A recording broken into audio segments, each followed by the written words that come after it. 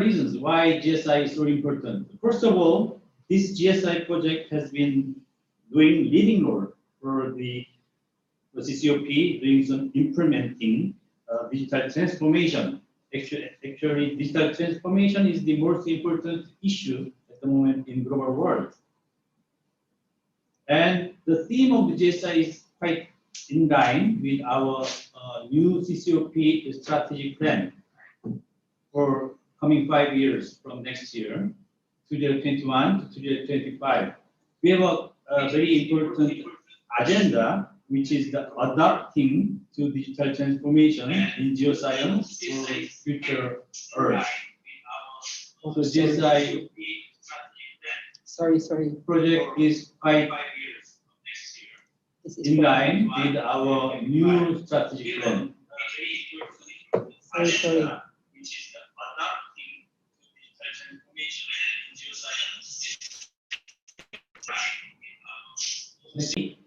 The success of the GSI project is come from the great contribution and dedication to all the participants from our CCOP MCs.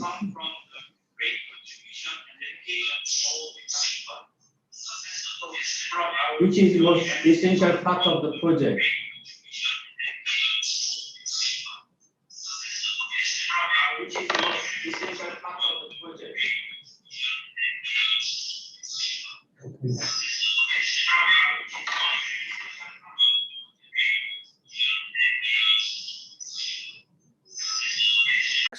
So just jump to your own, a country's portal site. Also, several semantic portals can be reached from here.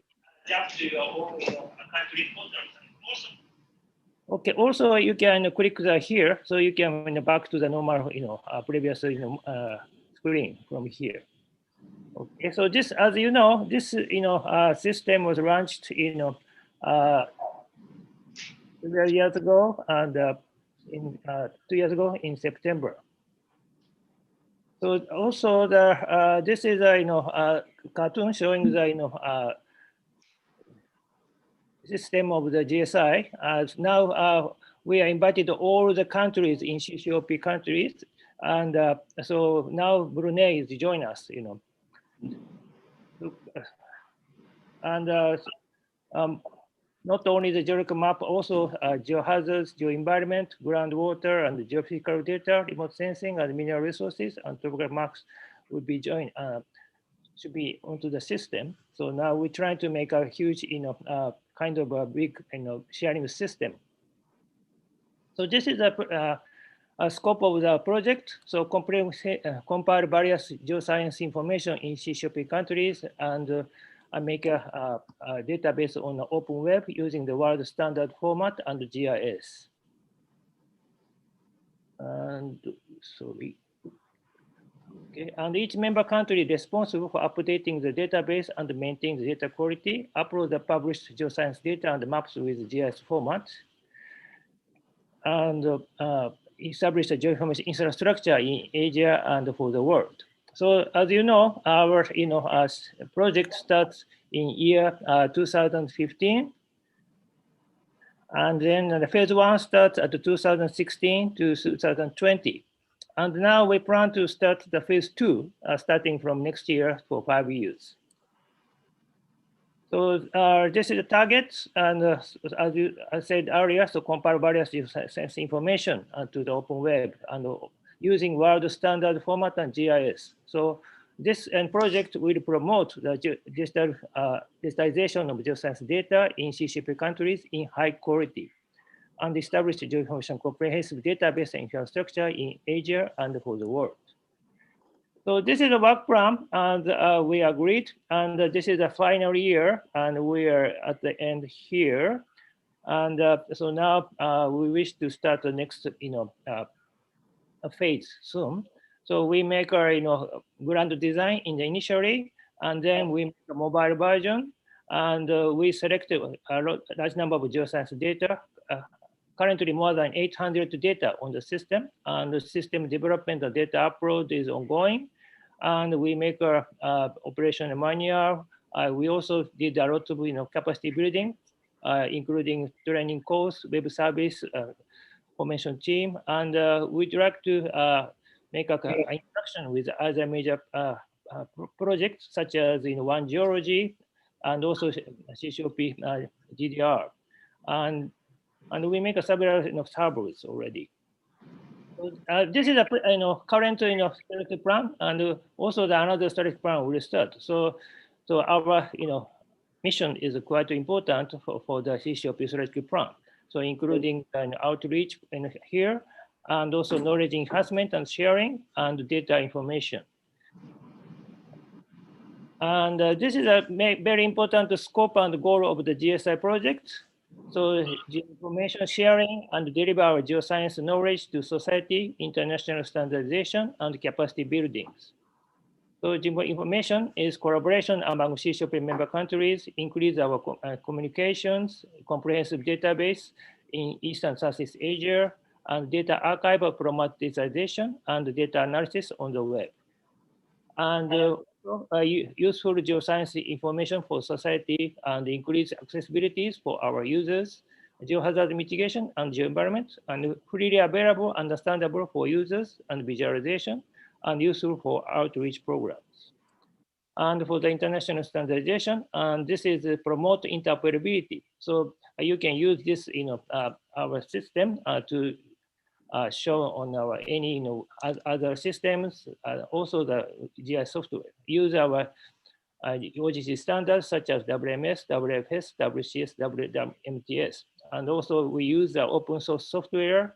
So you don't need any additional budget to use this system, and also ready to use data, not only the PDF, but changing to the GIS format, and increase our transparency and collaborate with other projects. So capacity building is an important part of our project. Web GIS technology and database skills should be increased in your countries, and education for young generation staffs, and know-how transfer, also improve the data quality, make web service formulation team, and the training course will be organized. So as you know, so this is the kickoff meeting in Thailand, so Bangkok, and this is 5 years ago, and large number of people attended. We make a very good discussion how we should start the GSI project. This is training and how to use the system. And also, this is the first memorable international workshop in Solo, Indonesia. Thank you for the Indonesia, and to organize such a very wonderful, almost 50 people attended this workshop. And this is a presentation about the leader of the Indonesian Institute. And this is salaries, trying to test the system. And also like this, so large number of people attended the workshop. So this is the second international workshop in Rampaba, PDR, 3 years ago. This was also quite a nice workshop. So this is a presentation about Philippines, and like this. This is a third international workshop in Langkawi, Malaysia. This is also memorable international workshop, and a large number of people, and almost 40 people attended this workshop. And this is the time for the official open to the public our system, and thank you for attending, many of you on this workshop. And we make such kind of made such kind of training course like this. And as you remember, last year we make a fourth international workshop in Siem Reap, Cambodia. This is a very nice workshop also, and large number of people attended. So also the Mongolia and also Brunei also join us on this workshop like this.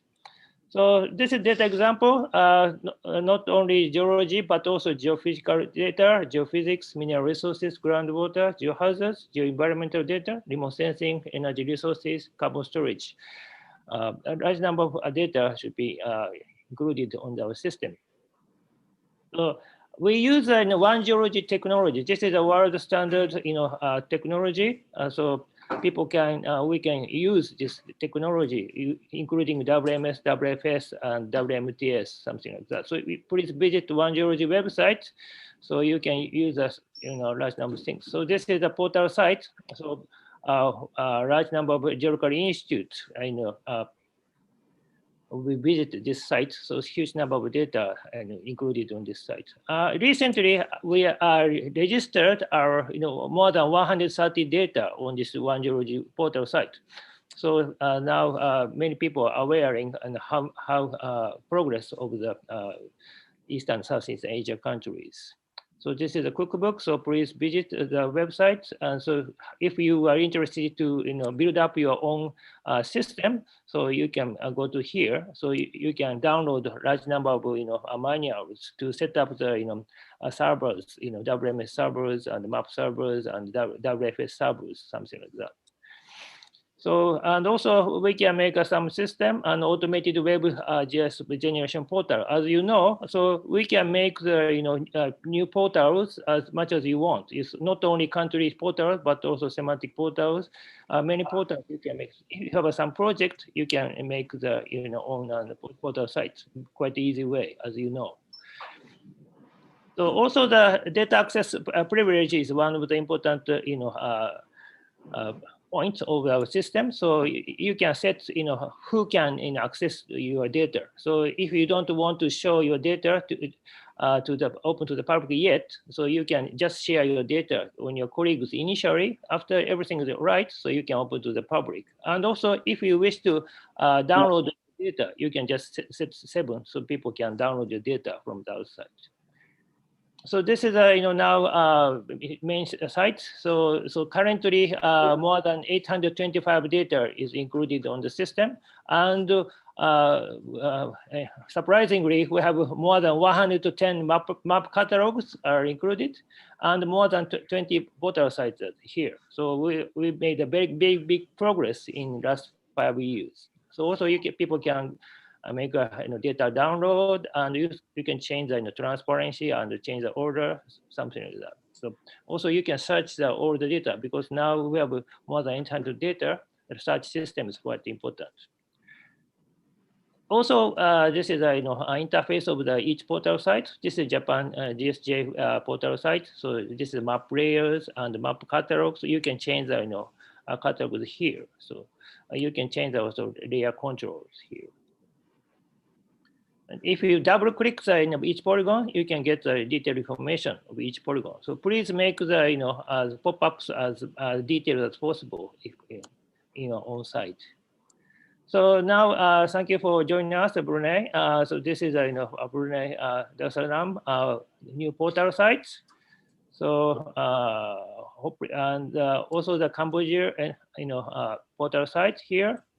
Also Indonesia and GI portal sites, and also Japan GSJ portal sites, and the Korea Kigan portal sites, and the Laos portal sites, and the Malaysia JMG portal sites, and the Myanmar portal sites, and Papua portal sites, and the Philippine MGB portal sites, and Philippine Fiborux portal sites, and the Thailand DMR portal sites, and the Vietnam portal sites.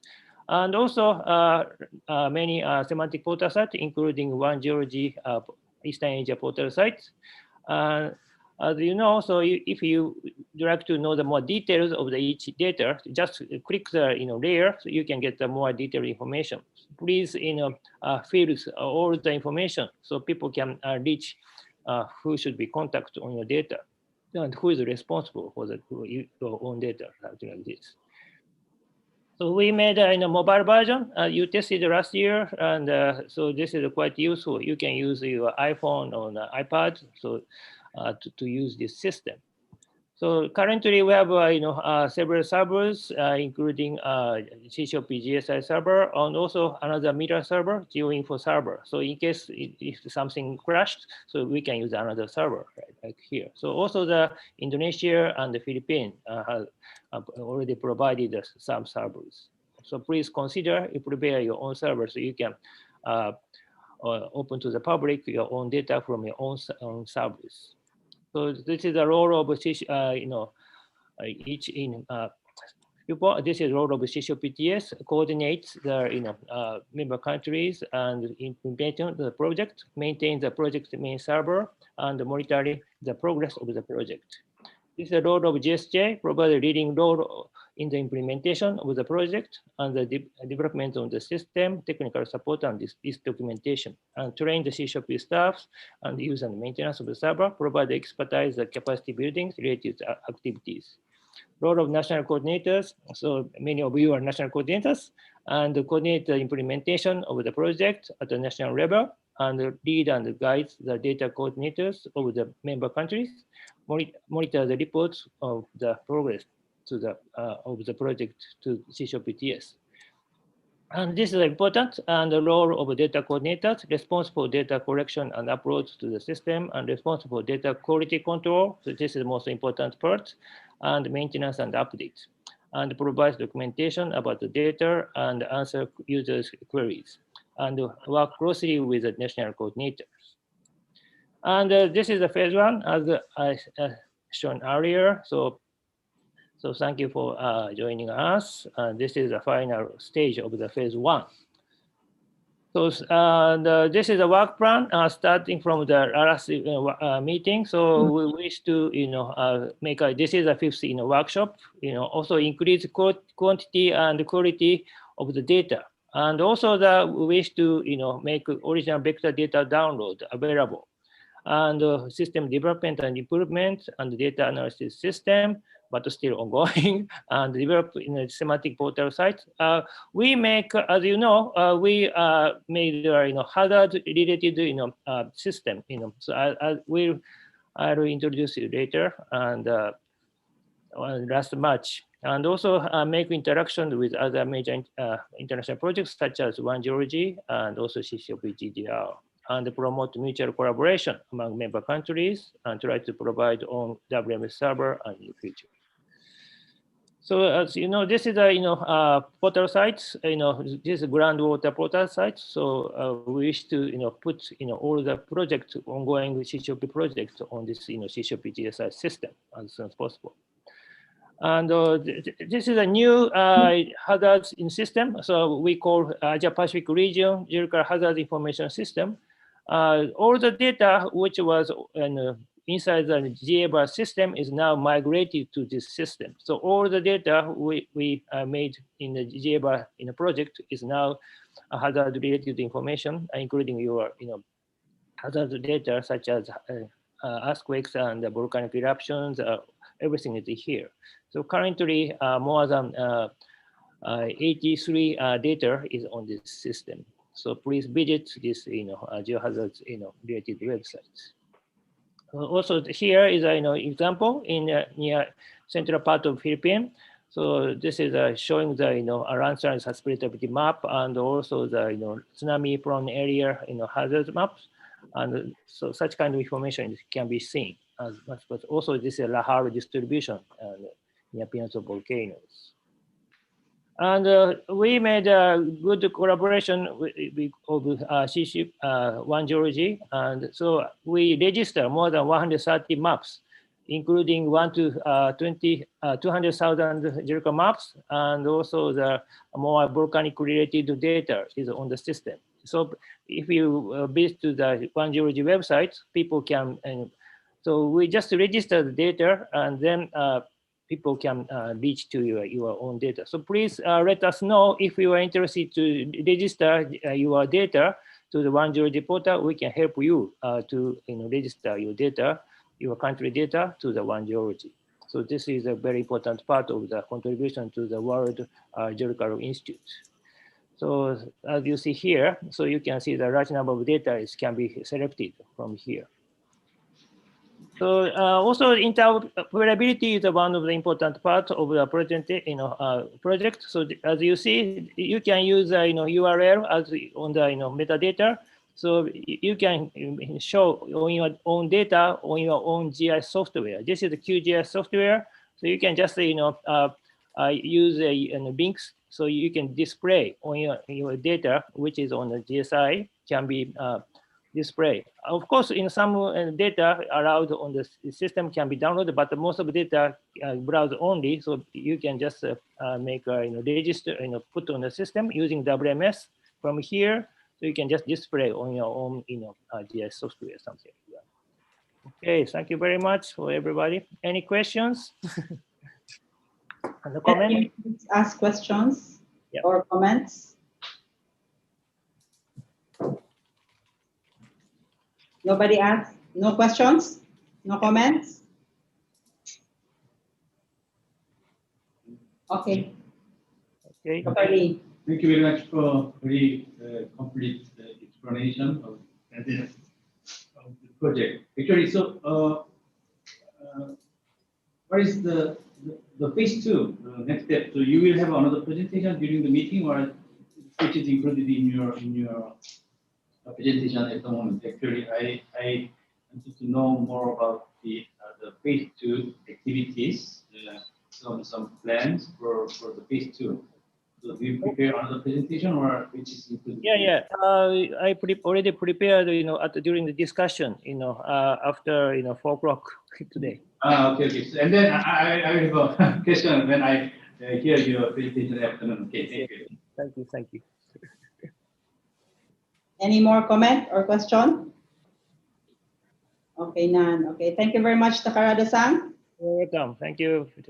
So maybe Takarada-san will still be here. So if you have more questions, you can raise it up anytime during the meeting, or even you type in chat. So welcome, Dr. Saru Lee from Korea. Welcome, Carlene from Philippines. Welcome, Oyanga Bolt from Mongolia. So we're almost complete. We are waiting for Vietnam to come in. So let's proceed to the next presentation. May I invite now Dr. Joel Bandibas. Okay. Share your screen. I'll share my screen.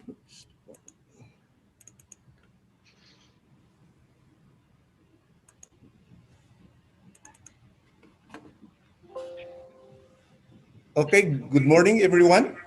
Morning. So I'm happy to know that all of you are okay. We are also okay here in Japan, though recently the number of cases here has been increasing. Anyway, I'm very positive that next year we'll be seeing each other again in person, late next year. So anyway, today I'll be presenting the recent updates of the GSI system.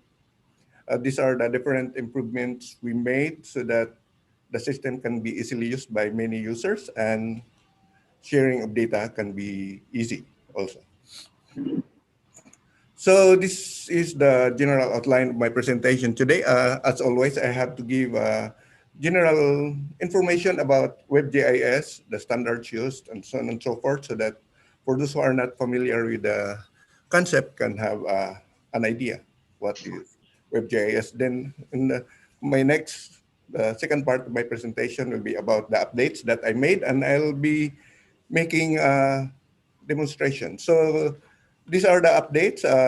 Main portal, we have seen it already from Dr. Takarada's presentation. Then I'll show some expandable forms for presenting and capturing metadata, new interface for uploading spreadsheet data, new color picker for defining, editing map legends, and new interface for adding catalogs at the GSI generated sites level. So first, the general introduction. So our system is, of course, a WebGIS system. So this is an information system that allows users to view, edit, manipulate, and process spatial data over the web. So for WebGIS, we have two main components. We have the client and the server. The server is where the GIS software is located, and at the same time, the geospatial content. So this is the general, more detailed scheme of the WebGIS. So we have here the GSI Geographic Information System site above, and also the geospatial content. And below are the clients. So we have a wide array of clients, different devices, and different operating systems and browsers used. So to make this information work, we have to follow some international standards to achieve interoperability. So for our information system, we use two major standards. We have the Spatial Data Infrastructure and the OGC, Open Geospatial Consortium Standards. So for SDI, Spatial Data Infrastructure, we have here, we have 3 layers. And the first one is the users and application layer where the clients are situated. And at the middle layer, we have the geospatial services. This is where the softwares are developed to interact with the users and also the database, the geospatial content, which is the last layer, bottom layer. So as you can see, the web services component is where the standards are used to interact with the users and to interact with the geospatial content. So SDI, this is the more detailed scheme of SDI. So it promotes sharing of spatial data among geospatial information systems. So for GSI, later in maybe during the next phase of the project, we'll be really asking everybody to develop their own system to just to provide, in this case, they'll just provide the web services to share their data. So their server is in their home countries and they just provide the URLs for the web services and their data can be shared using the main portal of the information system. So very briefly about OGC, Open Geospatial Consortium Standards. This is a group of organizations, universities, government agencies who decide the interfaces and encoding standards so that different applications can be developed which are interoperable. So you can see most of the software you use today for mapping are actually using ODC standards, Google Maps, Google Earth, and so on and so forth.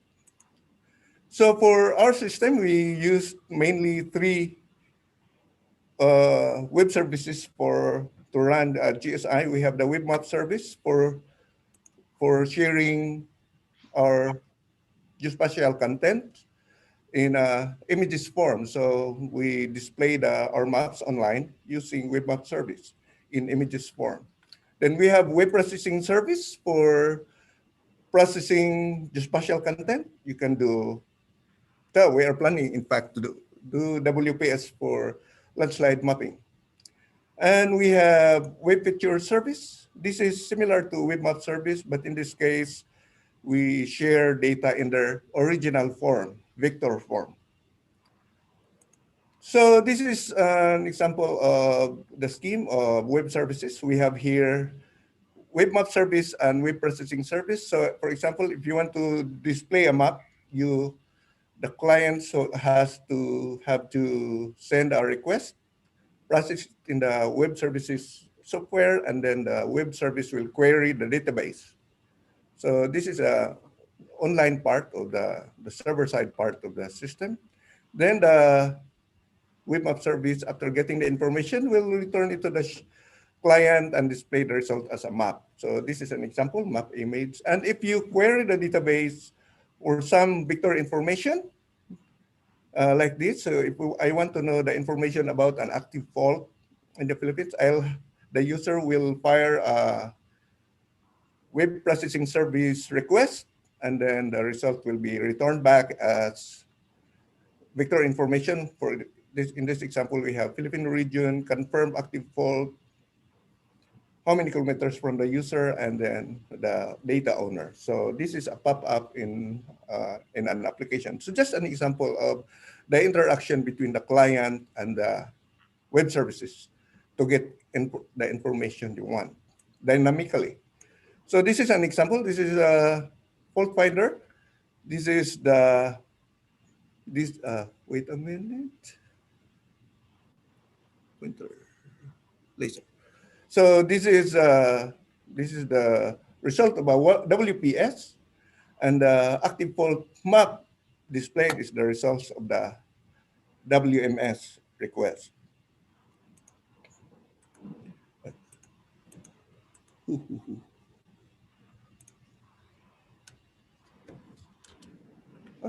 Forward. Okay, so this is an example of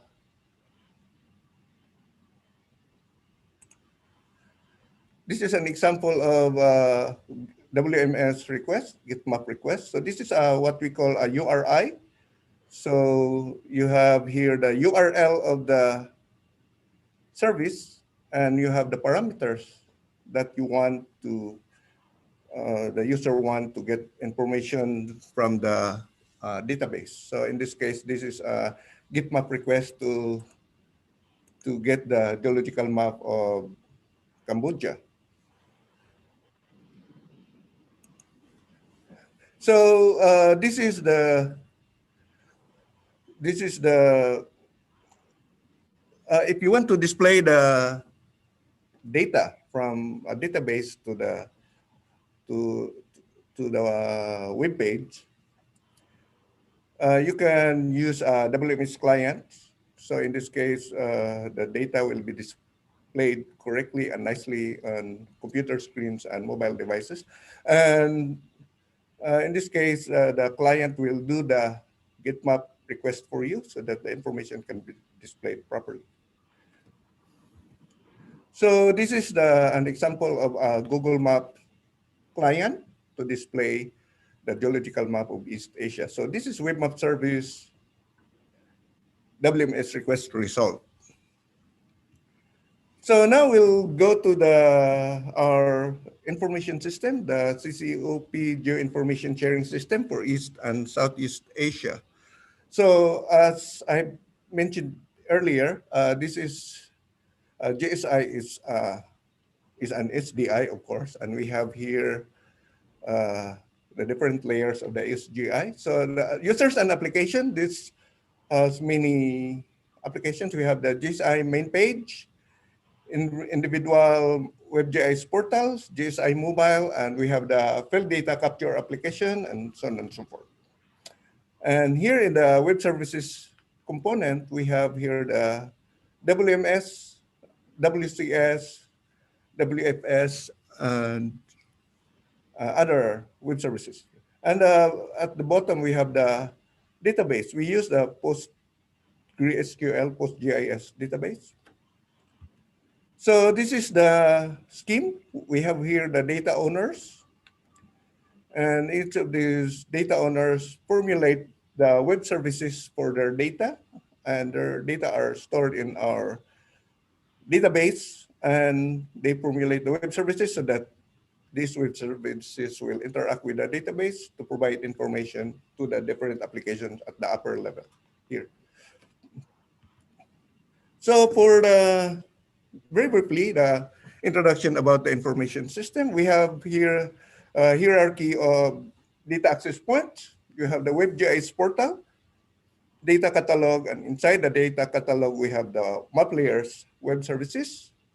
And below the web service, we have the database and the file system for map images.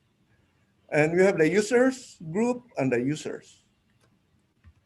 So as mentioned by Dr. Takarada earlier, to solve these different copyright problems for some data owners who just want to share their data at a certain level, like just for viewing or not really providing the original data. We devise information access privileges, different levels. So we have here core permission levels, 4, 2, 1. 1 is for download, 2 is for write, and 4 is for read. So just display. So any combination of the three, we have different 8 data access privileges. From 7, this is full access. So you have to think twice before assigning a full access to any user or group of users for your data. So because access 7 means they can also delete the data. So these are the different hierarchies. So be careful formulating, determining the user's access privileges if you want to share your data in using GSI information system. So this is the data model of the information system. You can review this later. This is sort of complicated. And again, these are the different data access points. and possible user access privileges. Joe-san. Then these are the recent updates done for the GSI system. The first one is the GSI main portal and GSI generated web GIS site updates.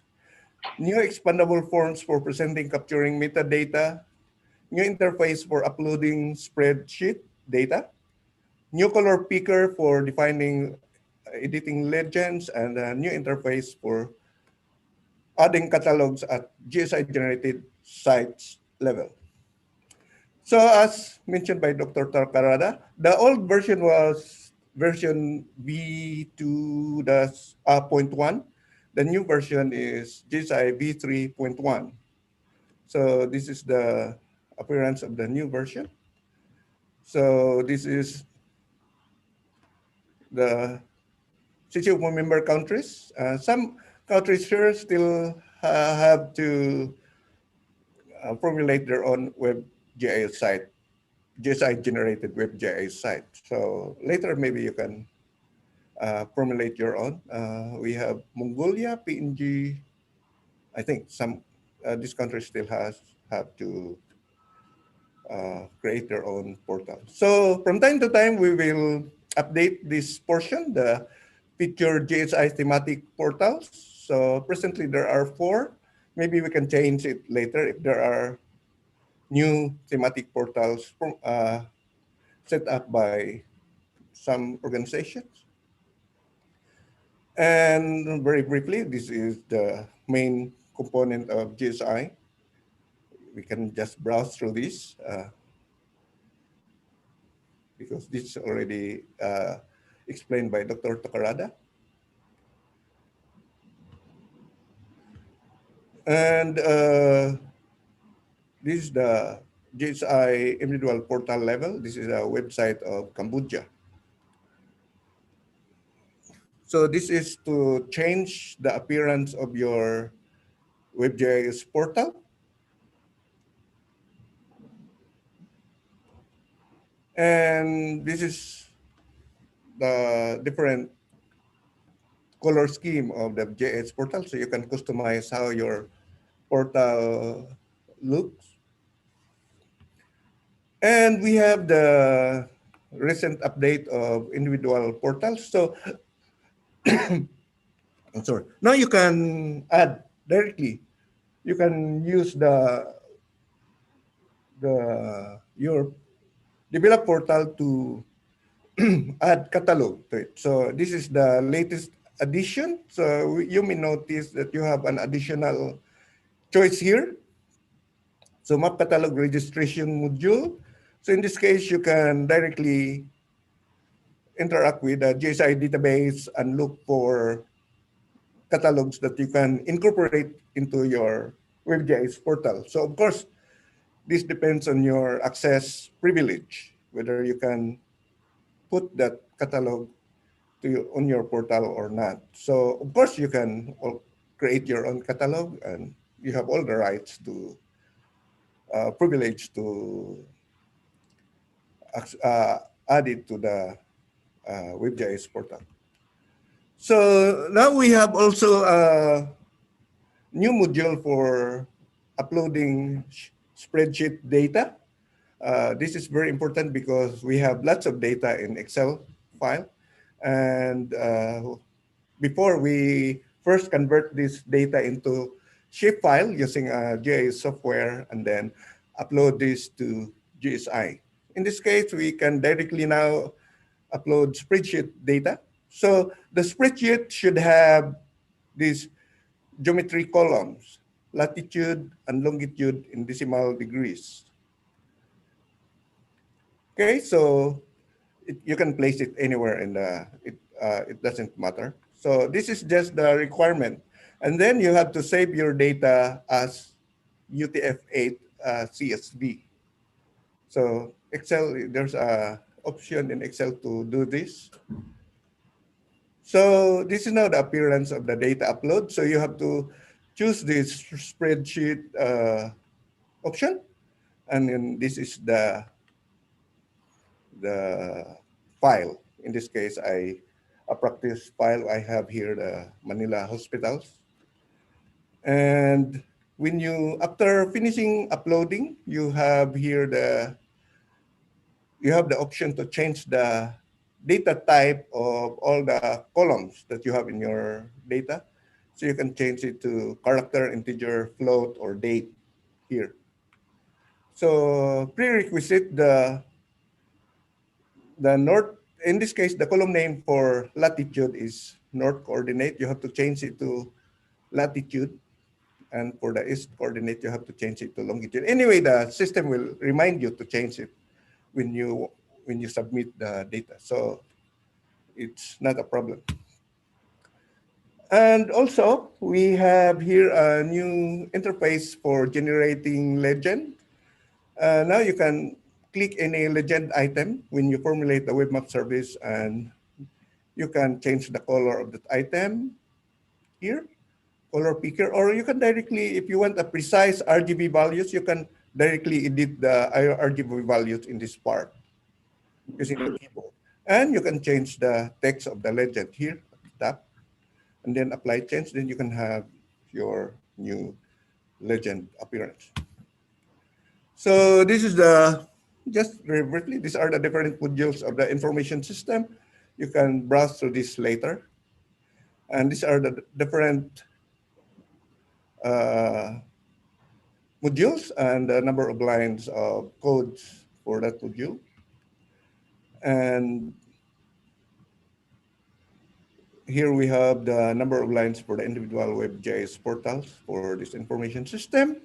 And these are the open source software used in developing the data information system. We have the PostgreSQL for the database. We have the map server for the web services, open layers and leaflets for the WMS clients for displaying your maps online.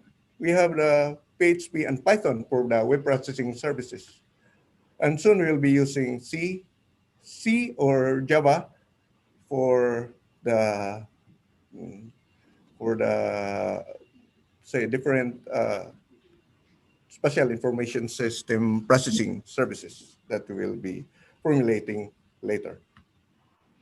So now I'll give you the special a quick live demo of the system so that you'll know how to use it immediately.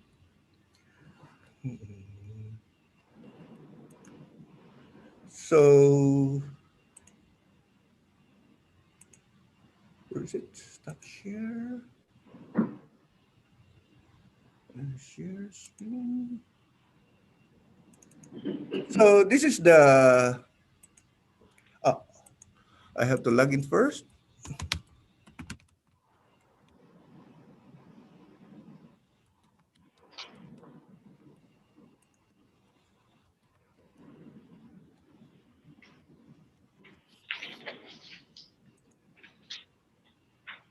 Again, this is the main page. So you can see the country will be highlighted when you hover your mouse here. So for example, you can click Philippines to view you can see the screen? Yes. Okay. So this is the web page of Philippines. And then you can go to the main sharing special information sharing tools.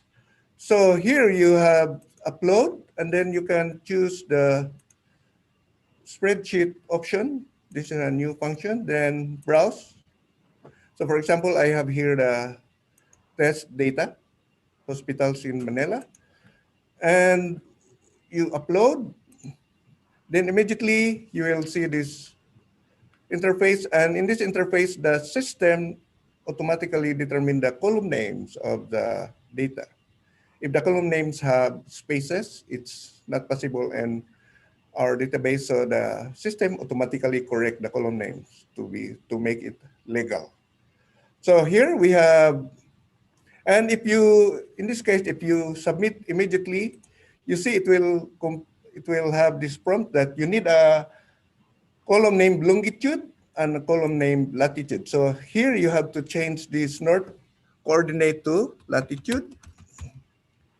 and the east coordinate is longitude. Okay, and then you have to change the data type for that. It should be float or a real number with decimal, and float also. Otherwise, see, if you submit this, it will say that longitude and latitude should be of data type float. Okay, so you have to change this also to float, and then you submit. Okay, I'll change the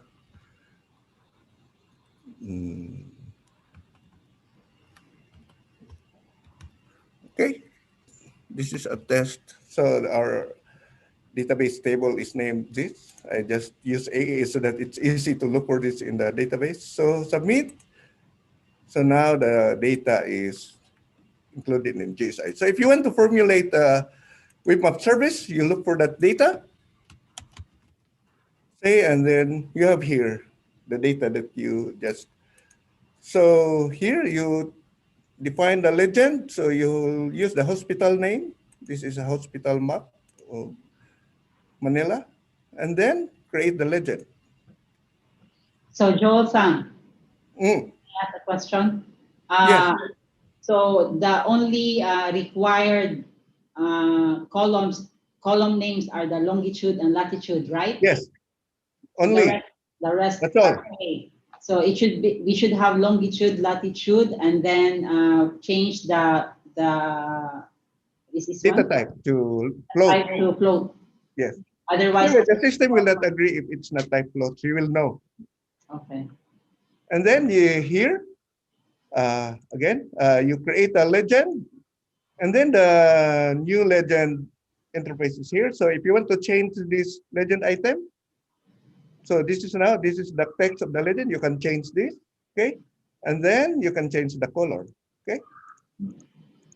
Or you can enter directly some situation you need the precise RGB values, so you can change this here directly, okay? Say 1, 2, 3. So the color also will change. Then if you are sure, you can apply change, and then the legend item is changed. If you want to make all of the legend items the same color, this is the part here. So for example, if you want all of this to be colored red, you place here somewhere here, red color, apply, and then click this button to change everything to red. Okay? So everything is red. So apply, change, and then close, then you are ready to, so you can preview now your, change the,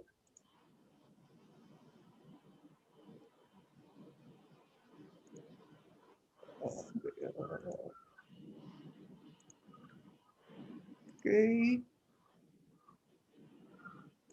Now you can you can preview your map. So this is now the map of the different hospitals in Manila. This is relevant today because we are in a pandemic. So you can view the hospital locations in the city. So this is an example of using a spreadsheet to incorporate it to your database. So now if you want to see the metadata of a map layer, you can see this is now so now it is more easy to see the metadata because you can expand your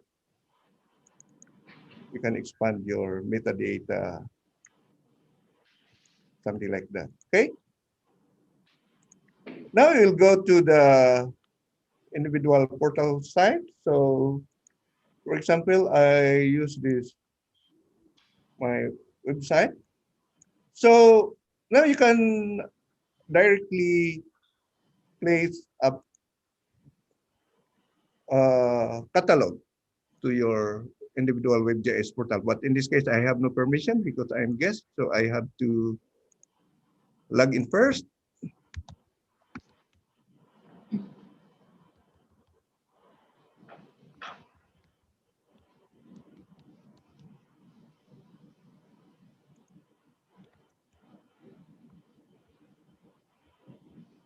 Okay, so now I have permission because this is my portal. So presently, these are the different catalogs present in the portal. So if I'll choose this interface, I can use the uh,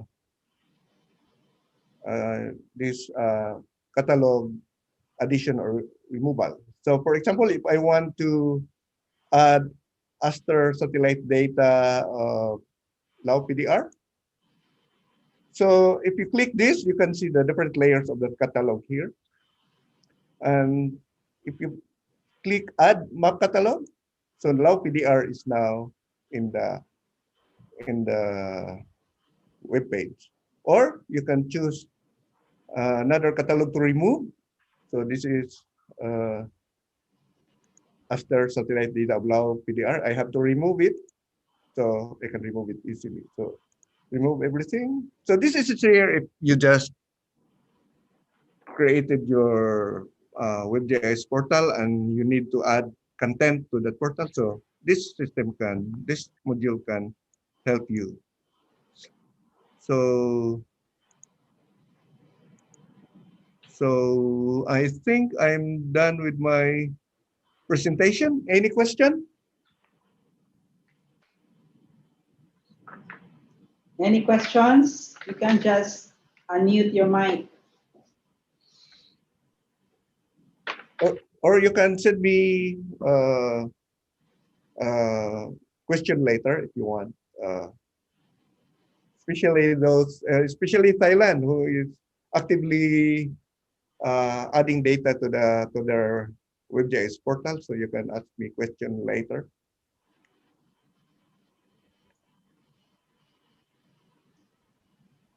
Questions, anyone? May I ask something? Yes, please. Yes. Okay, Jusan, how are you? Yes, I'm good. Okay, yesterday I surprised with the new main page here for the GSI portal. And I try to log in, but I cannot log in. How to log in?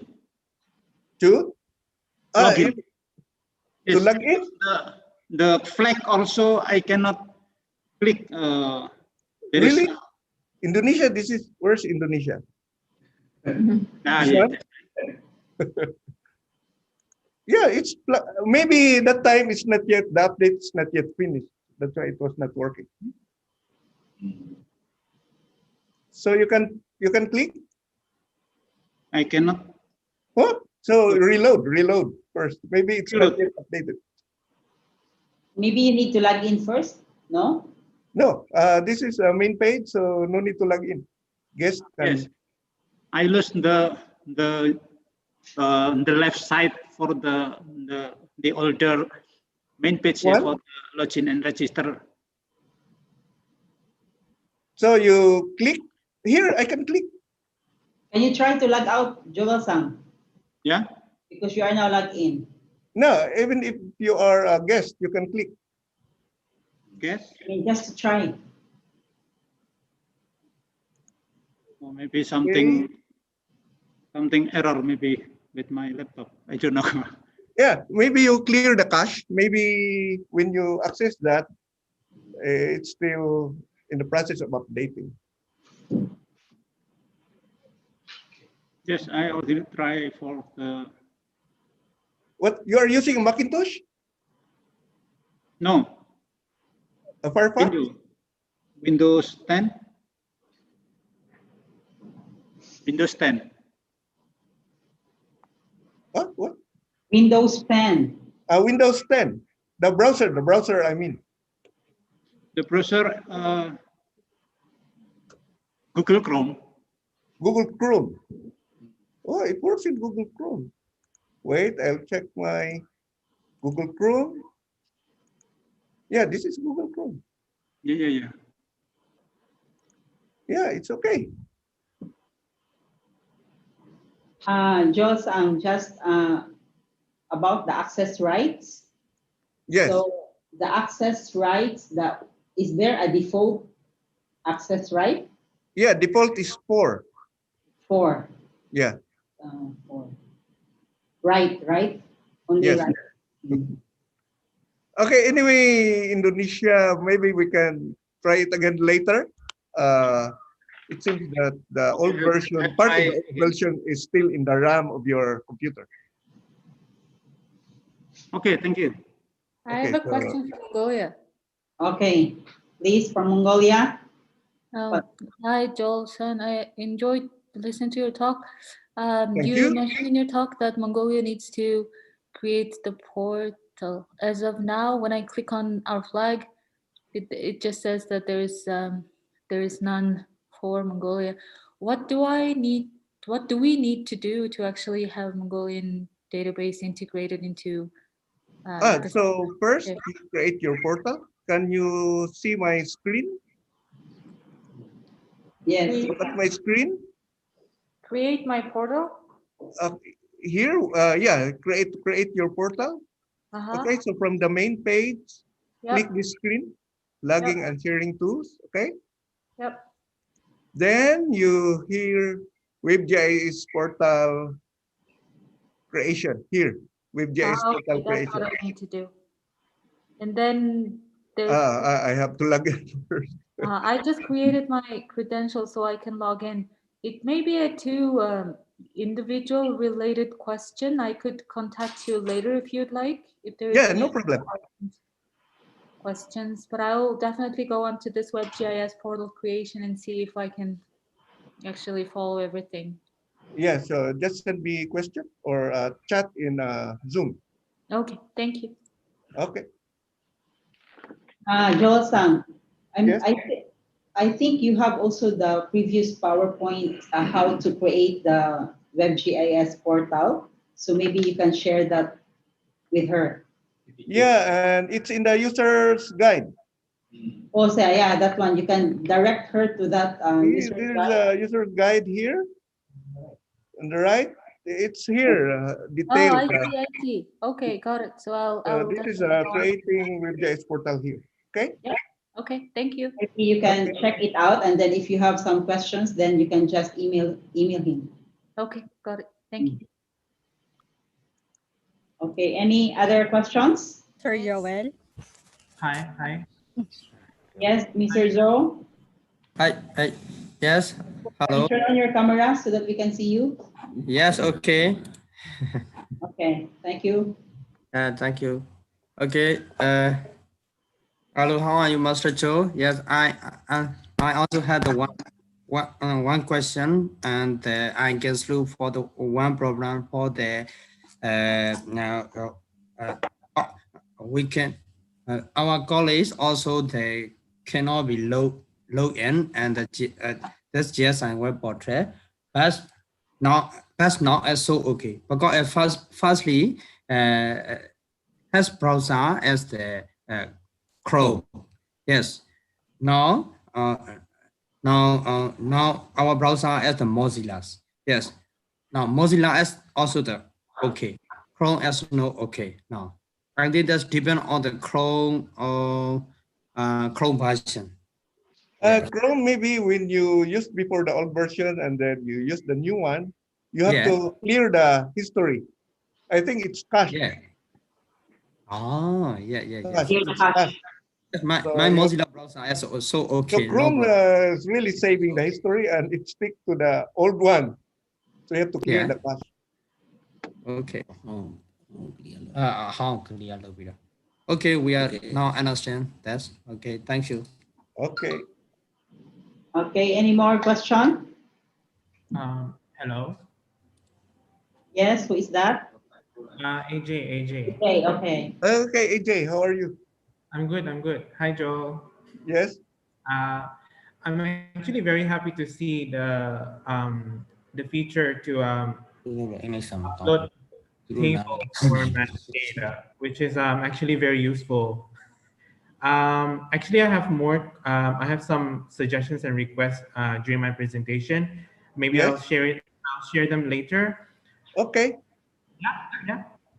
Okay. Okay. Any more question? Sir Joel. Okay. CJ from the Philippines. CJ, how are you? Hi, sir. Sir, it's nice to know that we can now upload an Excel file directly to the project. More of a clarification regarding regarding sa coordinate system. Do we Yes. still need to convert it to WGS, or it will automatically convert it to WGS? No, it should be latitude, longitude, decimal degrees. Decimal degrees, but because we normally the projection that we encode there is in our local projection, right? Like for us, Ah. Luzon, yes, Luzon, Philippines, we use those. So we need still to convert it. Okay, before we- I'll make a function to convert it automatically. But for the moment, you have to convert it to latitude, longitude. Okay. Thank you, sir. Okay. Any more question? Hi, Okay. hi, Dr. Joel. Sana. Hello. Anna from Malaysia. Okay. Uh-huh. Can you hear me? Yes, Yes. I can hear you. Okay. Thank you for your presentation. I just want to ask about the login page, the new login page just now. If we click for the main page, the main page. Main, okay. Okay, the main page. When we click the flags for the country, Yes. For example, for Malaysia, we have two portals actually currently. Ah, okay. I understand. So how do we show another portal? For the rest of the portal, you can look for it here. Okay.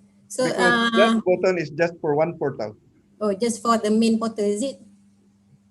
So you look for it here in the right On side. the list of the portal. Or you can search Malaysia, something like that. Malaysia.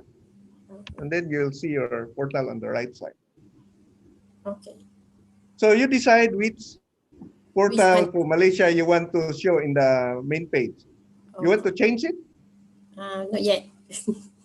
Just send me the name of the Malaysia. Sorry, I'm I not. think you misspell it. What's the name of the portal? That one is Malaysia, Thailand. Malaysia, Thailand. It's I not. think the it's not in. Not yet in. Not yet in. Yeah, I haven't shared it for the public yet. Okay. So share it to the public, and I'll include it in the. I'll use it for your country's portal. No, I think it's okay for now. We use the existing portal. So Okay, anyway, as soon as you Because decide which one, you can because that- inform Joel-san. Yeah, I just wondering whether we can show the both of the portal. Yeah. We can just show one, and Just the one rest only. will be here. So decide which one is best for Malaysia. Okay. All right. Okay. Thank you. Is it possible, Joel, to have what is this one? A choice. Okay, I'll place a function also for you to choose. Yeah, choice. I mean, no, choices of the available portals in each country. That's what I mean. Okay. Okay. Later. Okay, thank you. Not later as in tomorrow. Maybe after maybe after a few days. Yeah, maybe we can have like because for some countries they have several portals. Yes. So maybe for each country they can have a list of the available portals from that country. Okay. It's possible, of course, it's possible. It's always possible, but but it's a good suggestion, actually. Thank you. Okay, thank you. Any more suggestions, recommendations, questions? We still have 6 minutes. Hi, Joe-san. Hello. This is Welcome back, Anwar. thanks. It's good to be here, back. My question is about can we show the faults or the line features as line here in this web, but currently it's showing the line as points. Oh, right? You can show line actually. Yeah. Can we try? Can we have a look in any Malaysia layer? Malaysia. Yeah, the Any fault. public Malaysia? Malaysia. Yes. You have active fault data? Yes. And not active fault, but only fault. Malaysia groundwater, well location. Yeah, yes, that one. Yeah, we have Sabah fault. Yes. Okay. Oh, so yes, this is yeah. line, but you make it. It's not actually a line. It's just points. Maybe when you populate your web map service. Yes. Oh, okay. You make the line with one. Yes. One. One. This is line. So it's or actually, maybe when you your data is stated there as points. But So the it's the data setup. So when you upload your data, you have to decide that it's a line, not a point. Oh, okay. So maybe this is the reason. Malaysia. And the original shapefile is in line. So to make it. This is line actually. Yeah. But anyway, I'll check it again. Yes. Later, because yes, it looks like a point. Many points. Many points. Yeah. Yes. Okay. Okay, I'll check. Okay, we'll discuss later. So the Excel file is only for points, right? Yeah, only for points for the moment, because for multiple points you have to define it as a OGC standard presentation of multiple points. So it's more difficult. Yes. Well-known text, we call it well-known text. Okay, thanks. Yeah, this looks like points.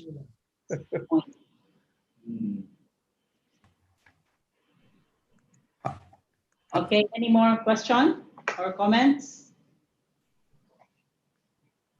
Hello. Hello. Last one, okay? Okay, I already tried with Opera and I can log in for the main You page. can? Yes, I can, but for the Google Chrome, I don't know. For Google Chrome, clear your history. Oh yeah, okay. Clear history.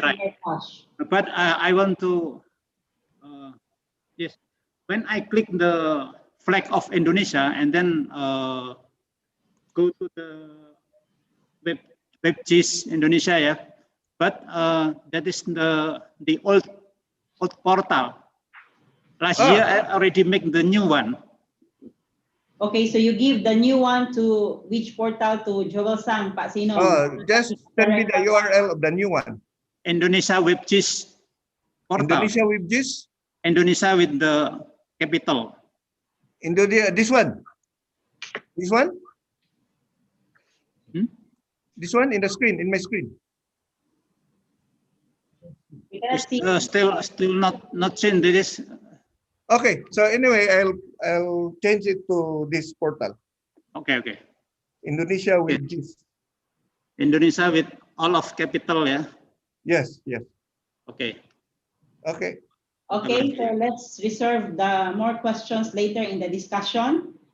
Before we break for coffee, can we have a group picture now? So please all stop sharing Joel Sang, your screen. Stop share, okay. Okay, and then turn on all your cameras for a group picture.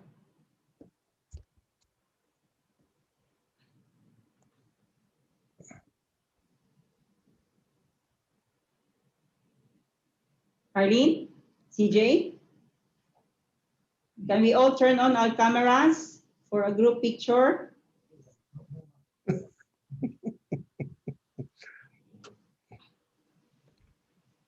Mongolia, turn on your cameras. No,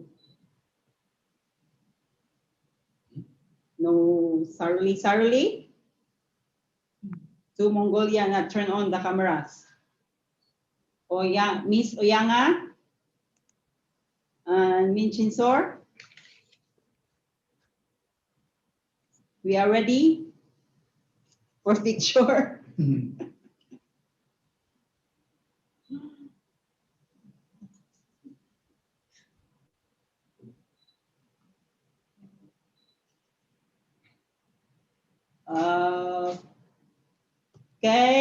Okay, let's have a picture. Ready? 1, 2, 3, smile. Okay, 2 more. 1, 2. Hey, Cambodia, faster. We are going to have a picture. Okay, 1, 2, 3, smile. Last one. 1, 2, 3, smile. Okay, thank you very much. So see you 10 minutes after. We'll now have 10 minutes break. Thank you.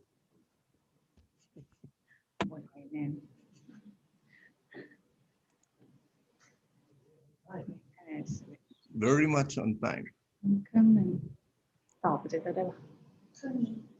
How many minutes? 10 minutes. Oh, you can hear? Yes.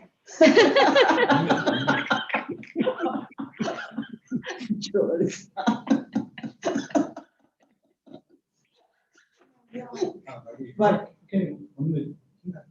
no, it's here. During the break, let's talk on mute. Yes, you. Okay, this one.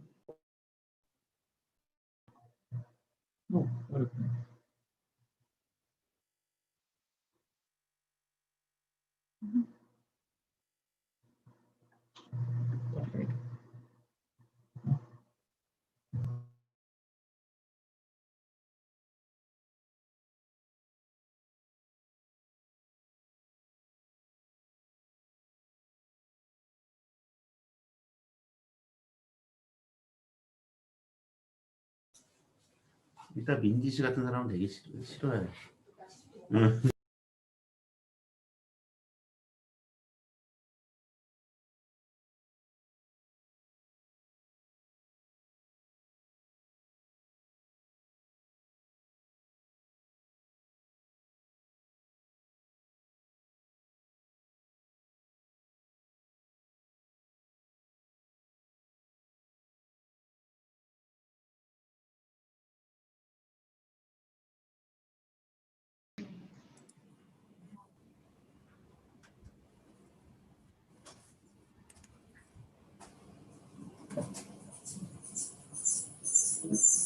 Oops, what is that sound?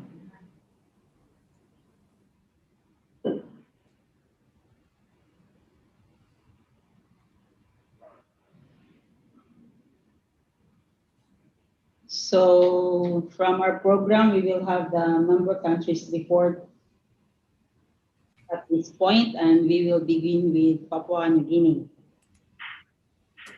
But before that, if everyone is in, you can have another group photo.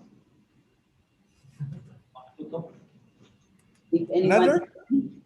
Yeah, because some are not in the pictures.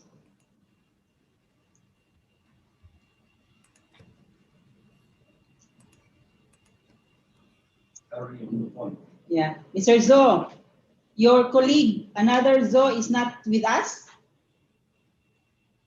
This is Mr. Zo, another Mr. Zo. The same name. Yeah, same name except for the middle one.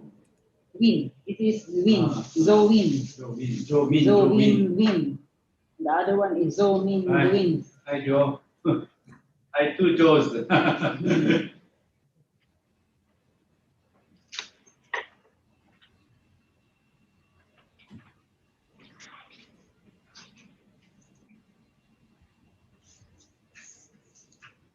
If everyone is ready, can we please turn on your videos? Turn on your camera.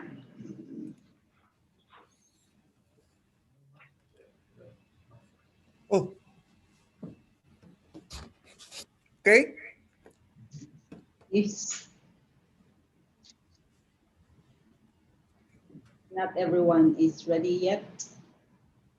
If you are ready, please turn on your cameras.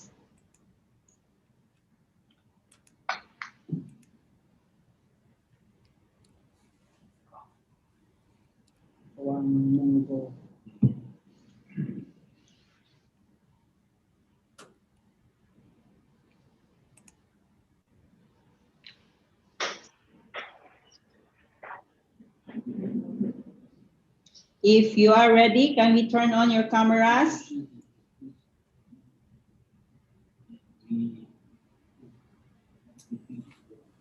Okay, I'm ready.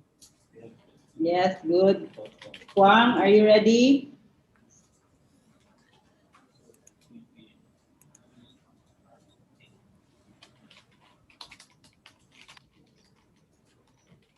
Huang is not ready.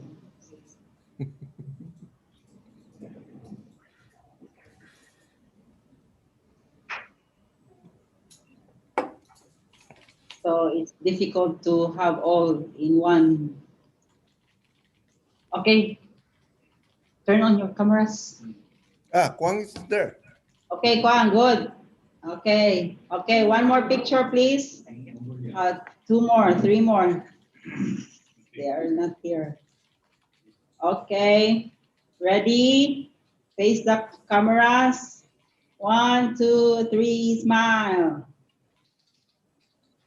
Okay, two more. 1, 2, 3, smile. Last one. 1, 2, 3, smile.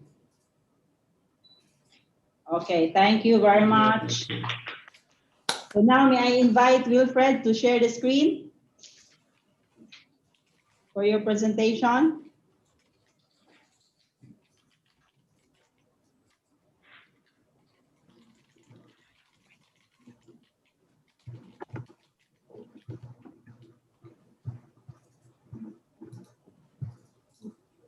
Okay, good day all. Can you hear me? Maybe you can make your mic louder. All right, yep.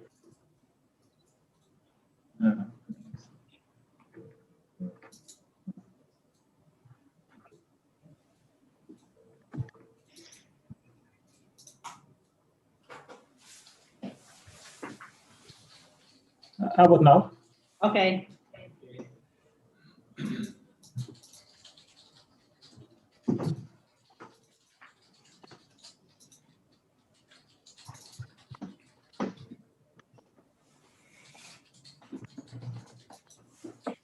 Okay, good day all. Nice to see you all. Can you hear me now? Yes. Okay. Okay, so today I'm doing my presentation, a country presentation for the fifth GSI workshop. With me today is Angela Bockwick. Angela is taken on board the KR. Sound is not so good. Wilfred. Yep.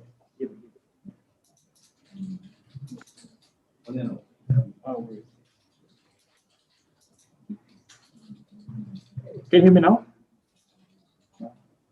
Yeah, but it's on off, on off.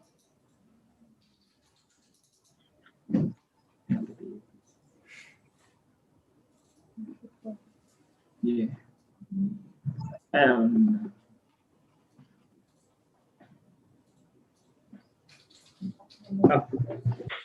Eli.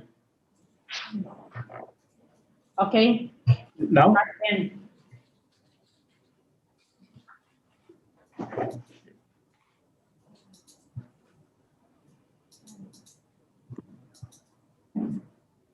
Okay, and now? Hello? Okay. Is it okay now? Okay, you try. Okay, good day. So my presentation for today.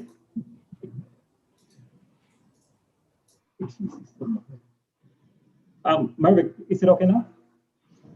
It's not so clear, but okay.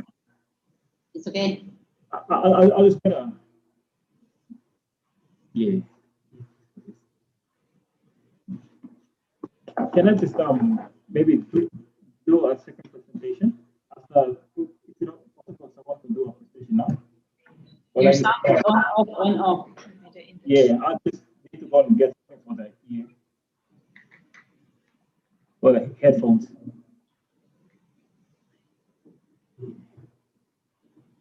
Can you give me 2 minutes? Okay. For the sorry.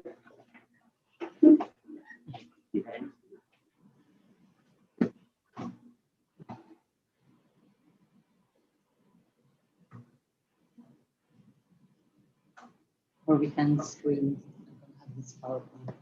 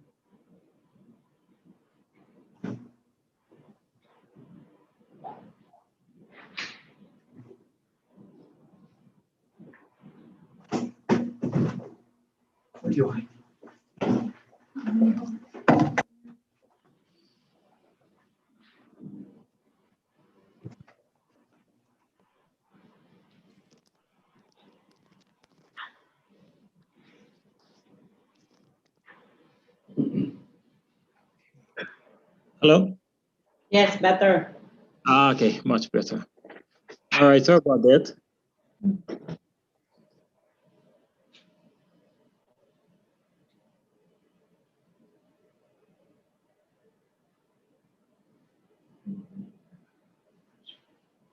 Okay, sorry about that. Good day, everyone. Nice to see you all after what an year. So my presentation for today is for the GSI. I'm doing an update on what we've done so far. Sorry, Wilfred. May I invite you to introduce yourself first and also the Angela so that everyone can, because there are some new people. So. Yes. Okay. Good day all. My name is Wilfred Moy. I'm the National Coordinator for the GSI for Papua New Guinea. I'm with the Mineral Resources Authority. With me today is Angela Bokwik. Angela is attached to the GDR project. That's another project under CCOP, the Geoscience Data Repository. So today we're doing the presentation from Mining House in Port Moresby, Papua New Guinea. And this is our report on our current status of our Papua New Guinea portal. So I'm with the Mineral Resources Authority of Papua New Guinea. I'm a GIS specialist. So this is our presentation. So my outline for today is just an introduction. My introduction is just basically on MRA and on what we have, what we do here in MRA. And then we're going to have a look at the progress of data upload, currently where we are with our data upload and our country portal site. So we're going to have a look at what our portal site currently stage of our current state of our portal site. Then we'll have a look at the requests and suggestions and any other recent geoinformation developments in the country, plus a summary. So we'll go straight to the introduction. So basically, the Mineral Resource Authority, these are some of our main responsibilities, especially to do with geoscience and geoinformation. So basically, what we're the regulatory agency for mining in the country. So one of our functions is we advise the minister on matters relating to the management of exploration and development of PNG mineral resources. Relating to geoscience information, we conduct geoscience investigations into PNG geological resources. We collect and analyze and store geoscience data and publish geoscientific information. And we also deal with small scale, where we provide small scale mining services. Within MRA, Mineral Resource Authority, there are 4 divisions: a Geological Survey Division, which we are attached to, the Regulatory Operations Division, they regulate the mining tenements, development coordination, and our corporate services. So it's just a brief introduction to what we are. And I'm just gonna go straight into our portal. So the progress of our data upload since the project first started to now. So in 2017, up to 2017, we only had 1 layer, which is the 1 million geological of PNG, geological sheet. I joined the project in 2017. And from 2017 onwards, I set targets of what I'd like to achieve. So I think one of them was the geochemistry. I worked with data which I had access to, I could easily access, and with data which I needed to access later on, I needed time to gather all of them and put them in a proper format to load. So we did 2018, we did some stream sedimentary rock chips and some soils. So in 2019, I had with our geohazards, DMPGM, Department of Mineral Resources and Geohazards, like sought some other information like earthquakes and landslides from them, which they assisted with. So this table here, if you could, on the red highlighted names there, they're for data which I have yet to load. So currently in 2020, my main target here was to load our on the 100,000 geological map sheets for the Central Highlands done under GeoMap project, EU-funded project, which I have done so. So I have those in. In also 22, I've yet to upload the 100,000 and 250,000 indexes plus some towns and some census data. So for 2021, my aim there is we have a Papua New Guinea Resource Information System database, which we have. So we have some soils and inundation information for the provinces. So in 2021, that's the target, that's what I'd like to. Plus also with the red data sets, which I have not loaded, I'll also see to also load those up in 2021. The current progress of our data upload. So since 2016, I joined around 2017 there. So basically the trend of how much layers we have gone up. So in 2018, we had like roughly 6, and then we went up to 27 in 2019 to currently we're at 52 layers loaded in the PNG GSI portal. So that's our progress so far, and of course we still have 1 portal there, and currently in 2020 we have 9 catalogs.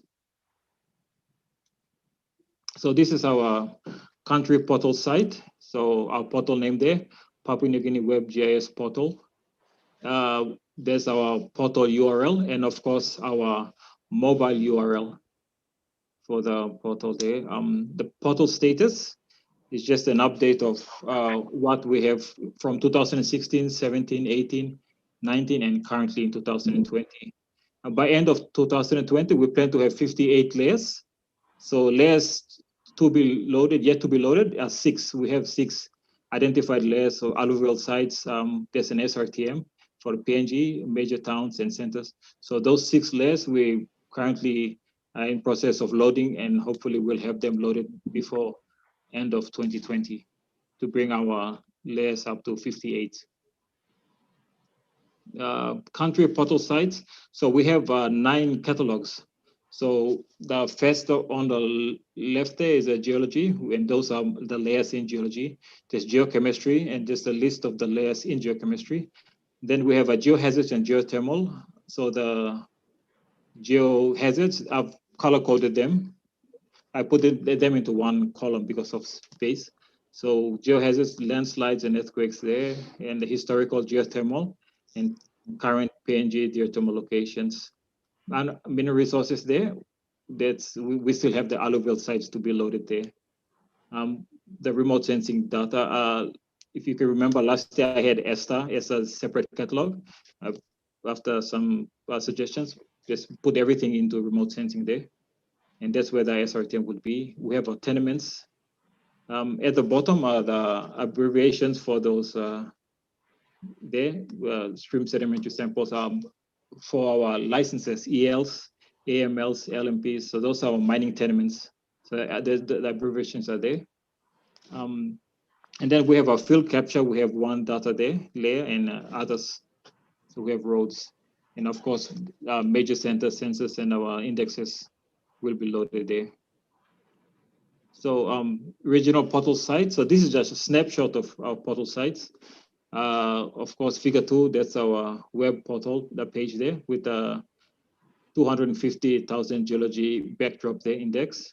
So figure 3 at the bottom there, that's the 15 EU-funded geomap sheets, which we loaded this year.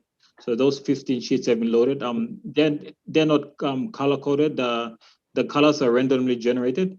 I think one thing I will have to do now is to get the colors for them, put them into RGB columns, and have to color code them according to the RGB using the system in the legend. Figure 3 here, there's the tenements.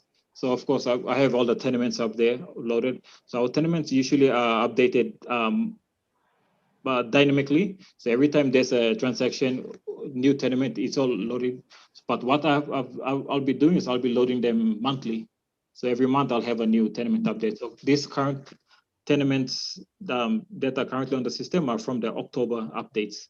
So I'll have to get the November and December updates and just load them up as we go along. And the geothermal locations here at the bottom here on figure 4. So those are a geothermal example of what we have with, of course, the attributes there and a legend there. For requests and suggestions of for the GSI information, I do not have any suggestions or requests for the system. I'm actually trying to keep up to the new developments that's been coming up. So yeah, I really don't have much comments on any suggestions for the system. Sorry, let's go back to this. For recent geoinformation developments in PNG, currently we do not have any geoinformation developments recently. Any recent systems have been developed other than what we already have, which is the Flexi Cadastre for our mining tenements here, plus there's a web tenement for the climate change CCDA, which I presented in last year's. But currently now, from last year till now, we do not have any recent developments. The summary, yes, we have a lot of GIS information, which we would like to present to the world. So currently, as we have one portal. PNG has one portal, 9 catalogs and 52 layers. And the target is to have 58 layers by end of 2020. And of course, the GSI portal is very flexible, and we can add basically anything which has a spatial nature to it. And of course, we would like to thank CCOP, Technical Secretariat, and Geological Survey of Japan for the GSI project and continuous support in the GSI, especially through workshops and trainings. And at the bottom is a snapshot of currently where we are in terms of our data catalogs and layers. And with that, I'd like to say thank you, and that's the end of my presentation.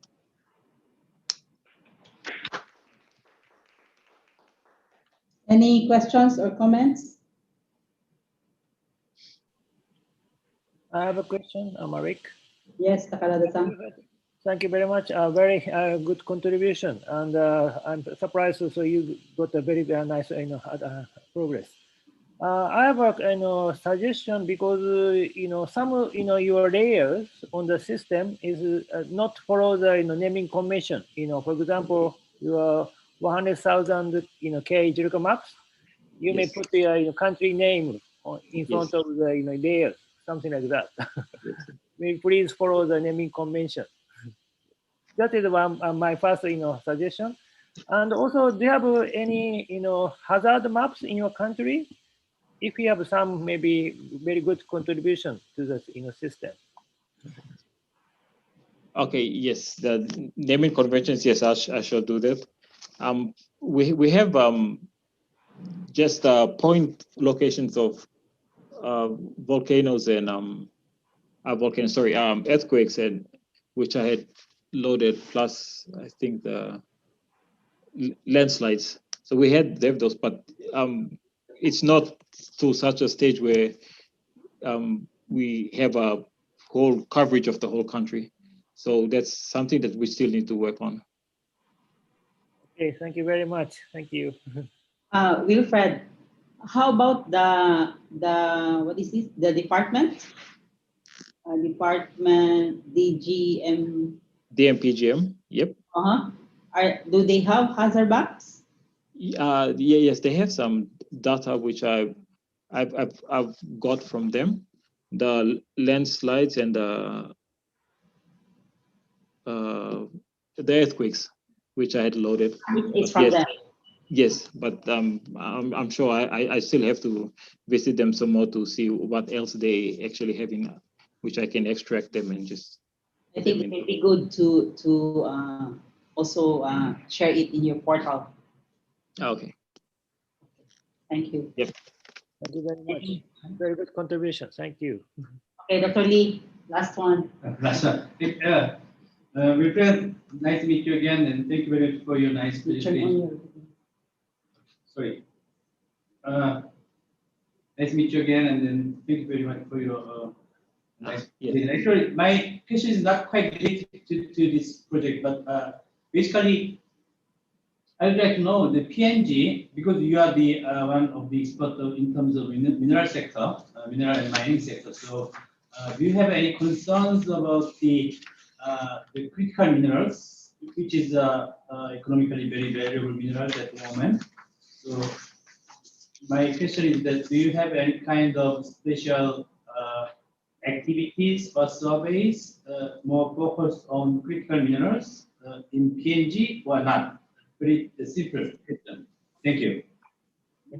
Sorry, Dr. Could you ask the question again? The question. Listen also into the question, Angela. Could you ask the question again? So I hope. The question is if MRA or PNG has any activity on critical minerals. Critical minerals. No. Okay. No, I'm not aware of. No, I'm not aware of. Yeah, I will talk to you later on. Okay, by email or something. Thank you. Thank you. All right. Thanks. Okay, thank you very much, Wilfred. So may I now invite Brunei? Thank you. Stop. Yep. Hello. Yes. I'll share my screen now. Yes, please. Okay.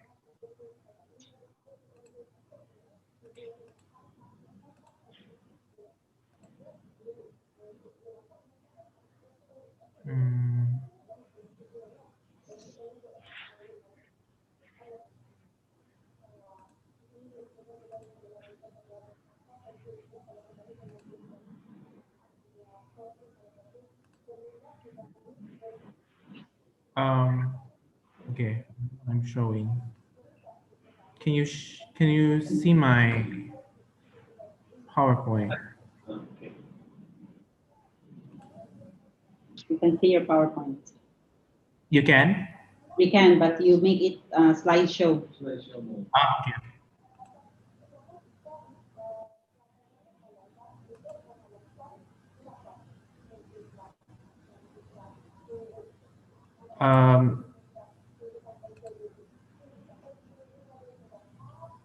Is it okay now? Or good? Okay.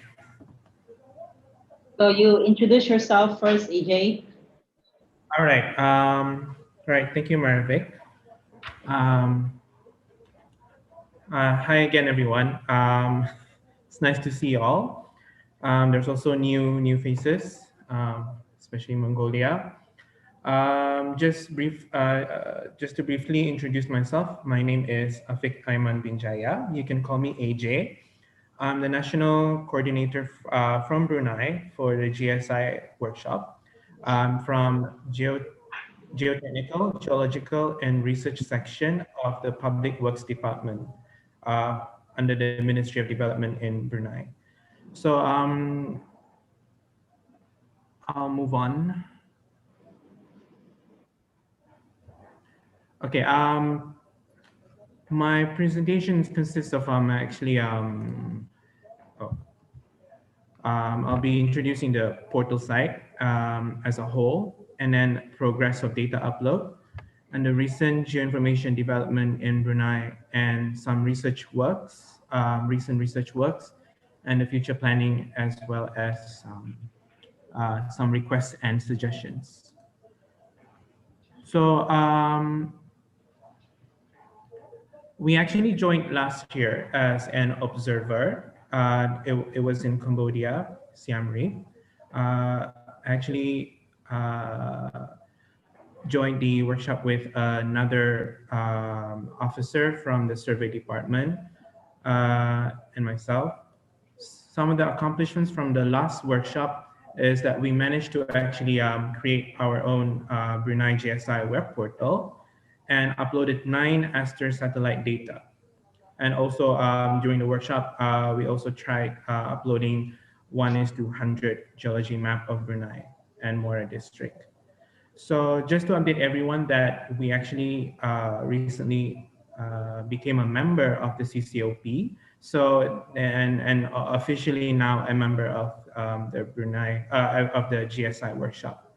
So as for now, I'm the only official coordinator, but I am trying to find another person to replace alias from survey department because he just retired this year. So just to show the Brunei Darussalam GSI web portal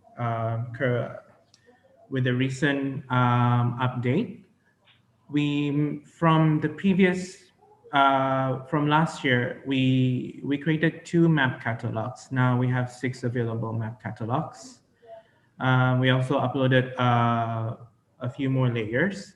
Some of the updates we've uploaded actually 2 geological maps, which is 1:100 and 1:500. And it's actually available to the public. I think it's set at 4 data access. We also have a fault map. It's not an active fault map. It's just a 1:200 fault map of Brunei Mora district.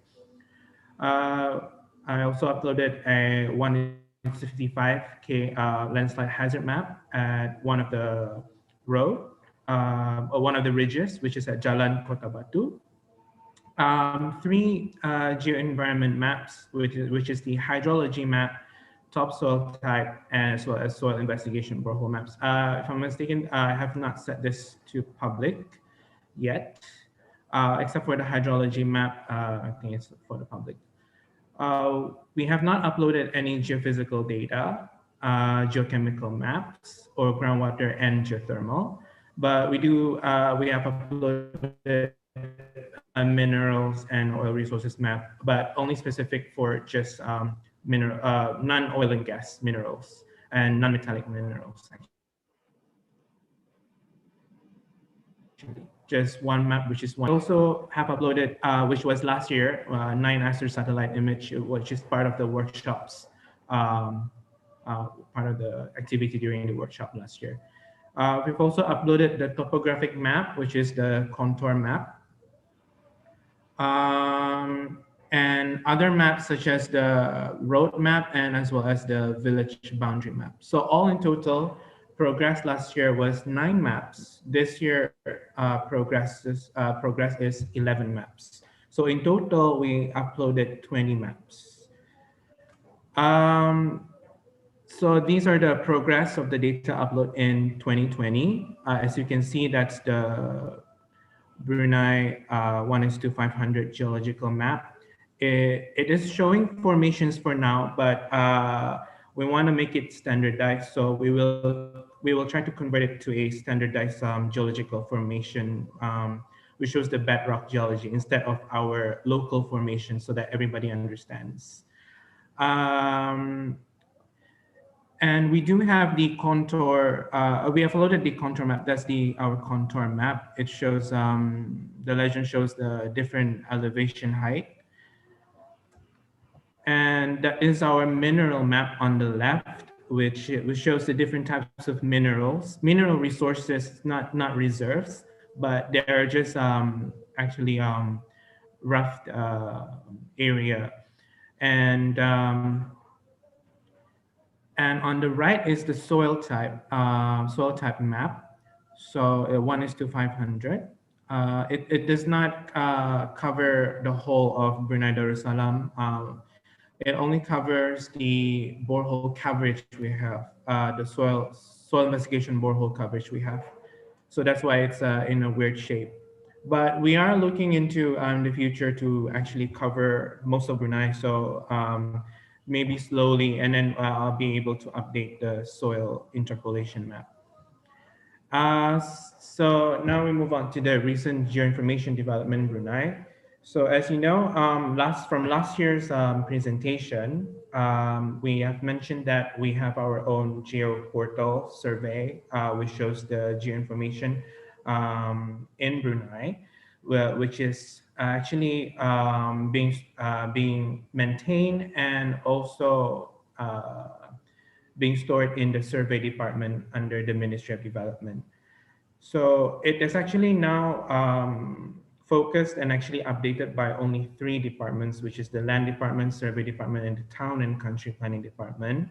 And that's why when they upgraded it into a new version, so there are some new features that actually highlights the Brunei Town and Country Planning Master Plans, as well as the Planning District Plans.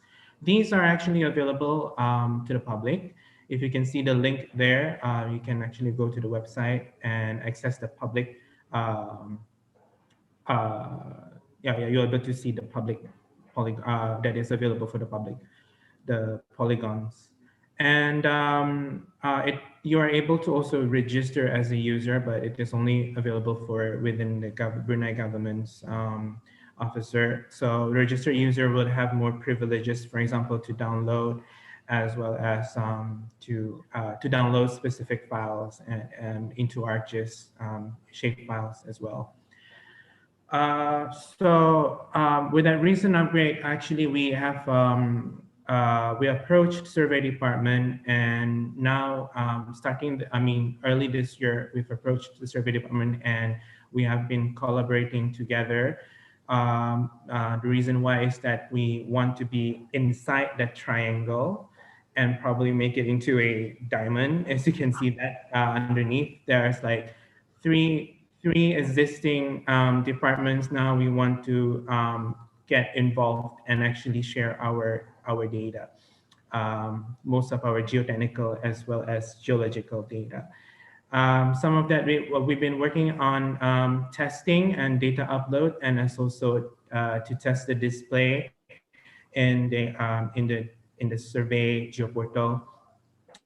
some of the establishment, the establishment of the link is now is doable. We managed to link with the survey department. We have also tested some data to be uploaded and also displayed in GeoPortal. But it is right now in progress to actually upload some of the data, real data that we have, some of the shape files and also raster files. We are still in the testing stage. So once everything is all right in terms of logistically, like infrastructure, intranet with it, to upload within the intranet within our government system, if it's doable, then it will officially be part of that triangle, and we'll change that triangle to something else. Some of the research work in Brunei, some of my projects is basically to do some hazard, landslide hazard mapping.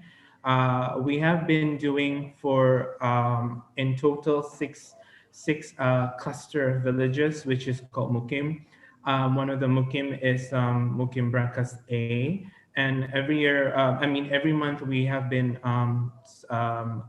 updating this database. And slowly we will be uploading this into the CCOP GSI in our web portal.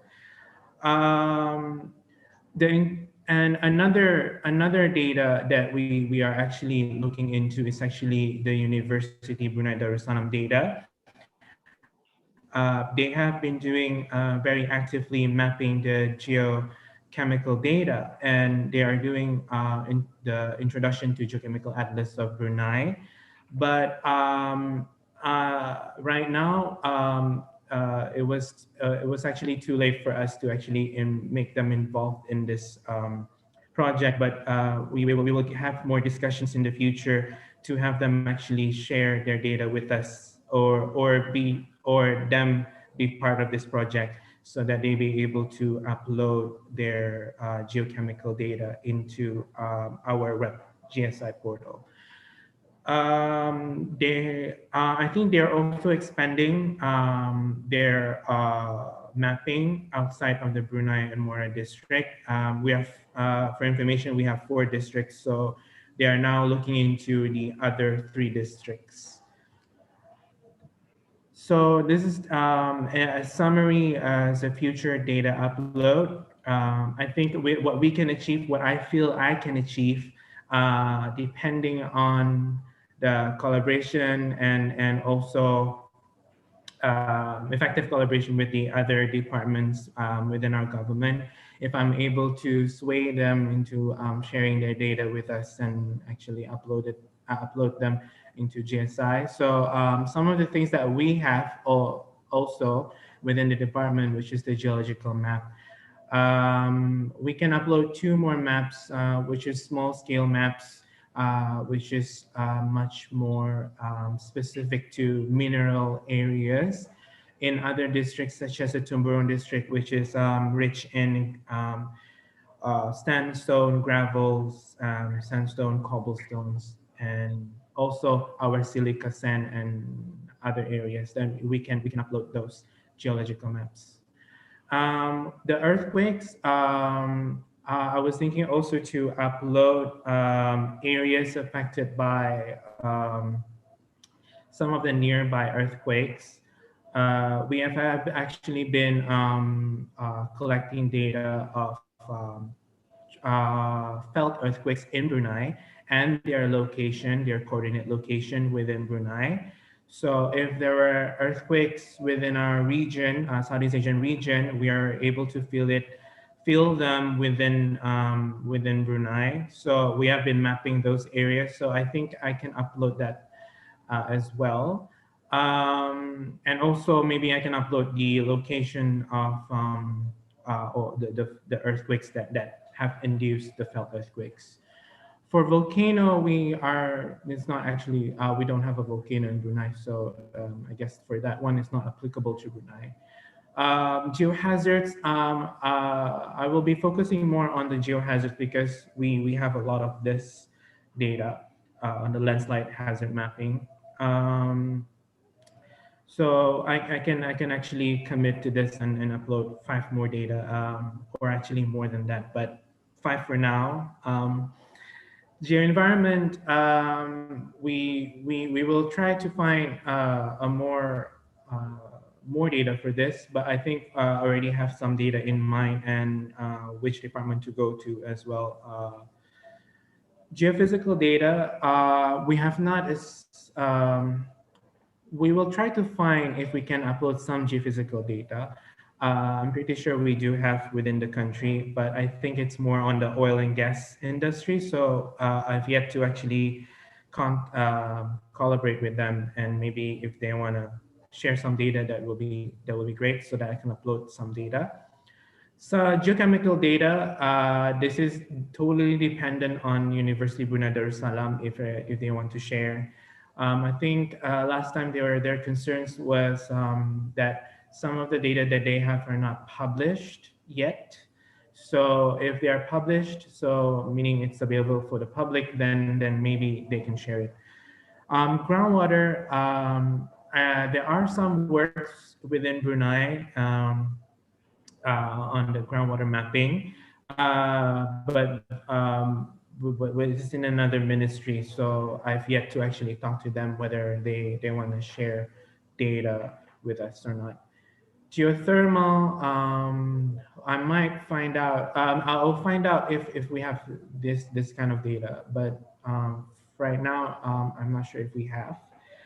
For minerals and oil resources, like I said, the mineral maps, we do have them.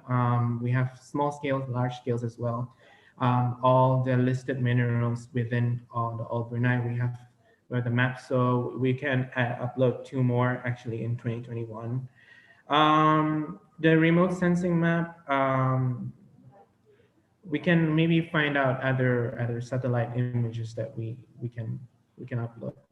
Topographic maps, we can upload 1 more, small scale, or actually more than that as well.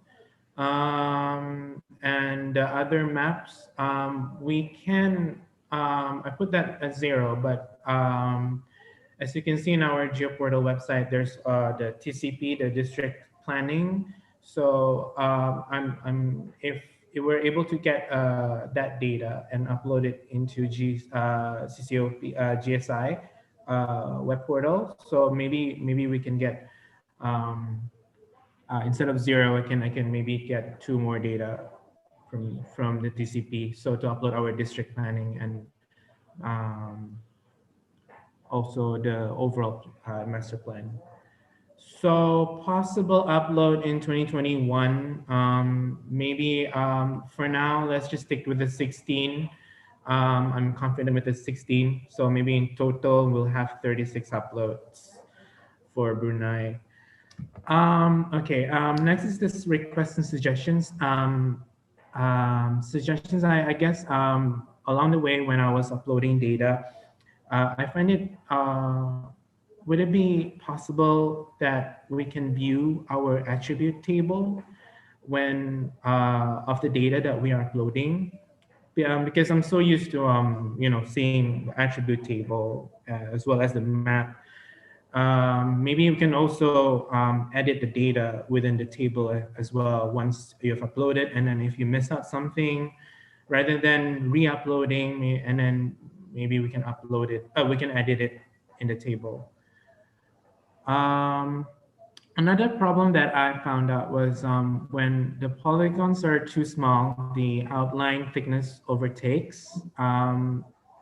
Meaning, I think, for example, our hazard mapping, there are 4 different types of polygons, meaning like high, very low, medium. So some of the very high areas, the polygons are too small. So even though I set the thickness into to 0, it's still the outline. It's still showing. So when you zoom out, so all you can see is just black. So if it's possible to have a setting to have no outline at all, that would be great, so that we can show just colors instead of just the outline overtaking. And another problem, I've not successfully uploaded any raster data. How I wish that the hazard map is a raster instead of a polygon, because I tried uploading the TIFF file, but I can't seem to work it out somehow. Maybe a bit more training on the raster data, that would be great. Again, and another thing is Joe was explaining that now we're able to upload Excel data table, which is a great feature. Also, on top of that, would it be possible to actually to display a table on the pop-up information? Because I feel like that's useful in terms of geotechnical data when you want to show borehole locks at different depth, at different soil. I mean, if it's possible. If it's not, then maybe can try to. So I guess that's it from Brunei. Thank you so much. It is very actually. I don't know. I feel like I feel glad to be able to upload data, and how easy it is, because you have a lot of the guidelines. If you forget something, you can refer to the guidelines. So thank you so much for the system and for the previous workshop as well, and for the new features being from previous from previous suggestions. And actually I just wanna say something else. For the geohazard, I know we're focusing more on landslide. Now we are also in Brunei, we're looking into our climate change policy. So we're also looking into inundation, sea level rise. So I found out there's a useful website, which is the Coastal Climate Change, the IPCC, and they're doing some really good work there. If it's possible to actually somehow have a link with our geohazards thematic portal, that would be great, because it's already there and we don't have to do any more work on that. It's a good website. I think you should check it out. It is actually at Coastal Climate Change, I think, coastal.climatechange. I think that's it from Brunei. Thank you so much. Okay, thank you, EJ. So Joel-san, you have. Okay, thank you very much for the presentation. For the table information, actually, you can view it, the columns and everything in the view and edit data. You can see all the columns and the values of that columns of your data. Okay. And for you're right, for the thickness of the line, we are presently using the old version of map server. So presently it cannot, I am also wondering what you set 0 for the line thickness. It's still there.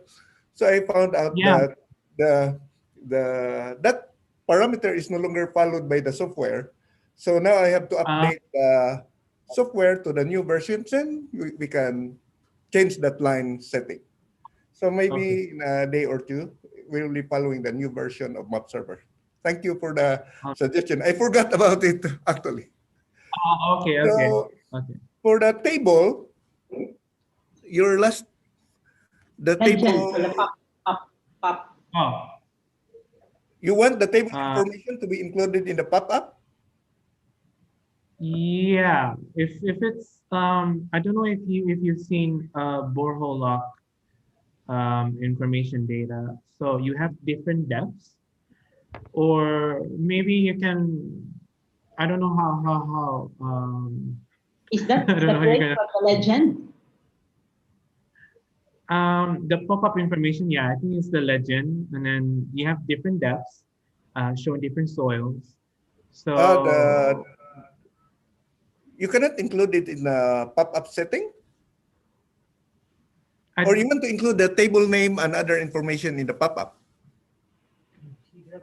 Can you do that? I mean, can you do that? Like you have.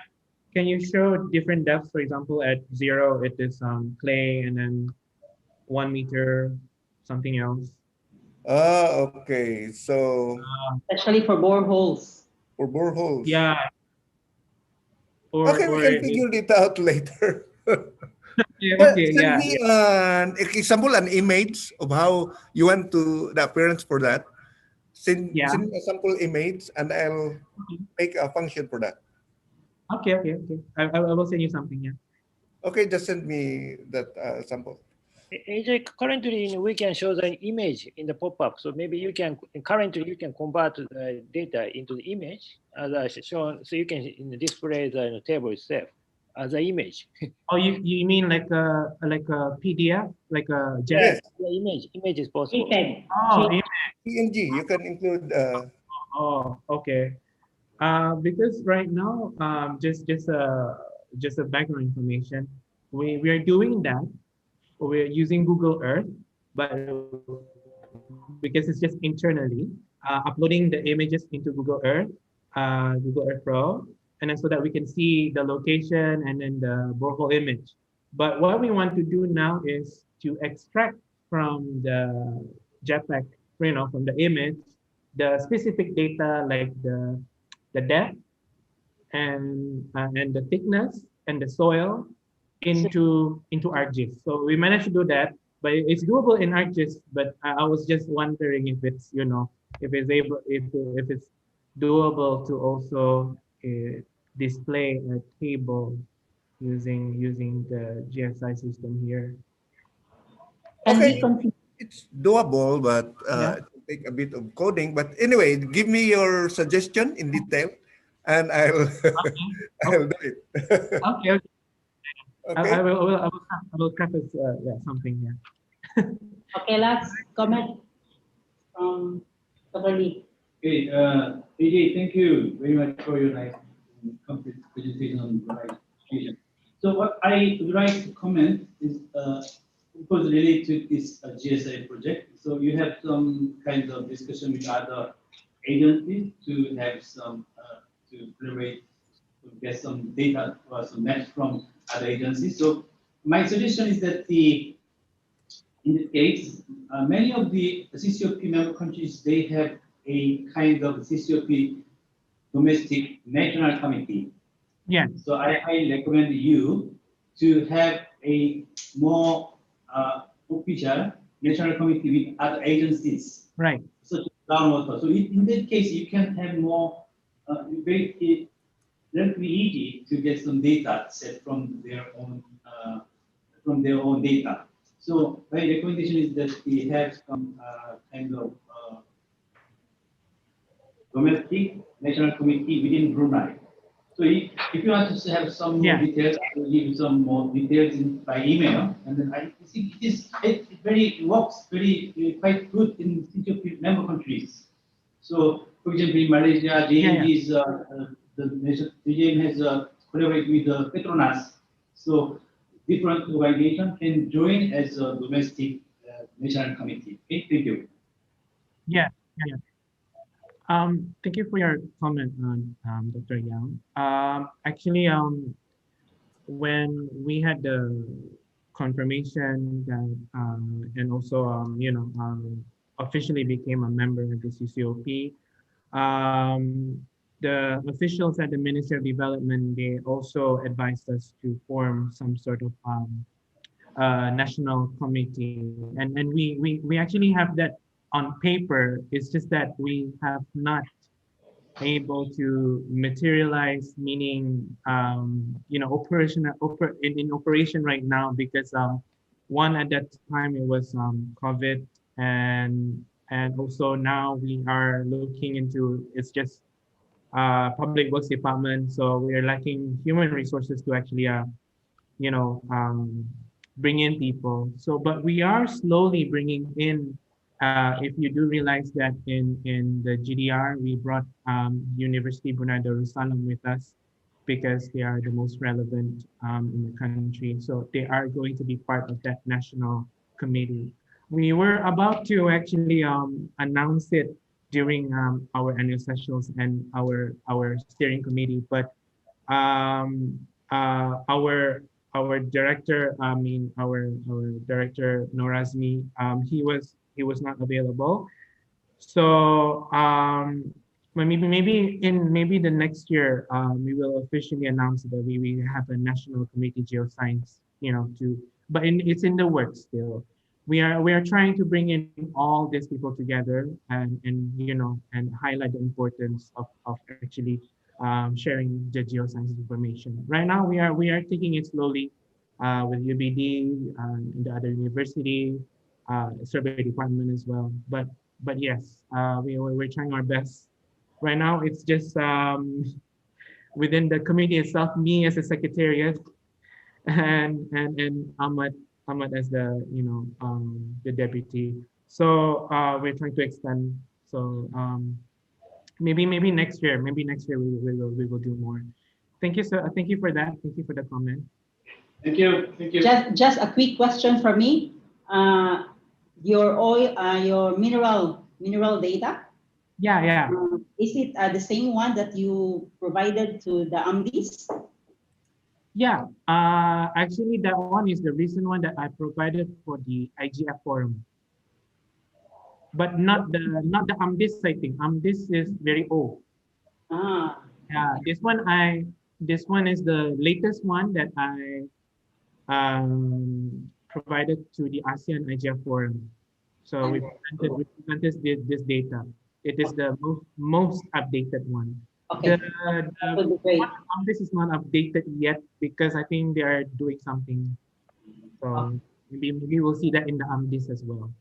Okay. Thank you, AJ. Okay, no problem. So now let's go to Cambodia. Tom Wana, are you ready?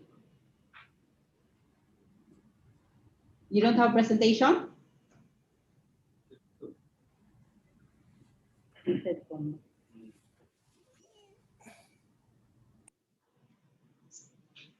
Cambodia, are you ready? You cannot hear me?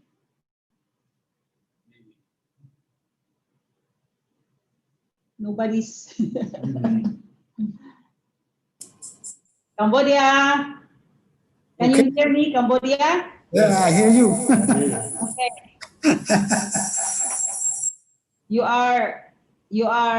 Your sound has echo. It's holy.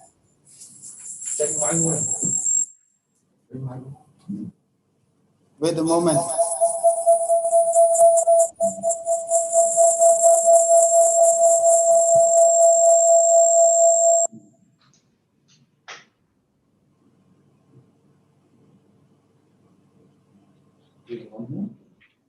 Cambodia, Indonesia, and Japan. We don't have time now.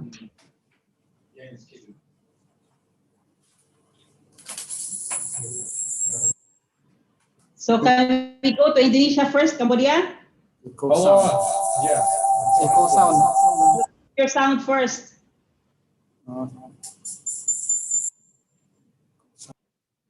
Okay, may I invite Pak Sinong first? No, Pak Sinong, where are you? Yeah. Okay. Okay. So can you share your screen, your PowerPoint? Yes.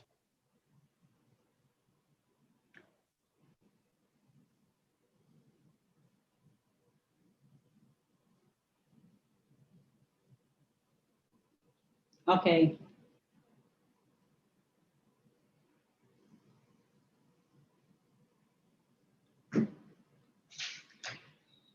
Okay. Okay, great. How about my sound? It's okay? Yeah, my voice? Good. Okay, thank you. Okay, good day, everybody. I think this is the new way for the workshop, yeah, for the GSI CCOP meeting by online. Okay, I will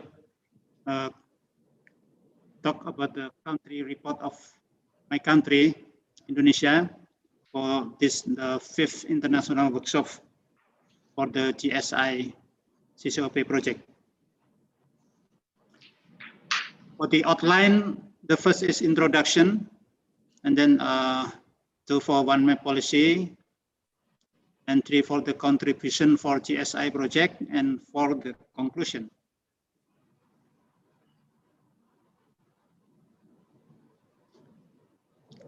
Okay, as you know, the Geological Agency of Indonesia have the 4 units. The first is Center for Mineral, Coal, and Geothermal Resources. In this meeting, there is Mr. Denny Widyatnya from Jakarta, because he cannot join for the Bandung. So Mr. Denny already stand by also and from the Jakarta. And the second is Center for Volcanology and Geological Hazard Mitigation. But sorry for this time, all of the staff in the field, because you know there is some volcano in Indonesia active, and the Semeru explosion. And the third Center for Groundwater and Environmental Geology. Yes, beside me there is Miss Farah from the Geology Technique. Yes, maybe there is some question about the new map about liquefaction later. And the fourth Center for Geological Survey, that is my place for the work. Okay. As you know, we have the one map policy with presidential regulation number 9 at the year for 2016 about the acceleration for the implementation of the one map policy. This map for the first step, we already made the 85 thematic map from 19 ministry and institution, and also 34 province and local government. This already finished for the 2016, and then we now for the 2019 there is new step for the one map policy about the geological hazard. So the Geological Agency also have the new job for that. Okay, I think this for the coordination from many ministry and institution in Indonesia. Yes, like I already explained, we already made for the 10 thematic map, for the geological map from my unit for Center for Geological Survey, and then there is 4 geological hazard map from volcanology and geological hazard mitigation, and there is 2 maps from the Center for Groundwater and Environmental Geology, and 3 maps from the Center for Mineral, Coal, and Geothermal Resources.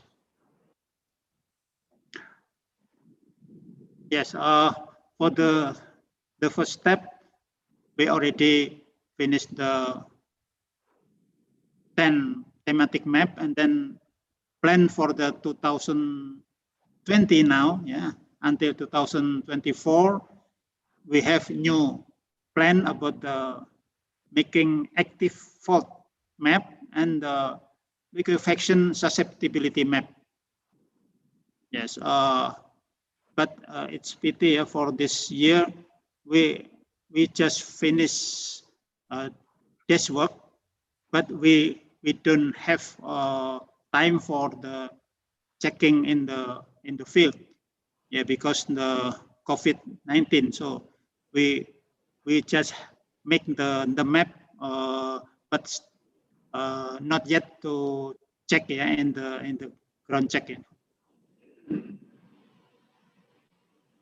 Okay, as you know, for our data, our map already put in the geoportal. This is for the Indonesian coordinating for the one policy map, and also we have especially for the Ministry Mines and Energy with the SDM one map in the geoportal, and we give some map already put in the GSI portal, as you know, in the new WebGIS portal. Yes, this is our contribution to the GSI project. The first, of course, the geological map of Indonesia in the scale 100,000. And I already put in the Indonesia WebGIS portal from each large island, Sumatra and Jawa and Nusa Tenggara, Kalimantan, Sulawesi, Maluku, and also Papua in the scale of 100,000. And the hydrogeological map also I already put in the WebGIS portal for GSI portal with two kinds, is the aquifer lithology and the aquifer productivity in the scale of 100,000. And for the cash conservation is maybe cannot upload the data. Still, all of the staff also now in the field. So I don't have the new data about this. And for the geological hazard, I already put also in the WebGIS portal for GSI about the earthquake hazard zone map. And then it is the status for the earthquake hazard zone map, which one already published and which one still will be updated. And the tsunami hazard zone map also we already put, but maybe still check again about the data, because from the geological from the PVMG still in the field for all people. It is the status for tsunami hazard zone map. Yes, which one already published, which one not published, which one still in preparation, in planning, and there is some not priority because yes, maybe not so many tsunami like in Kalimantan. And this one for the status of volcanic hazard zone map. This one also 81% already made the hazard zone map, but the 19% still not yet to making the hazard zone map. And this one for the landslide susceptibility hazard zone map, about the landslide in Indonesia. This one also cannot to upload. I don't know, the data still not complete, I think. But this also can for the geological hazard, we can see in the Mahma, in the portal. So every months also make the new map for the local government about the landslide susceptibilities. Yeah. And it is the new one information from mineral, coal, and geothermal. This one, the metallic mineral potential distribution. There is a base metal group, and then the ferrous metal group, the precious metal group, and the light and rare metal group. Yes, for this map, there is 26 commodities and 2,370 location points.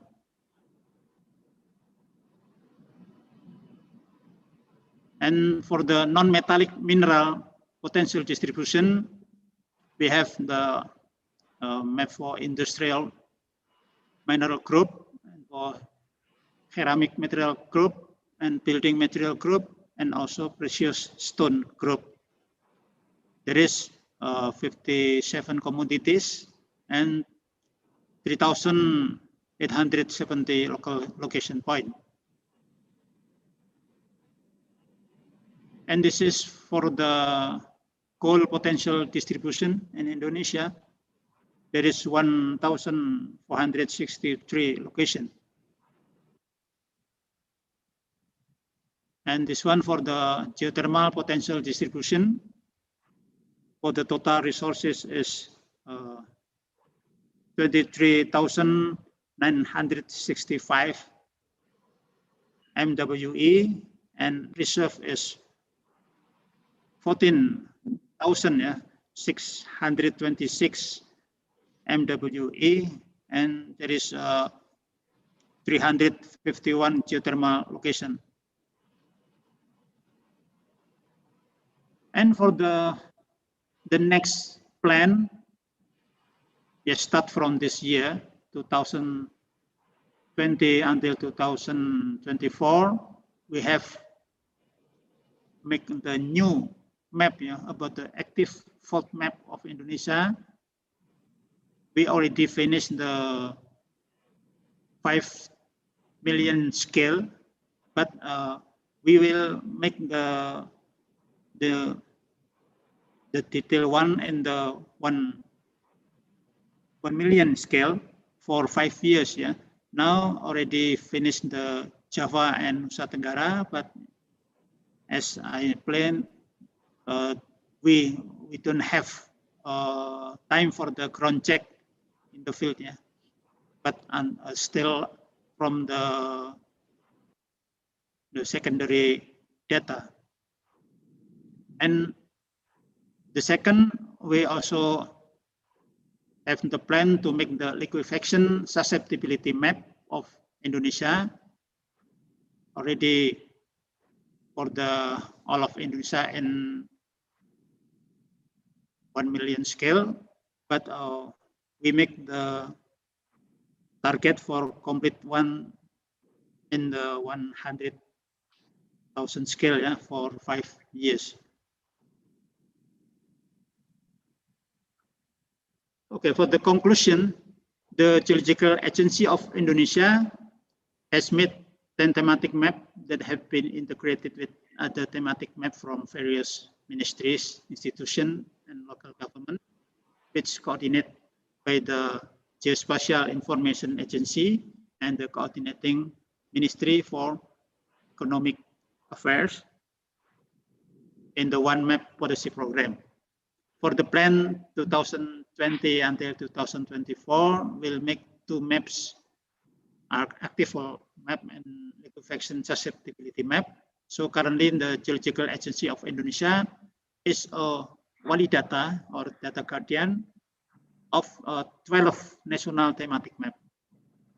In accordance with Presidential Regulation number 9, year 2016, concerning the acceleration of the implementation of the One Map policy, that all geological map and One Map policy data made by Geological Agency is held by the heads of Echelon 2 structural official in each unit of work under the Geological Agency of Indonesia.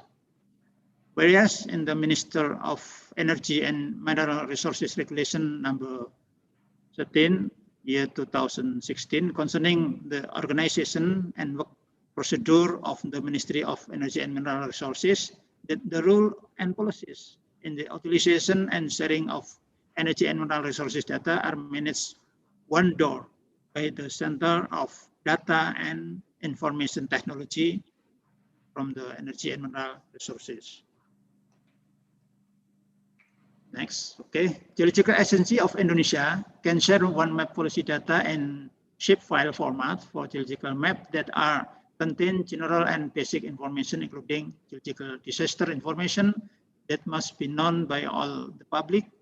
Whereas for the geological map that are specific and contain information about the geological resources and conservation area for the time being can only be provided in service in the form of map service API, Application Programming Interface, or WMS, Warehouse Management System, from the data owner's server in the following portal. The portal KSP, inaugural portal by Geospatial Information Agency, and the portal from ASTM1 map within Center of Data Information Technology.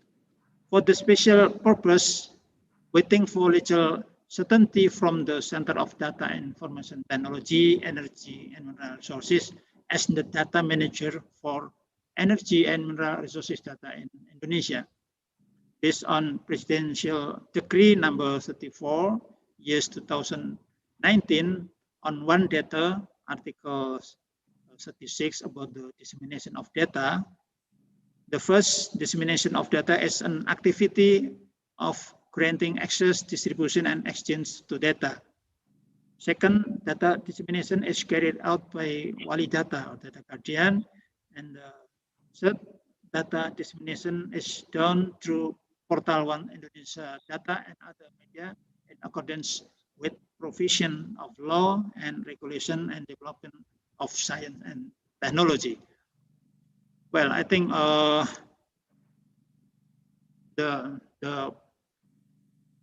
for the mineral resources, coal mineral resources, and geothermal resources, I think maybe Mr. Denny can explain more about that. I think from me is enough. Yeah. Thank you very much for all. Thank you, Pak Sinong. So, Mr. Pak Denny, do you have something to share? No, I have no slide presentation, but it just only our problem about share data.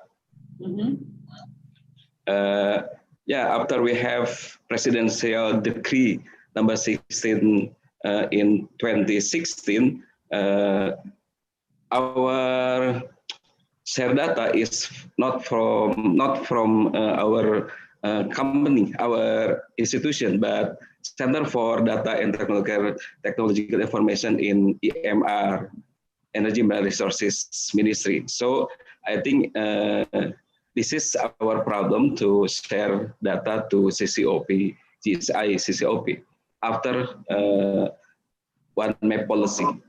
I think this is only I want, yeah, every years, every time we always updating data about coal, mineral and resources and geothermal.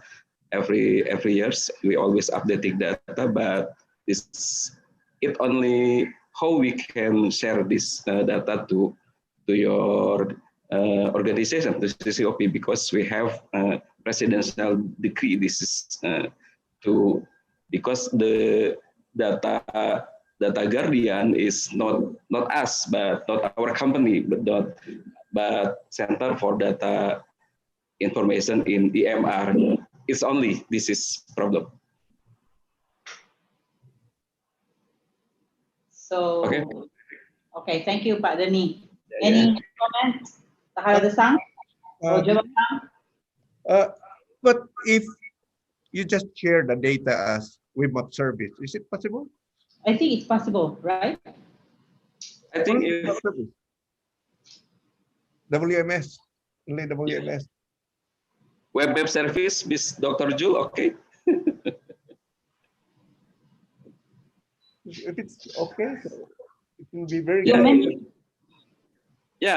About data, I think we always updating, and we can share, and we make application GeoRima, Geological Resources Mobile Application, and you can install in Play Store, and everybody can see our data about mineral, coal, and geothermal resources in our gadget. But I think this problem is how we can share zip file to you, to your system, because but only data information, this is for public. Okay, no problem. I think Pak Denny, the concern of I mean the suggestion of Dr. Joel is we can just share it via WMS, not necessarily the SHP. Yeah. Okay. But if Dr. Joel we can share with WMS, Web Map Service, it's no problem for me. Okay. I think it should be okay, right, Joel-san? Yeah. Only WMS? Yeah, it should be okay. And anyway, in their site, we can see the URL of the WMS. Okay. Okay, so I will talk to Sinon, I have a question about presentation. So Indonesia, you make a large number of hazard maps on earthquakes and the volcanic area. Are you plan to put your hazard maps in your country of volcanic hazards and also earthquakes? Yeah. For the information about the geological hazard, already in the MAHMA portal, for the last meeting, annual meeting, I already give, I think we have each unit in geological agency have the portal. It's like from the Pak Denny have the GeoRima, for we can check all of the mineral, coal, and what do you call it, geothermal. And for the MAHMA portal, have all of the geological hazard about the earthquake, tsunami, landslide, and also volcano. And for the my unit for the Center for Geological Survey, we have also GeoMap. GeoMap is special for all of geological map. But we have the geological map in the 50,000 scale, but still in the level 1, still in the interpretation from the satellite image. So we now still make the program for collaboration with the university to make the geological mapping for the 50,000 scale. Yeah. And for the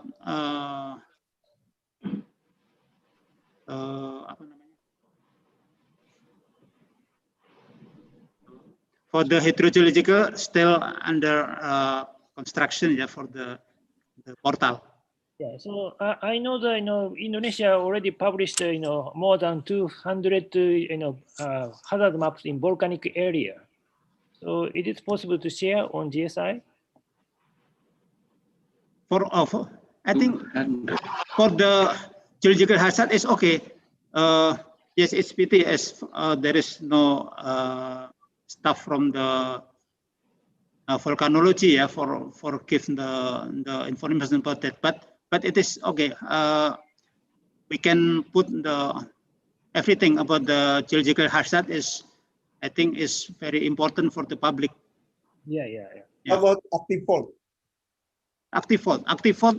Yeah. Now we still match in the 5 million scale. 5 million scale. Now we already make in the 1 million scale for Java and Nusa Tenggara, but we have no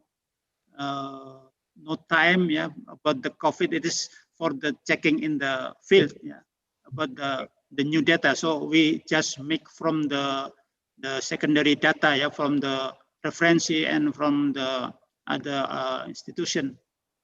Okay. Thank you. Okay. Thank you very much, Pak Sino. Okay, you're welcome. So now may I invite Cambodia to share your screen now.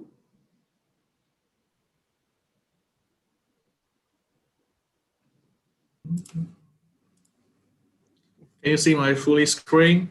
Yes. Anyway, yes, good. Yes, good morning, Dr. Shinji, Dr. Joel, and Director Lee, and my fellow all CCOP member in here. So I would like to go to the introduce myself. My name is Panya. So I'm the official of the Department of Mineral Geology, and now we have here with me is Mr. Sawana. He is the Deputy Director of the Department of Petroleum Exploration, and he's next to me. And you can see he's now waving, not waving, I don't know. Yes, now he's waving. And my boss is a director. Sita is the director of the department, and he's also the project coordinator to the Cambodia for the GSI project. So now I would like to move to the next slide. For the content, I would like to break apart into the 5. 1 is for the introduction. The 2 is the recent progress. 3 is the disaster data upload. 4 is the current status of the regional portal sites, and for the last part is future data sharing. So for the introduction of our CCOP Geoinformation sharing infrastructure for the East and the Southeast Asian CCOP GSIs since the beginning from the 2015 until now. So for the 2015 is the kickoff meeting in Thailand and in the year of the 2016 is the first international workshop in Indonesia, and 2017 is the second international workshop in Lao PDR. For the 2018 is the third international workshop in Malaysia, and for the last year, day to remember, from the 1st to 3rd October, we will host the international workshop in Siem Reap, and it is for the good memory for us that we host that day. And for the recent progress of the vector upload, and this is for the current status or for the vector data upload. And for the same, we did the for the vector data is still like same as last year. And this is all the data that we upload for the 14 sheet for the 1/200,000 for the geological map, and this is the one of the 200,000 on the Kampong Chinang area. And for this one, oh, it's the same, sorry. And this is we are compiled together for the whole our country. And and this is Mr. Panya. He is my senior, and he is also the uploader. He did contact with my boss for the everything. And for the aster data of the Cambodia, the same. We did everything. Like the satellite image also. And this is for the aster. See, so everything you see here is the same as last year, because during COVID era, so we cannot do anything. So we try to remain we try to remain everything as distant. And so now we move to the current status of the regional portal site. This is the previous portal site, and this is the new interface that my boss just changed it. But on the left side, he did write it to the Cambodian language. But I did ask him that, boss, should we change it to the English? And then he's just like, okay, he put in the right side to put in English. So in order to work it properly. And our portal site now have a six map catalog. First is a base map, geological map, mineral resources map, geohazard, and aster. And this is one of our portal site of the aster. And for the data sharing, last year we did mention 3 of these, but again, now we are still waiting for our bilateral, like Chengdu Geological Survey Center, for having for the hydrological map and environmental map, because for the low density we didn't finish it, and we plan to upload this year, at the late of this year or the early of next year, I think, because this project is already been done. But for the hydrological and environmental mapping, we still conduct it, and it's like, I think it's for the next step, we're waiting for the team to do the cooperation project with the both. So I think for the data sharing must be 3 of these. And thank you for your highly pay attention for our Cambodian presentation. Thank you. Okay, any questions or comments?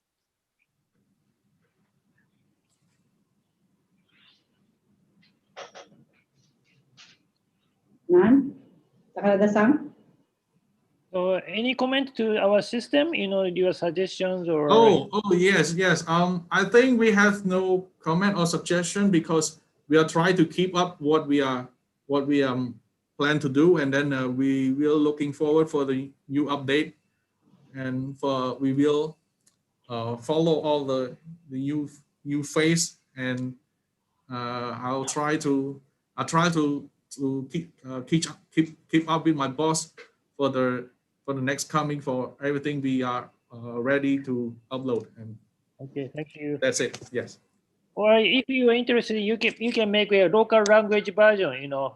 Another portal for the local language. Maybe it is possible. Oh yeah, sure. This I'll talk to my boss next. Thank you, doctor.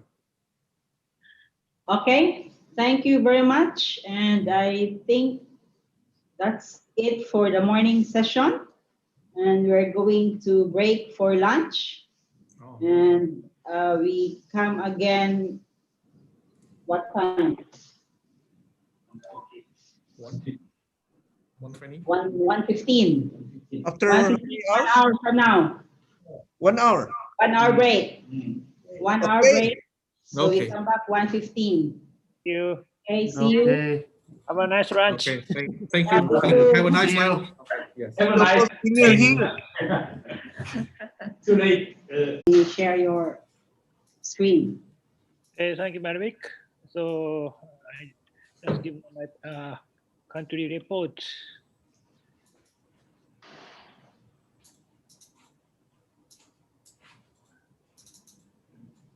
Okay, so change to the pointer. So everybody can see my PowerPoint? Yes. Jepang itu setelah Indonesia.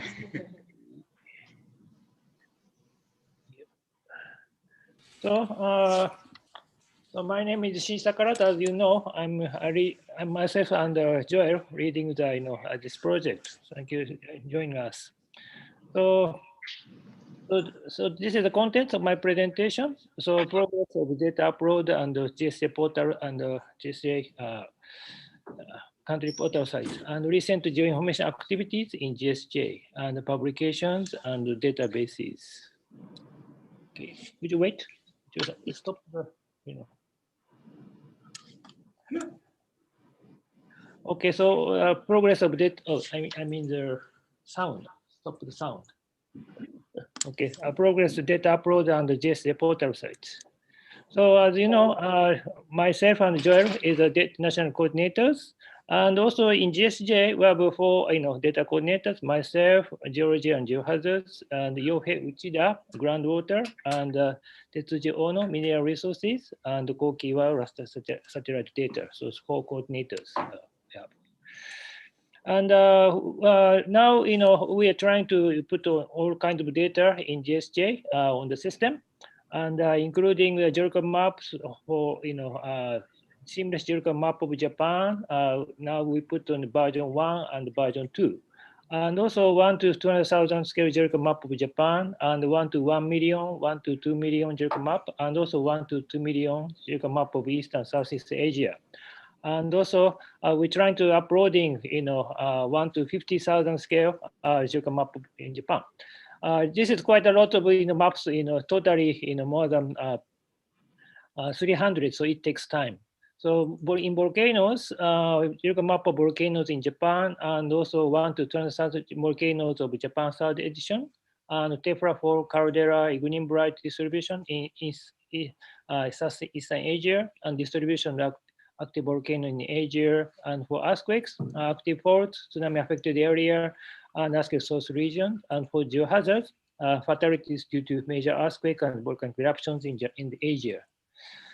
And for geophysical data, this is not yet. So 1 to 2 million, 200,000 scale boogie anomaly maps, and also 1 to 200,000 scale aeromagnetic anomaly maps. Also, geochemical maps is already on the system. So totally 53 geochemical map of Japan is on the system. And we uploaded several satellite data, and also mineral resources data in Southeast Asia, and also groundwater database in Southeast Asia, something like that. So we're planning to upload the geothermal area. Okay, so totally more than 370 contents from Japan, and in the portal site. So this is a Japan GSJ portal site, as you know. So this is an Asian geographical map. So totally 3 maps, and geographical map of Asia, geographical map of Asia. Also, this is a fault lines, and also geographical map of Asia volcanic and plutonic rocks. This is 3 layers. So you see these maps made so many times already. So this is originally the published map in 2016. This is a hazard information map. So also the geographical map of Japan, 1 to 2 million to 1 to 200,000 scale maps. So this is a 1 to 1 million geographical maps, and also including the seamless geographical map of Japan. So this is a kind of a standard geographical map of Japan covering whole Asia in the same region. So a large number of people in Japan using this maps. So I'm one of the members to develop this maps. So this is a 1 to 200,000 scale seamless geographical map of Japan version 2. So this is one of the most detailed map covering whole Japan. Maybe you can see in detail like this. And also geographical map of Japan 1 to 200,000 scale. So I uploaded more than 100 maps, and so all the regions are now on the system. So please look through the whole 1 to 200,000 geographical map of Japan. This is how it looks like. If you double click it, you can get more detailed information on the system. So also geographical map of Japan 1 to 50,000 scale. So I'm now trying to upload all the maps, but still 1 to 50. So still more than half of it still remained. So this is how it looks like, and 1 to 50,000 scale. So huge number of maps is here, like Thailand. So I'm trying to upload all the data. So also the large number of hazard information is on the system. Currently 70 maps are related with hazards, like 1 to 10 million caldera, earthquake fatalities, earthquake source region, plate boundary, percussive flow, tephra falls, and tsunami, and also volcanic event fatalities, something like this. So this is how it looks like. So you can browse, as much as you want. Also, the volcano of Japan, third edition, 1 to 2 million scale. So including the maps and distributions and caldera rim, percussive flow, and submarine volcanoes. So this is how it looks like. So one of the detailed maps in here, like this. So also geographical map of volcanoes in Japan. This is a more regional one, so very detailed.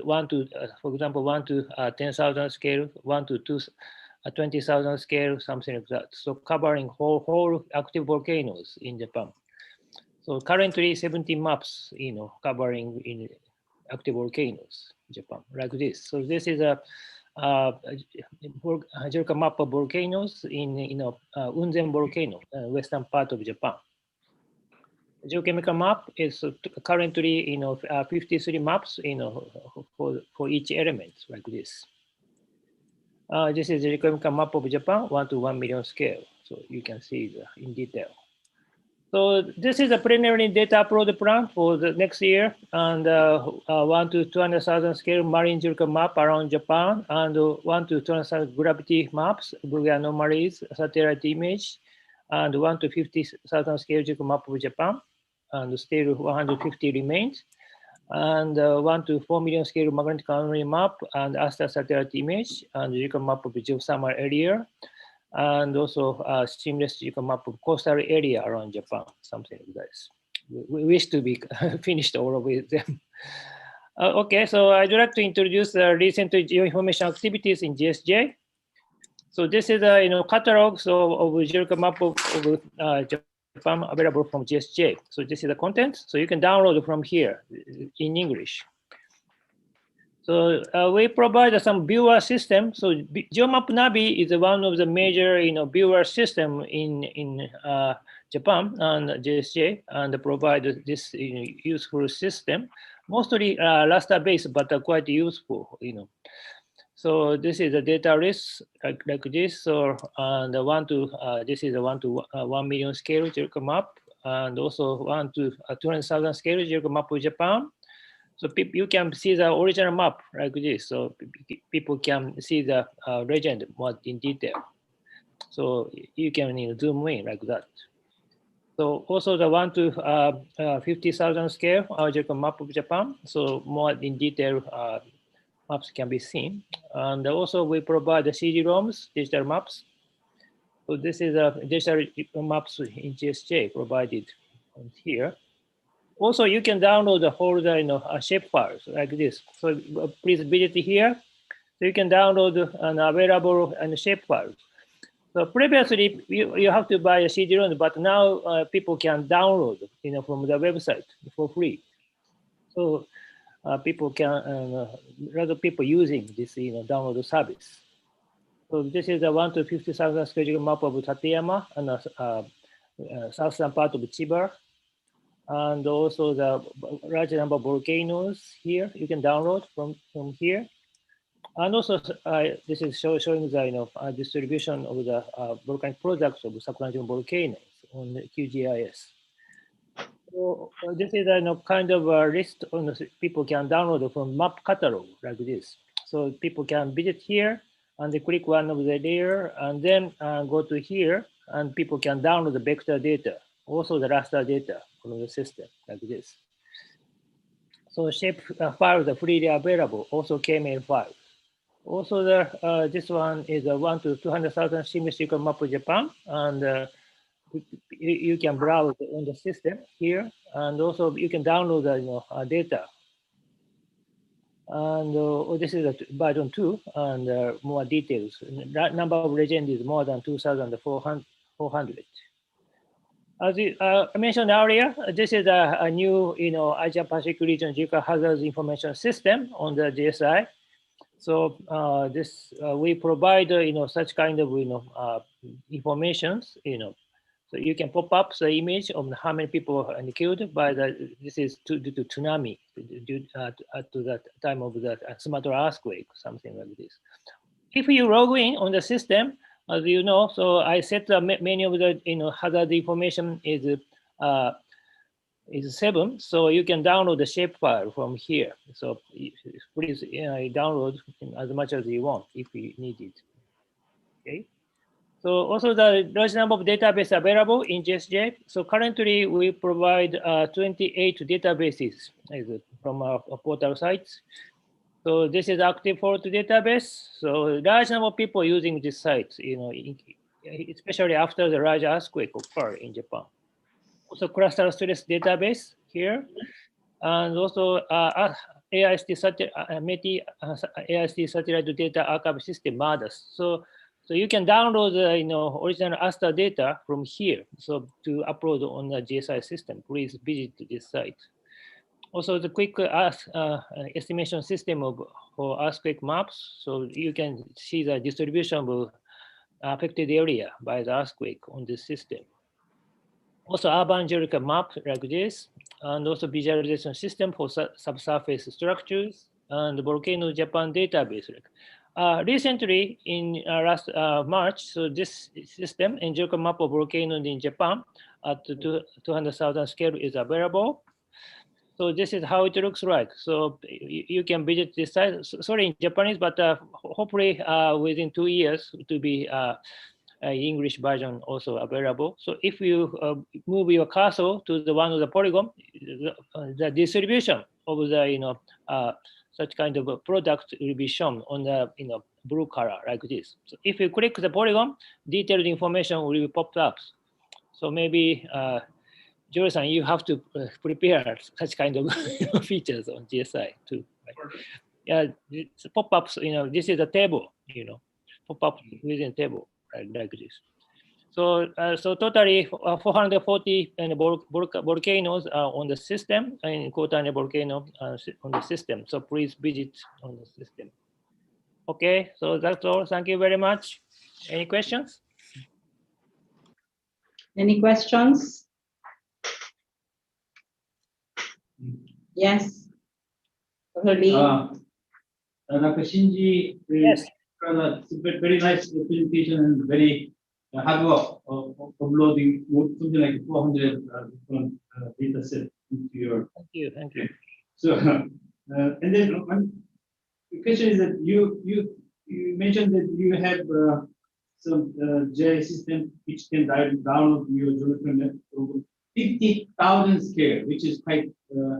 So my question is the first one is that the 50,000 scale geological map covers, all Japan. What is the coverage rate at the moment? It is 100% or maybe 90 or 95. I guess maybe more than 95, something like that. Okay. In mountain area it's very hard to survey. So currently coverage in Japan is 70%, 70. So still we have to finish. But if we in a current pace, it takes more than 100 years to be finished to cover whole Japan at the 1 to 50,000 scale. Because some island or some area which cannot. Yeah, also mountain area. Oh, it's only 70%. Okay, and then if there's no other question, I want to ask you one more very short question about the. You showed me a kind of very interesting map of the urban geological maps. So my question is, what kind of information they have? Because urban geology is one of the issue during our CCOP annual session and steering committee's meetings. All the CCOP member countries are quite interested in. So my question is, what kind of information your urban geological map has in your JJ? Yeah, so our system is actually provides more detailed information. Can you see this one? So like this, to show the more detailed information about quaternary formations. Sorry, Takarada-san, can you share screen again? Oh yeah, sorry. Sorry. I forgot. Okay. I sort of still scared. Okay, now you see the screen. Okay. Yeah. Okay, so this is the urban geological map. So it's showing the distribution of quaternary sediments. Also the more information about the boreholes. So this is the location of boreholes. If you click, you can get the detailed information of the borehole data. So people can know the distribution of the quaternary sediments, and which is fills a huge basin in the country area like this. Also the if you can get the borehole data on this system. So they are planning to make a 3D geology near future. So we have a lot of discussions and also the workshops about the urban geology recently, as you may know already. Okay, thank you. Thank you. Okay, thank you very much. Takarada-san, any comment or question? No more? Okay, thank you again, Takarada-san. You're welcome. Okay. So let's now go to Korea.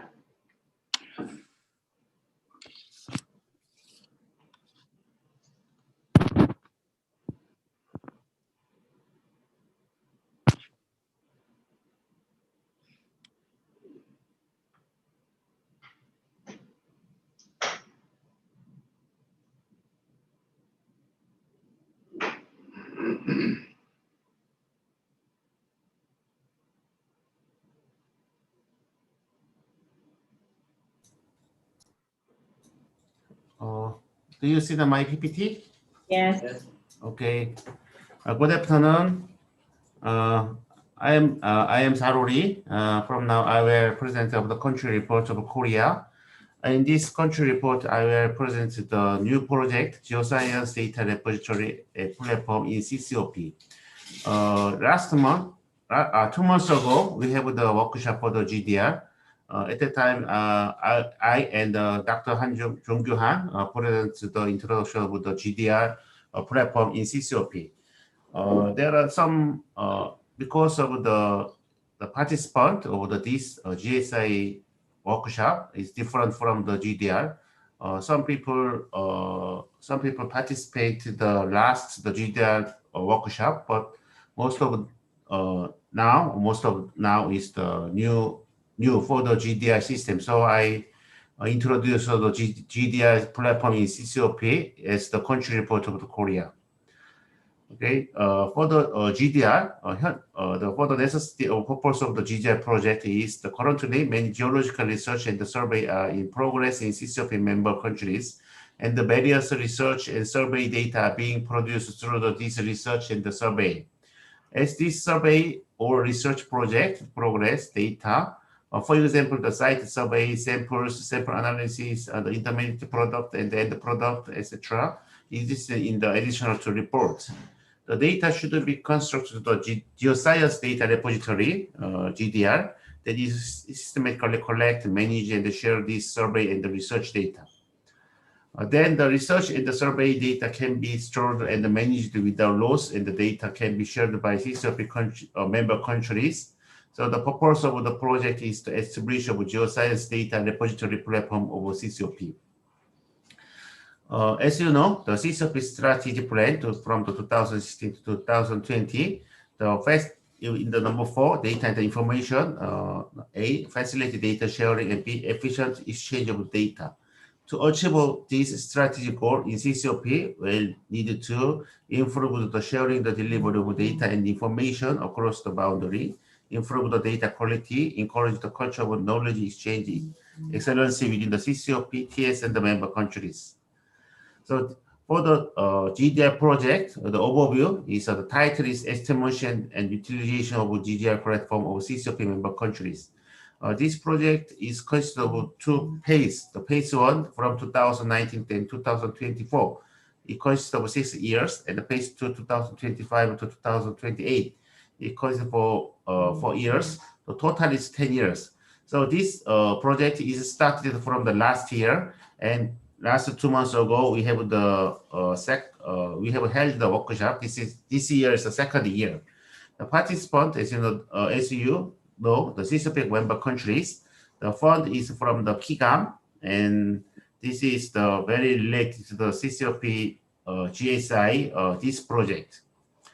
And the scope of this GDR project is, first, is the construction of a web-based GDR platform for CCOP countries by KIGAM and maintained by CCOP secretaries, holding a workshop one time for 1 year for produce of this project, collecting and organization of various scientific research and the survey data in CCOP countries.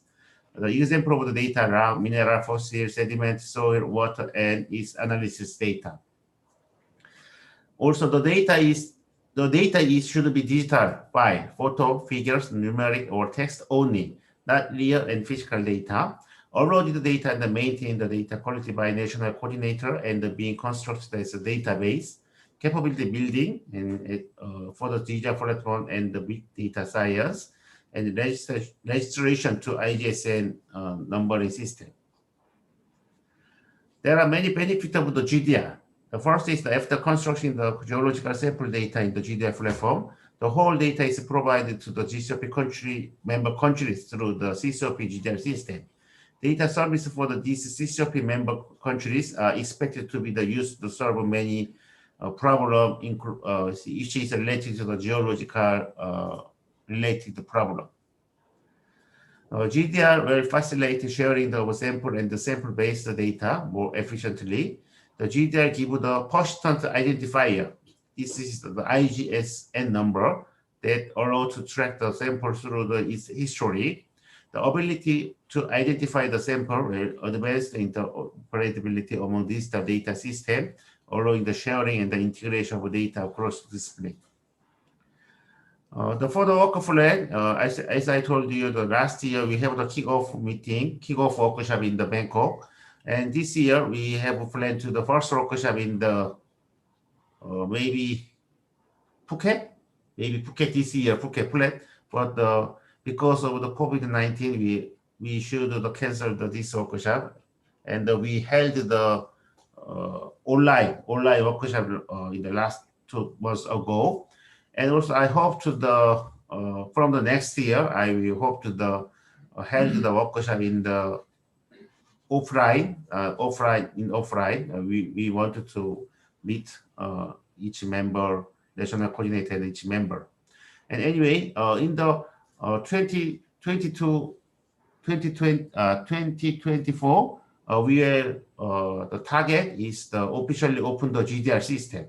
The GDR system is already developed. I show you the GDR system in CCOP in the next slide, and we can now is collecting the uploading the geoscience data by CCOP member countries. Okay, there is the role of the CCOP secretary coordinating, including workshop with the KIGAM and the CCOP member countries, and maintain the project main server and with the assistance from KIGAM.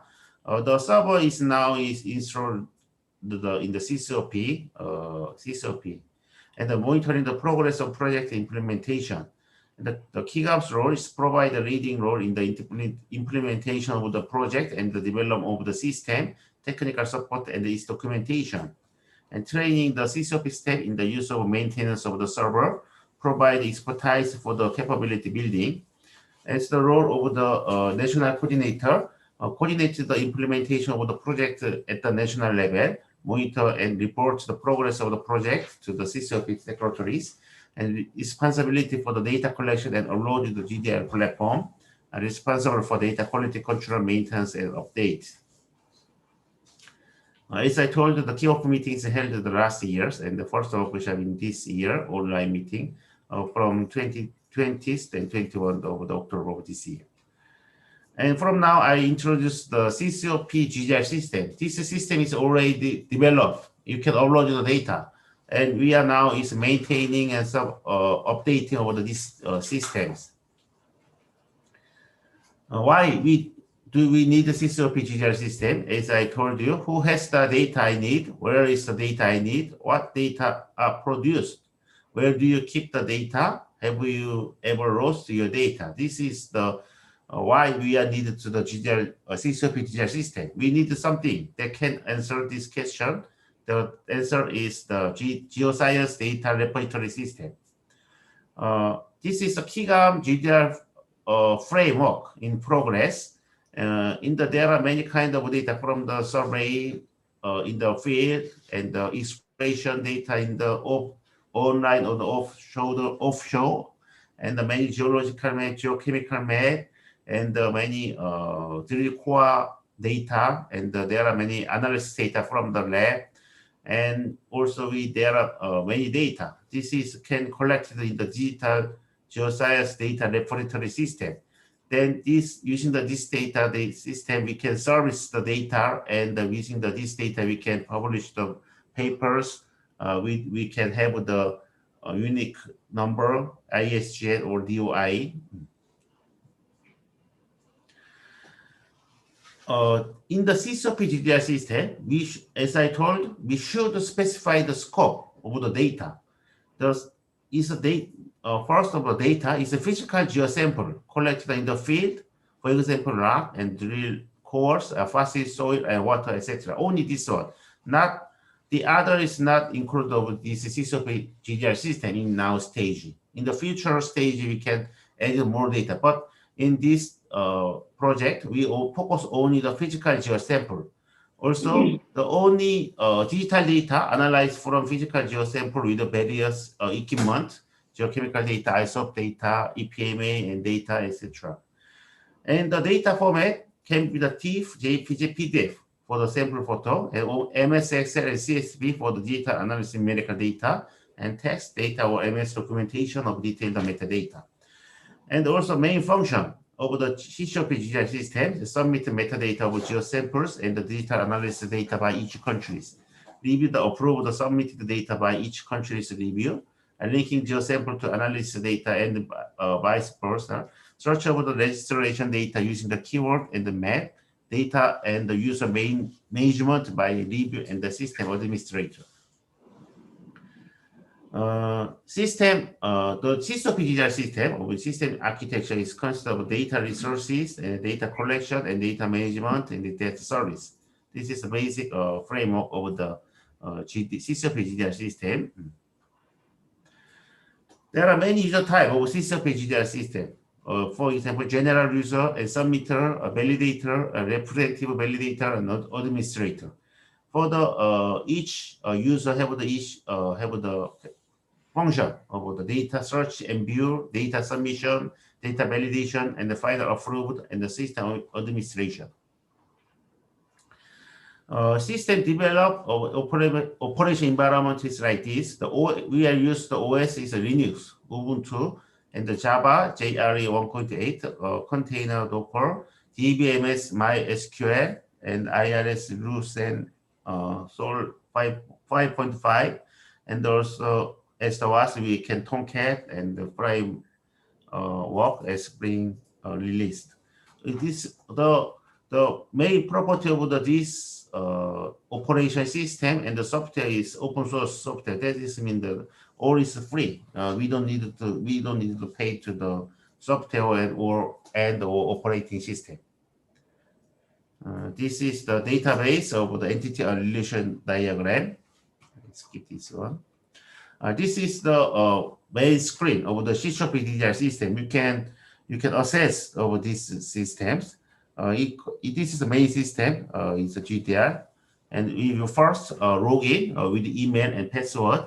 And if you don't have the ID, you can create the login ID by email. And also you can sign up. If you log in the sign up, we send the email as the validation for the validation of your email. Then you can enter the only basic information, name and the country and password for the registration of this CCOP GDR system. Then this is the administration menu, and the administrator, and maybe RIBIC or CCOP secretary, and their management of the member of the GDR system. Also, in the user, for the user, in the first task is the submit the data. You can see the right side, you can there are submit data, view data, view pending data, approve data, data for verification. The first step is submit data. You can click the geosample registration. Then you can please read the submitting your data. There are some helpful guidelines for the how to submit, what kind of data submit. This is the guideline they provide. And the second step is the submission data. You can input the many geosample metadata. For example, sorry.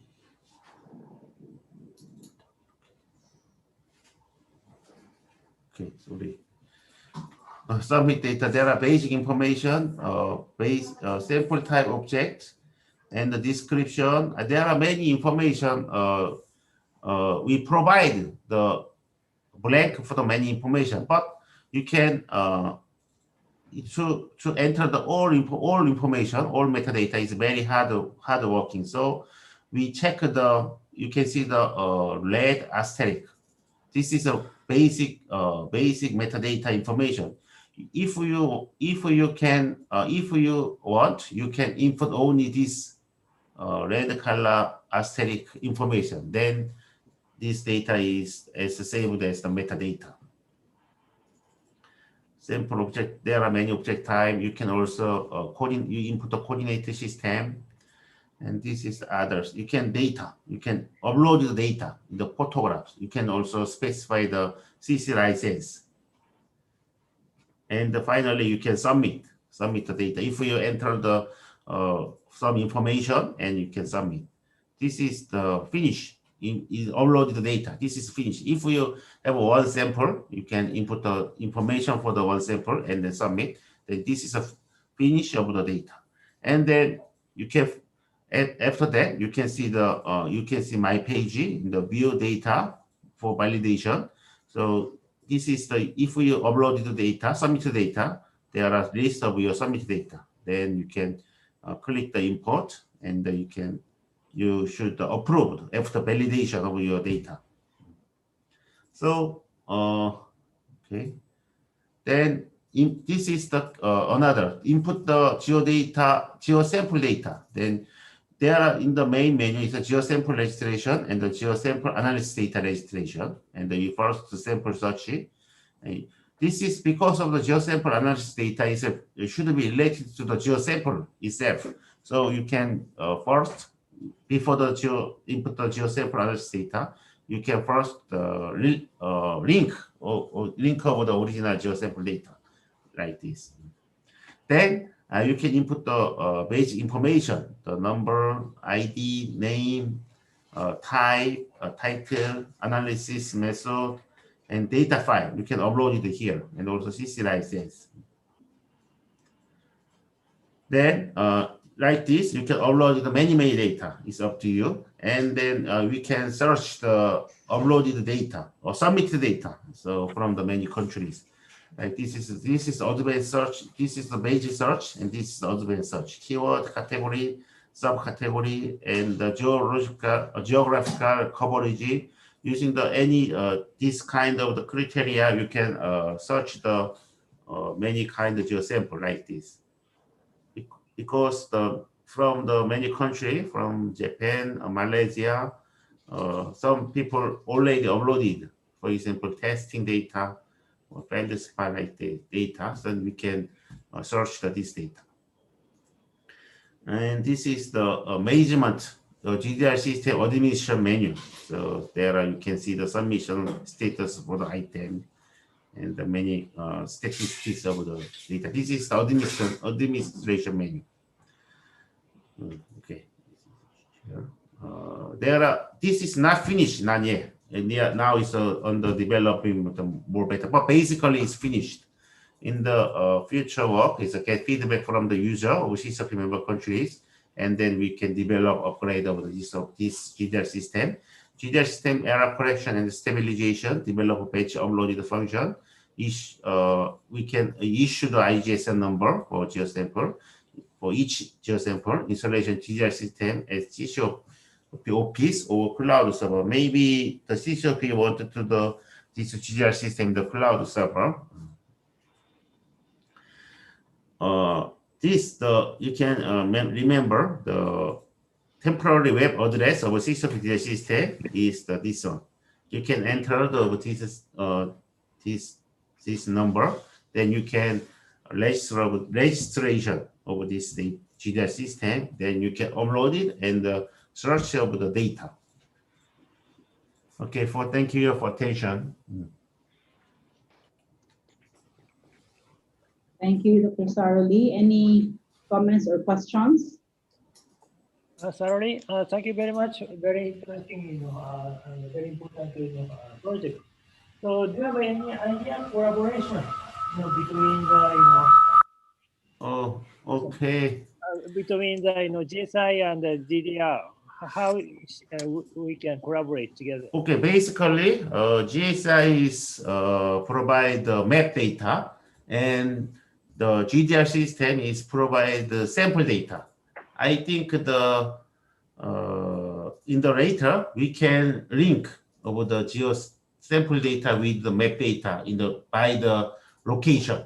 Because of the geo sample data have the location data, so if we link the sample data and the map data in the, for example, geological map, we can display over the sample location in the geological map in the GSI in the systems. Yeah, I see. Thank you. A very good idea. Okay. So Thank you. we should consider, or we should more think about some connection of the two systems in the later. Yeah, thank you very much. Thank you. Any more questions, comments, suggestions?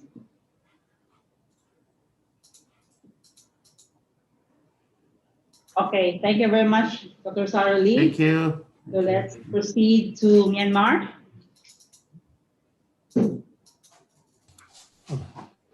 Share screen, Mr. Zo.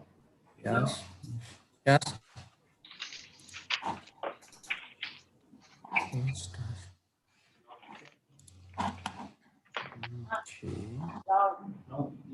Sorry.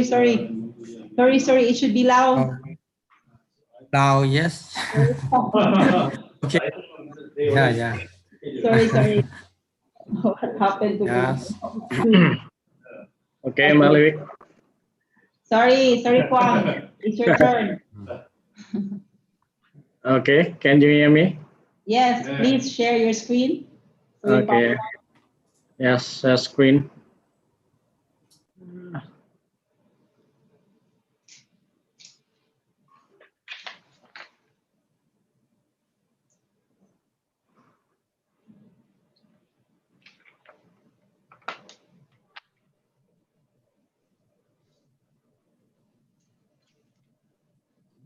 It's not full. Why?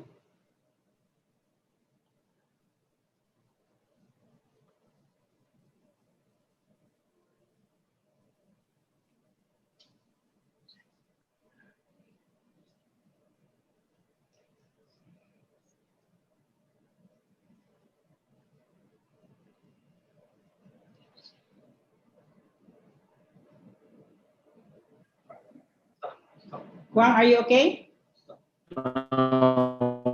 Wait a moment.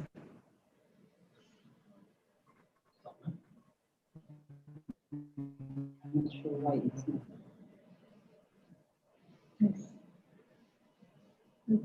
Internet. You want me to share screen from my side?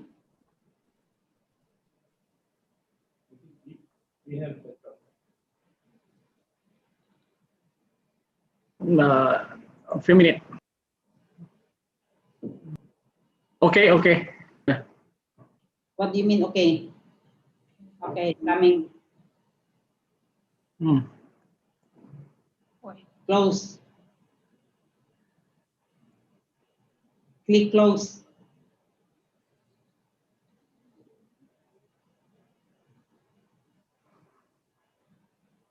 It's the same.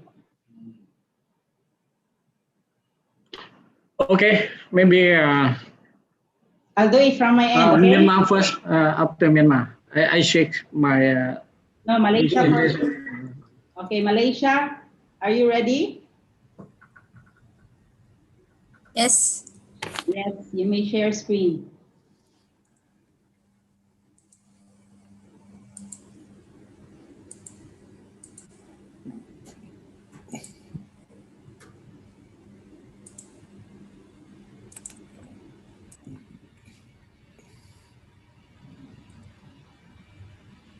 Can you hear me? Yes, we can hear you and we can see your Can you see? PowerPoint, but you put it on slideshow, please.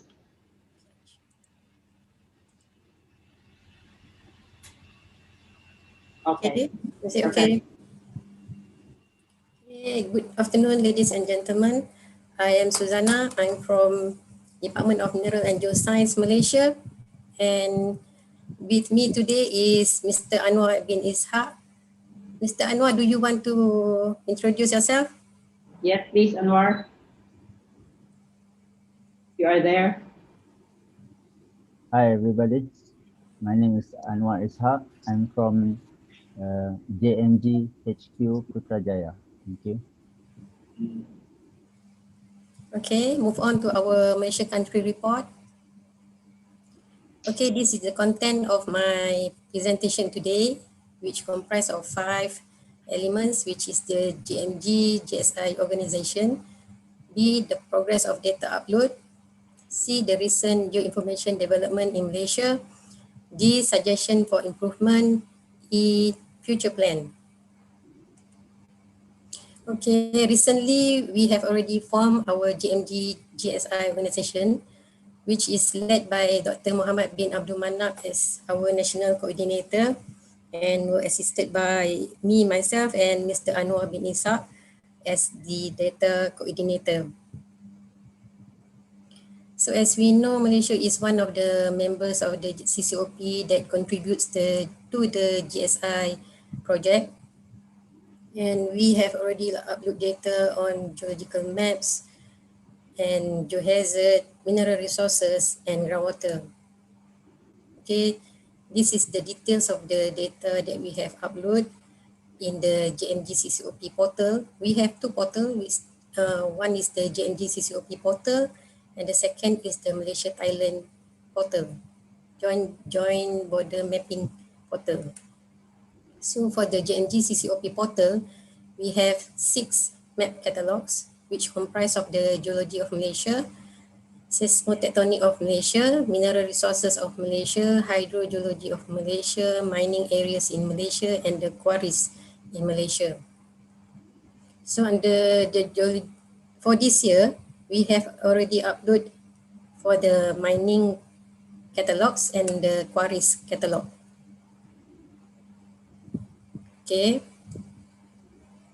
For the Malaysia-Thailand Joint Geological Survey portal, we have already uploaded 7 map catalogs, which comprise of the Malaysia-Thai phase 1 until phase 6 data, and also the Malaysia-Thailand correlation map catalog.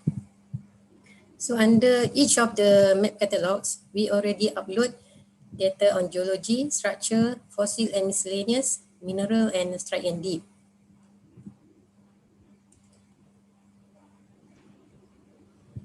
Okay, this is the portal that I mentioned just now, which is the Malaysia GMG CCOP GSI portal, which is in the left on the right side.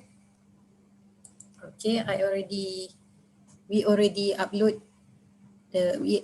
formed the portal for Malaysia Thailand Border Joint Geological Survey portal. Okay, for the Malaysia GMG CCOP GSI portal, there is 6 map catalogs, which is the just now that I already presented about the geology of Malaysia, active fault of Bukit Tinggi, mineral, mines, quarry, and seismotectonic of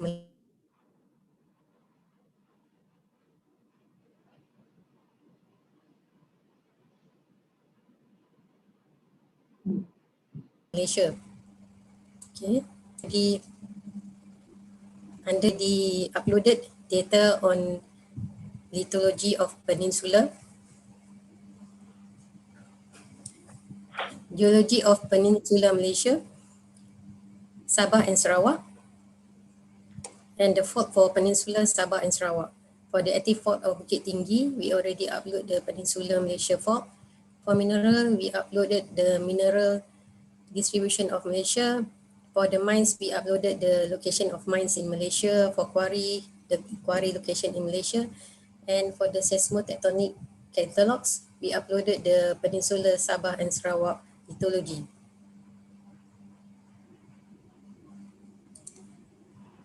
Okay, for the Malaysia GNG GSI project portal, we uploaded the Peninsular Sabah and Sarawak lithology as seen in the print screen. Okay, the fault layer for Peninsular Sabah and Sarawak. And for the active fault of Bukit Tinggi catalog, we uploaded the Peninsular Malaysia fault. For the Malaysia mineral, we upload the mineral distribution in Malaysia. And for the mines, we uploaded the mine location in Malaysia. For the quarry, we uploaded the quarry location in Malaysia. Okay. For the seismotectonic of Malaysia, we uploaded the Peninsular Sabah and Sarawak lithology. Okay, this is the Malaysia-Thailand border joint geological survey. As we can see from the screen, there is 7 map catalogs available, but I haven't shared it to the public yet. Okay, the first map catalog until the 6th, it contains the phase of the Malaysia-Thailand project. And for the Malaysia-Thai correlation, it comprises of the 6th phase of the Malaysia-Thai project. Okay, this is the geology correlation layer. I picked only for the Malaysia-Thai correlation map catalogs. This is the geology correlation layer. Okay, this is the fossil and miscellaneous area. Miscellaneous is another thing is for the hot spring. This is the mineral layer, structure layer, strike and dip. Okay, other than that, we have other map catalogs which contains data for the hydrogeology of Malaysia, which is the Malaysian digital data. It contains data on well location, groundwater potential, combined bedrock. Okay, for the recent geoinformation development in Malaysia, this year we already developed for the Malaysia quarry dust monitoring artificial intelligence. The short form is MyQDMI. So this is this is a mobile apps which used to show the rate of which shows the dust spreading or dust that produced from the quarry activities. So the output of the mobile apps, we can see the readings of the dust, air pollution levels, air pollution index, and quarry pollution index. And it also contains the estimated future readings for the dust spreadings. And the second, we already completed our first phase of GMG spatial data collection. So we already collect data, spatial and non-spatial databases, which we aim to centralize it into one data center. And we use the data model based on the Malaysian standard MS 1759-2015. And for the third, MyGeoTapak, tapak means site, which is it is a mobile apps used for the geological heritage site in Malaysia. The geospatial data model also used the Malaysia standard MS 1759-2015. It is actually a collaboration by JMG, Malaysian Geological Heritage Group, and National University of Malaysia, UKM. Okay, this is what I said just now about the MyQDMI. So for current development, we use input data manually by our staff, and it used the R programming language. For the output, It shows us the dust deposited rate and air pollution concentration. So for the way forward, the team for MyQDMI wish to use a new input, which is the wind speed and wind direction from meteorological department, and they expected to have a new output for this, which is the noise pollution and vibration from blasting. Actually, we won a competition for these mobile apps, which is the challenge on innovation and problem solving through technology advancement competition.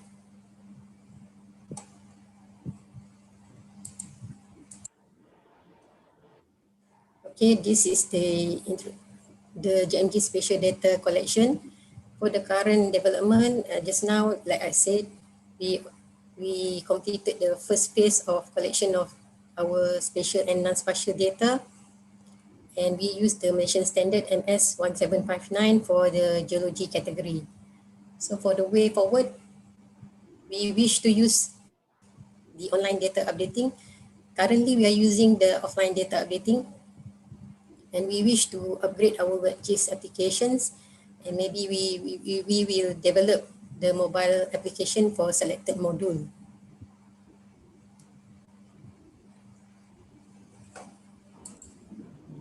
Okay, this is the My Geo Tapak. This is the geological heritage site. It shows the geological heritage site in Malaysia, and it is based on Malaysian Standard Geographic Information also. So for the way forward in the My Geo Tapak, we would like to integrate it with the centralized geodatabase. Okay, this is the suggestion for improvement. We hope to have another alternative for the color code, which is the CMYK other than RGB. Okay, for the second one, we hope to have our own server for the GSI. Currently, we don't have any budget for the server. Is there any allocation budget from the CCOP to the member country? And other than that, for the specs, installation and software, we hope to have maybe detailed discussion with the technical CCOP. Okay, this is our future plan for data upload for 2021 until 2023. For the JNG CCOP portal, we hope to upload the data imagery, the Ester imageries data for Peninsular Malaysia in 2021, for Sabah in 2022, for Sarawak in 2023. For the Malaysia-Thailand Joint Geological Survey portal, we hope to upload the data on correlation of genetic formation, case study on artifacts map in 2021. For the metallogenic map, we hope to upload it in 2022. In 2023, we hope to upload the maps on case study on geological hazard in Cast area, geoheritage geopark in Malaysia and Thailand, and the correlation of Chuping Formation and the Khao Rak Chang map. Okay, that's all from Malaysia. Thank you. Any comments or questions? What happened? Hello? Hello. Yes, welcome. About the color, presently the latest version is providing that for legend and other, also for the look of the individual WebGIS site. If I can share you my screen for a quick moment. Okay. Yes. Okay. Yes. So this is, for example, if you want to formulate with WMS, then you create the map. So you have this legend. Okay. So you can click any legend item. Okay. So this is a hex code. You can define. You can choose hex code or RGB. This is the RGB. Oh, okay. Okay. Okay. So you have two choices: the hex or the RGB. Is that the code, the CMYK code on the left? On the left, it's the hex code. So you want also the same Y key? Code. Okay. Okay. I think I can change this color picker also to, so we'll have three here: hex, same Y key, and RGB. It's possible for this software actually. I just include two. Thank you. Okay. So this is how to change your Color. color. Okay. And then you can change all colors of your here if you want just one color. Okay. Okay. Thank you. Leave. So Susanna, I think this is a very good idea to make a the border portal. So two countries. Maybe this is a very good idea. Thank you very much. Yeah. Thank you. Yeah. Susana. Yes. The Thailand, the Malaysia border, you are the one uploading the data. Yeah. How about Thailand? Thailand, I'm not sure, but the data that I shared, I uploaded, it contains the Thailand site also. None. You also have the Thailand Malaysia border?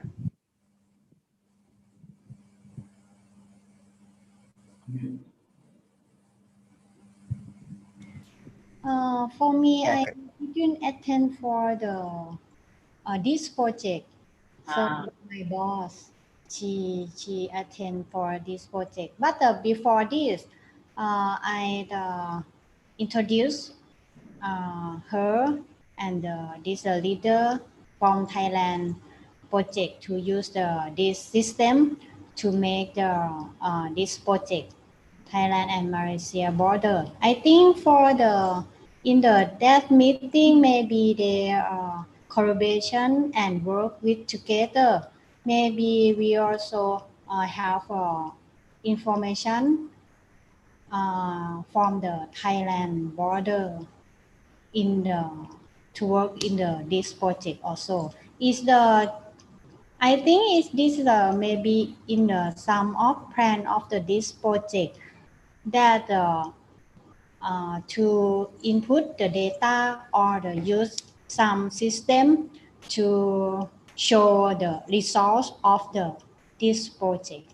So that Malaysia already done to show the result of the project via the CCOP CSI system. That's my opinion. Okay. I think now basically I think it's Susana or Malaysia is the one doing the portal for this project. Yes. So far, I'm the one uploading the data. Okay. Any more comments?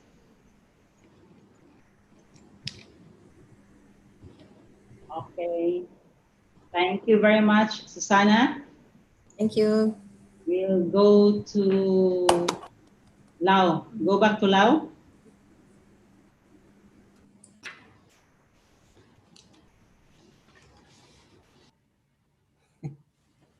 Guang, are you okay?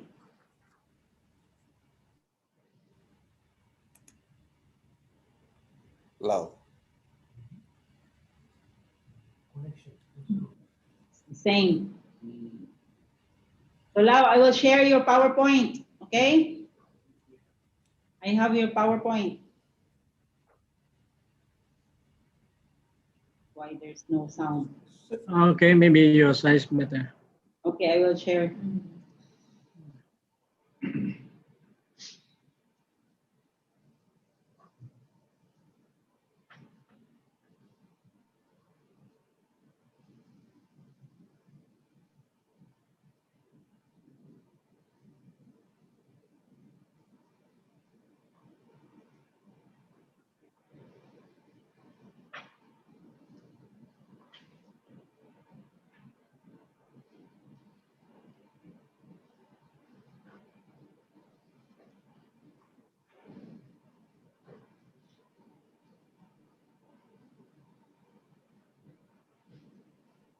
Okay. Okay.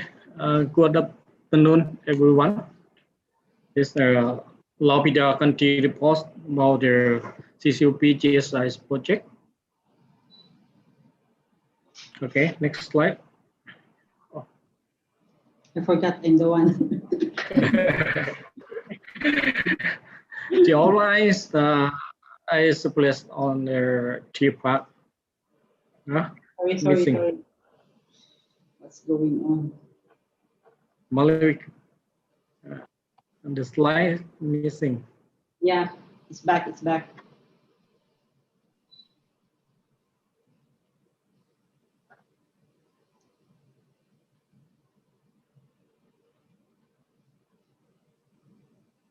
Okay. Okay, sorry. The three parts of the presentation. The first one, data upload plan. The second, last one, conclusion. No document and suggestion. Next slide. For the first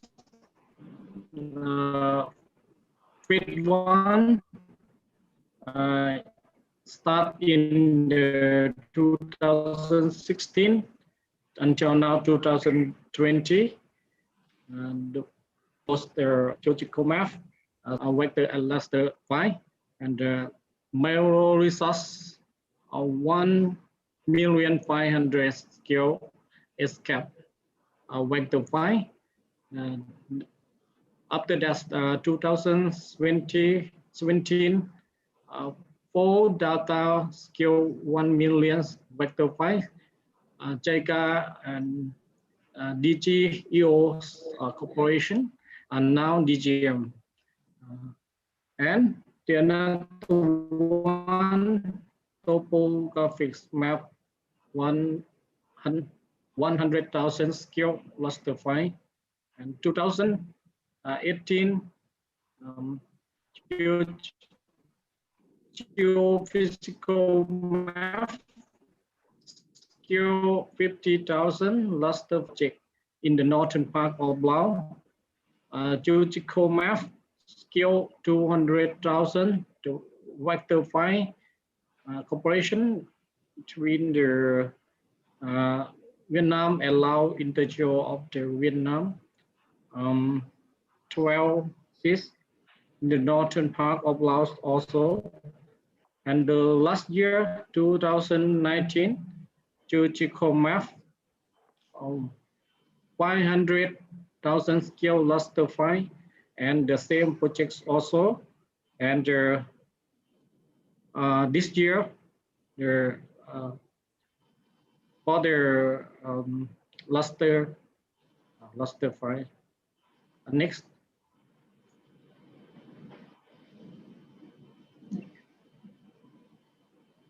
Okay.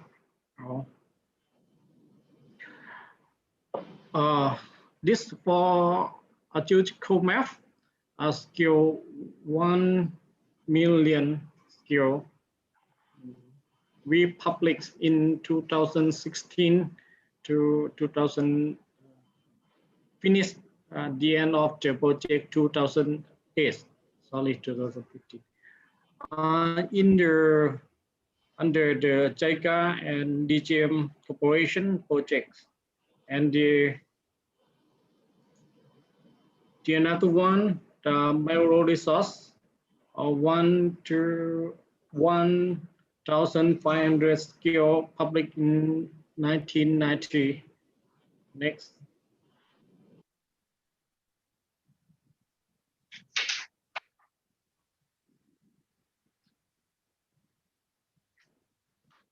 The another data uploaded, the first one is the full data, the whole Lao country, and the second one is to 50,000 scale in the Luang Prabang province,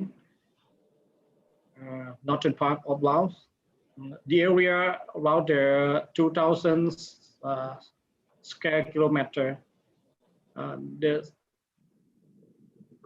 third one is geological map, 1 to 500,000 scale in the southern part of Laos. Its area cover Lager, Salawan, Atapu, Champasak province, three province in the southern part of Laos. And the last one is the topomap scale, 1 to 100,000 scale. Next.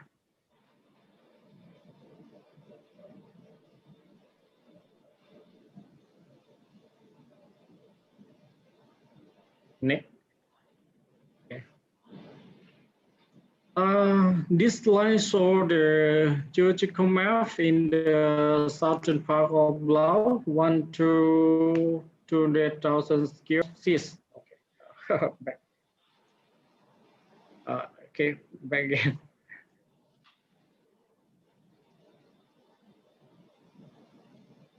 Okay. The second part of the progress of the okay. The first one I upload the vector file or 1 by 1 12 sheets. After that I combine all of this 12 parts into the one sheet like this and upload to the CCOP GSI projects. And next.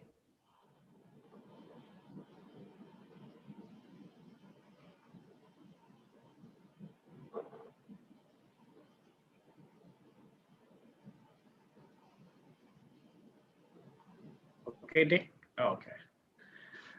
The second one, progress of the data upload. The data available in the CCOP GSI system. First, geological map scale of 1,000 micro resources in the whole country. Post data, geophysics map, northern part of Laos, geological southern part of Laos, but different scale as the data upload. On of this 32 sheets now, and WebJS portal established by the East country. Next.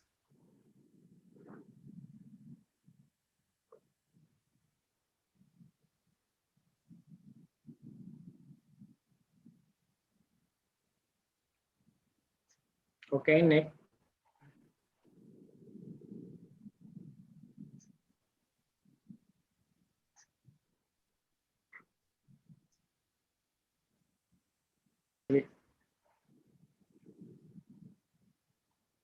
Okay, in the GSI system,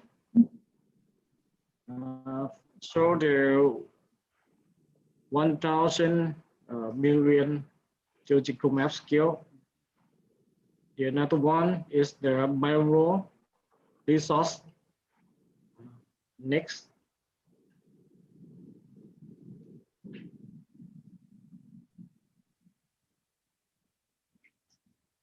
Okay, next.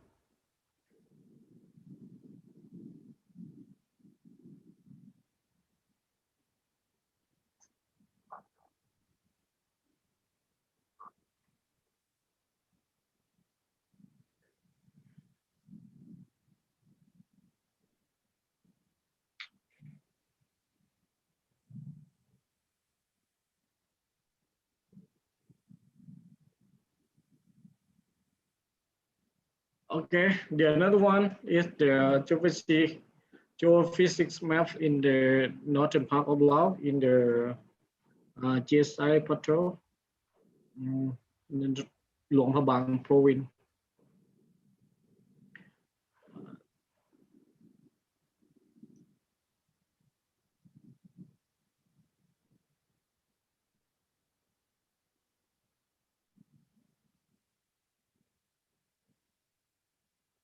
Okay, next.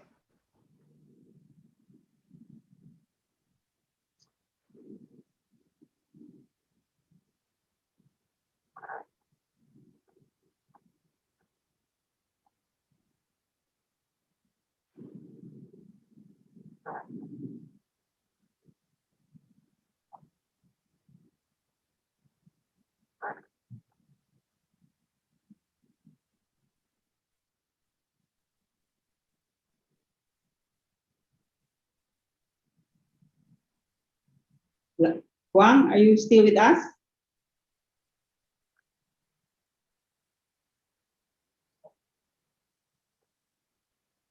Hello?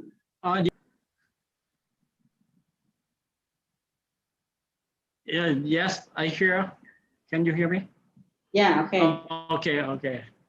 I lost their geological map scale 500,000 in the southern part of Laos. And this the geological maps cover about the three provinces like Sawan, Atapu, and Champasak province. Next.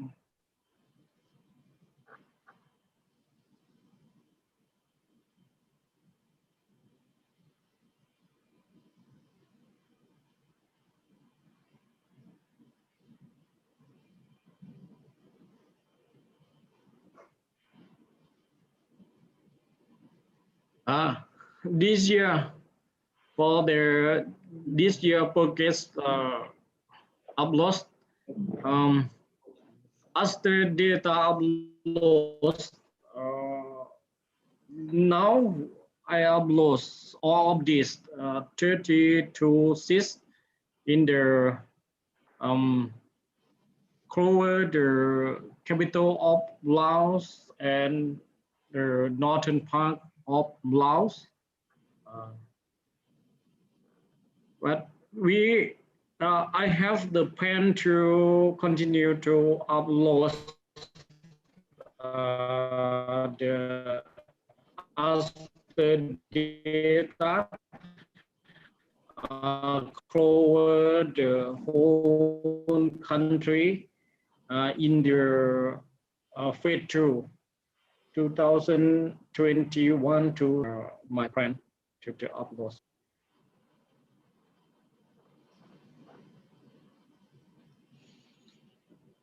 Okay, next.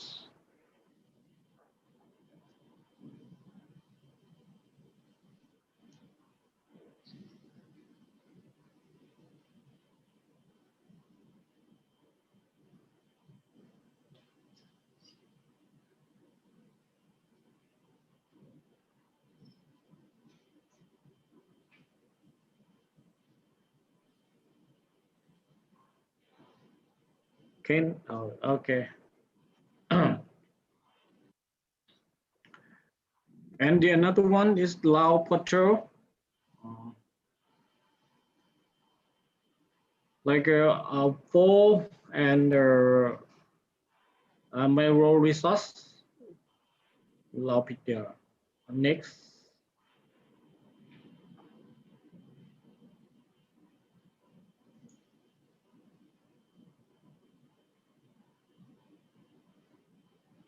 And the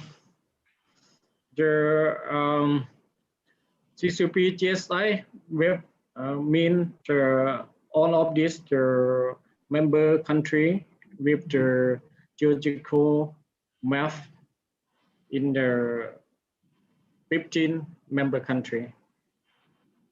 Next.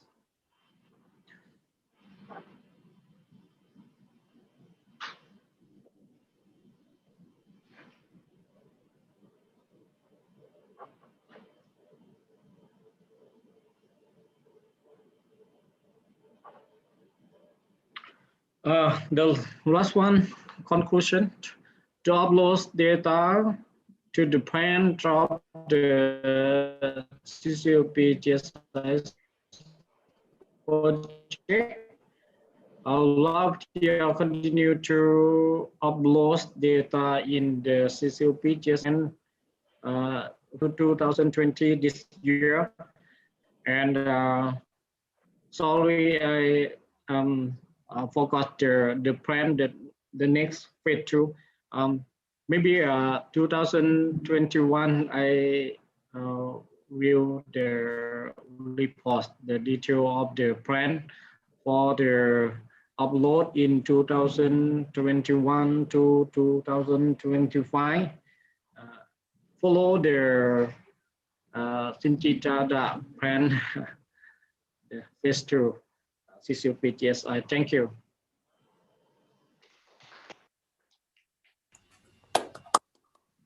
Thank you, Juan. Any comment? And I have a question because you showed us some data like geophysical data and 500,000 scale geological maps is still raster. Do you have a plan to put in a vector format data? I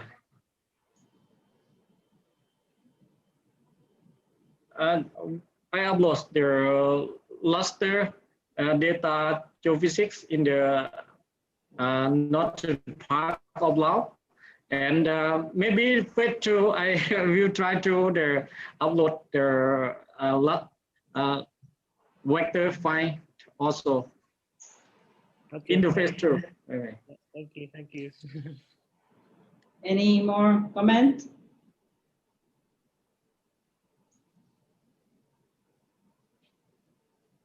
No more. Okay, thank you very much, Kwang. So now we're going to. Okay, thank you. Sorry, to Mongolia. Sorry, everyone. Internet have problem. Okay, thank you. Okay. So may I now invite Miss Bold, Uyanga Bold from Mongolia. Oh, okay, I'm going to share my screen now. Yes, please. I hope you can see it. I'll put it in. Okay. Okay, so I will give a brief overview about the geoinformation developments in Mongolia in the last 10 years here. And I understood that Mongolia does not have the portal created on the GSI, which I'll have to plan to do so over the next 1 or 2 months. So I hope I'll catch up with everything that we haven't done for the project. Yep, so geoinformation developments. In terms of geoinformation developments in Mongolia, I just wanted to show some timeline for those of you who may be interested in it. But this slide shows what we have done, when we started, and what we're planning to do. So we are at this yellow stage here from 2016 to 2020. And from 1995, starting from Microsoft Access format databases, we've actually gone a long way. And today we are trying to have this online portal working for the individuals and private companies and just the general public with some geoinformation data available for them. And I'll show you the database portal that will start to be working in the next month or so. And we call it MonGeoCat, Mongolian Geological Catalog. And so this yellow region is where we are at. So basically we have gone from all these access-based databases to online digital-based database with geoinformation system as of now. And starting from 2020, we'll have to transition from all this online geoscience database to cataloging geo samples. So I actually have it as rock samples. So this is our grand plan. And I see that South Korea has this GDR system already in place. And I'm gonna write a separate email to the representative asking about how we can actually access the website and the database and see if we can actually incorporate our plan with GDR of CCOP, which would be great. I think. And in order to come to this yellow stage, we've actually collaborated internally with many international organizations, including Australia Mongolia Extractives Program. So we've had 2 phases so far, 1 and 2. And of course, we also fund by the state fund in order to have all of this geoinformation database available for the public and for ourselves as well. And we've also been collaborating with Federal Institute for Geosciences and Natural Resources, as well as European Bank for Reconstruction and Development. And we have come to this. So National Geoscience Database is how we are calling this geoscience database that is online-based, digitalized database. And we have actually started talking about this since 2016 when our government passed this action plan to establish this National Geoscience Database. And it is a data management system to receive, store, secure, and share Mongolia's geological and mineral information. And I'll show you how it's working at the moment and how I'm thinking of integrating the data into the GSI.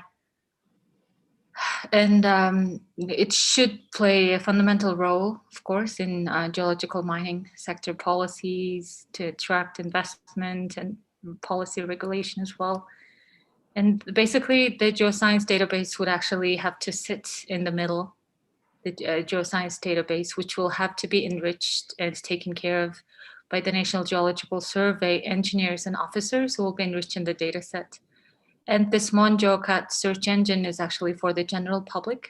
So any individual can go in there and then look at the general information that's available for them.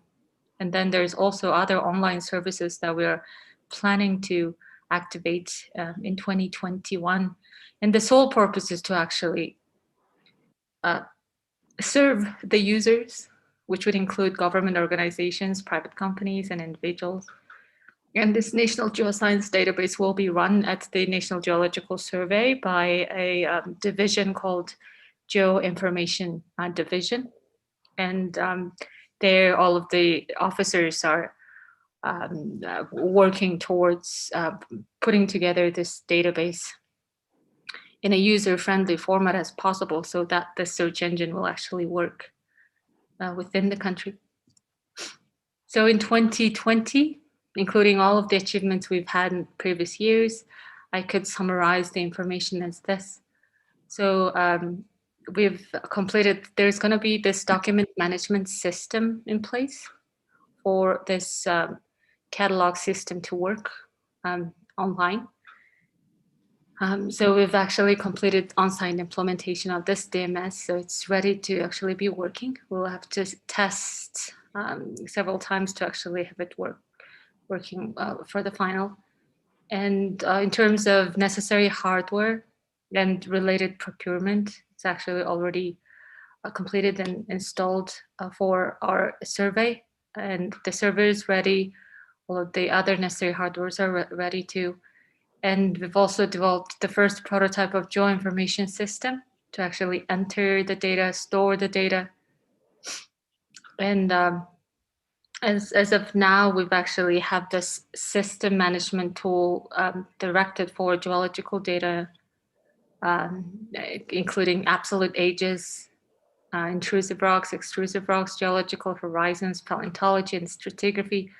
And the Geoinformation Division officers at our National Geological Survey, they're actually planning 2 months to actually input all of the older data into this system. So it's an ongoing process. So the system, Geoinformation system that we have the prototype of will comprise of different modules, data processing module, spatial data control module, and analytical module too. So here is a link to that system. It may not work sometimes on and off maybe because the server itself is still being tested, but it should be up and running early 2021. And there is this digital library that people can access to. It's not fully open to the public, but as of now we have 1,550 document records. Annual plans are also there, also maps, scanned maps are also ready to be disseminated too, but there's going to be some configuration to do. So if we go on to this website, which actually stands for Mineral Resources Information System, if you click on it, I'll show you the user interface in a minute, but it will be composed of 4 parts. So the top 2 is for that general public directed cataloging, geological information cataloging system. It's user-friendly, web-based database for the public. It also catalogs metadata too. We also have MonGeoMin, so-called a database running. It's actually currently being used internally. Needs to be tested several more times, but it will basically store digital mineral resources related to geodatabases. As you all know, Mongolia is heavily dependent on mining. So there's all these discussions, issues, all these conversations related to mineral resources. And by having this geodatabase in place and making some of the information available for the public, it will actually ease our operation in terms of the National Geological Survey, I believe. So we need to actually really pay attention to this MonGeoMin database after we fully have this MonGeo cataloging system in place on the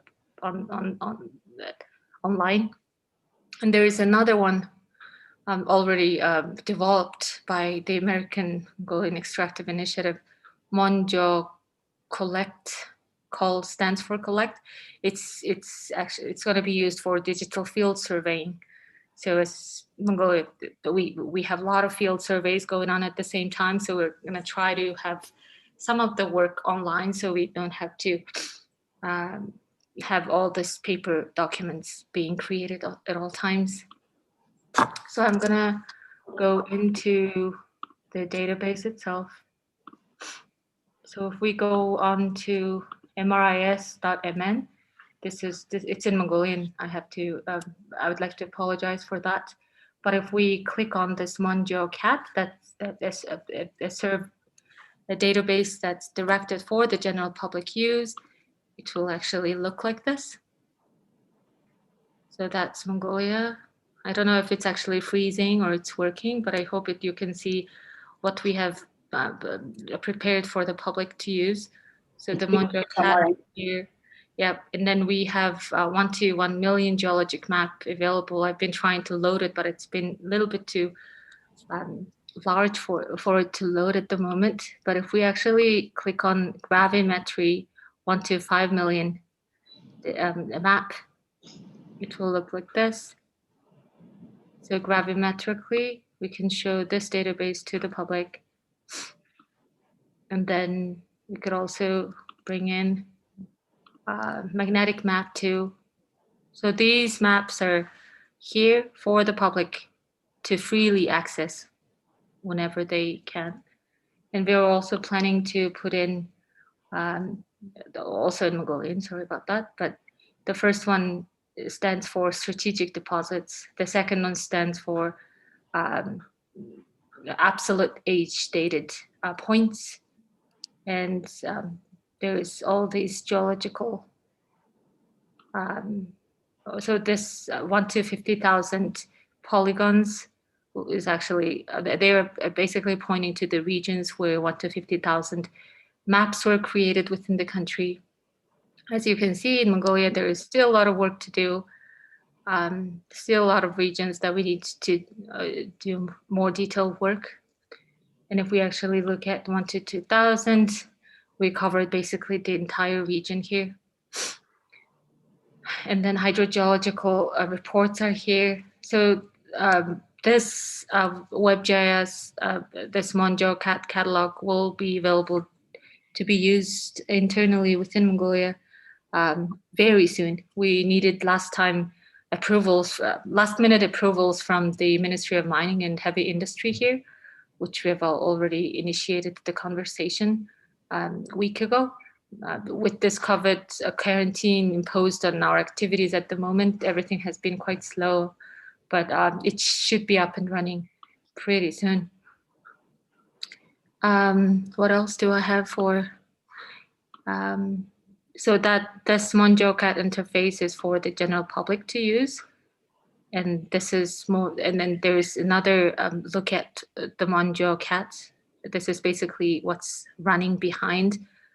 And all of this data will be handled by the officers and geoscientists at the National Geological Survey.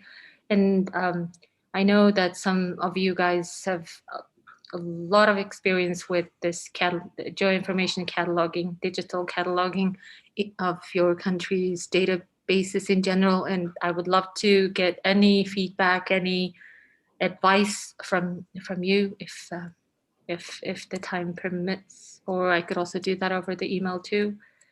So from 2021, of course, we'll be trying to enrich this cataloging system, and it would be great if we can start collaborating with the general public in terms of geoinformation data we can make available for them. So it will be an ongoing process. We'll be improving them from 2021. And with that regard, I should also include GSI here too. I will be working with the geoinformation division here, our National Geological Survey, to actually start creating the portal for Mongolia, and hopefully we'll have at least the 1 million geological map inputted into GSI, hopefully. And there's all this digitization work to do in terms of 1 to 50,000 geologic maps and related maps. That's what we will plan to do in 2021, and we'll see if we can make them available on GSI too. But if it's this big of a scale, it usually contradicts with ministerial level policy, so we'll look into that. And the big database that we need to start working on is actually this rock sample database for cataloging cores, hand samples, even petrographic sections.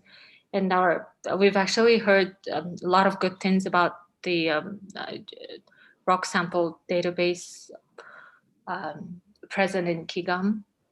I've only heard about that. I haven't seen it myself, but I've seen rock sample cataloging at university levels in the States. And at the NGS here, we have 52 state-funded research works being carried out in this year, and there is all these cores, hand samples, and sections being created, but we don't actually work on cataloging them. We do have a few Microsoft Access-based databases for them, but we actually really need to start cataloging them and maybe have some of the information available for the general public too. So I'll be really digging into that GDR that we had that presentation an hour ago maybe, and see if we can actually get some feedback and advice from you all. I guess I could stop here. Do you guys have any questions? Okay, thank you very much, Ms. Yangabo. Any question from?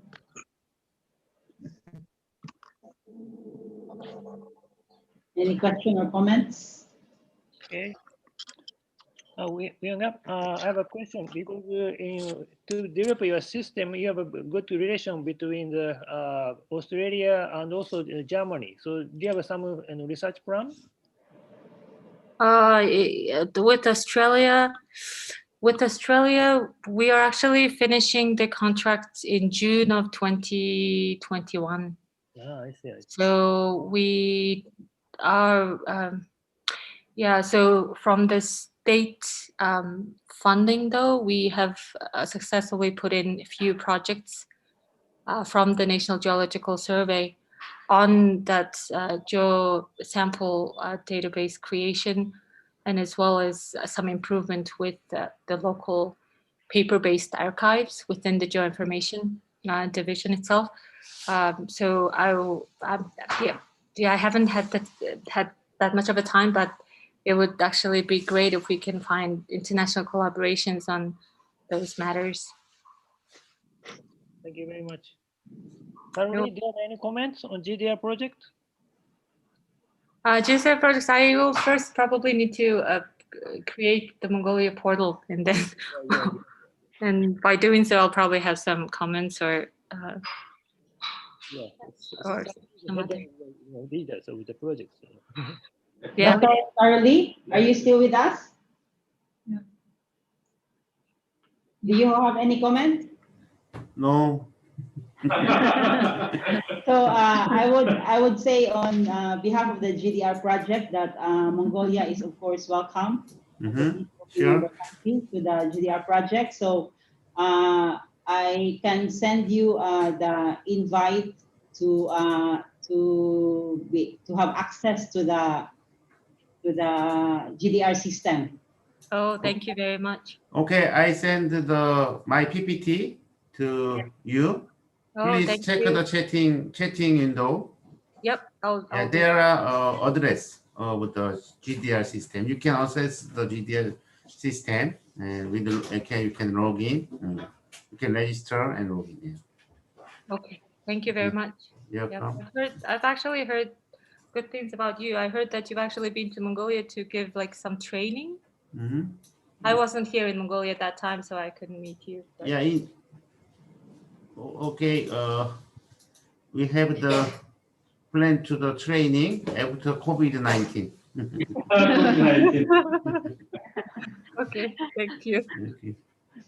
Any comment, No, actually, I think because National Geographic Survey of Mongolia is quite new organization, so I think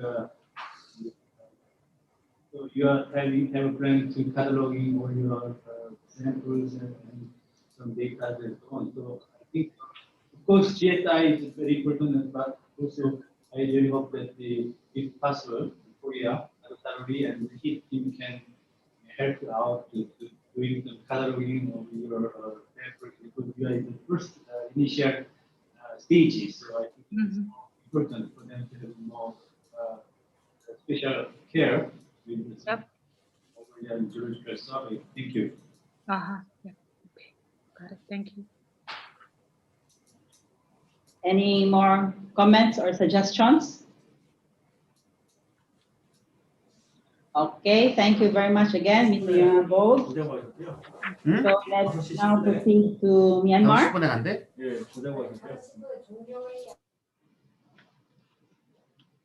Myanmar?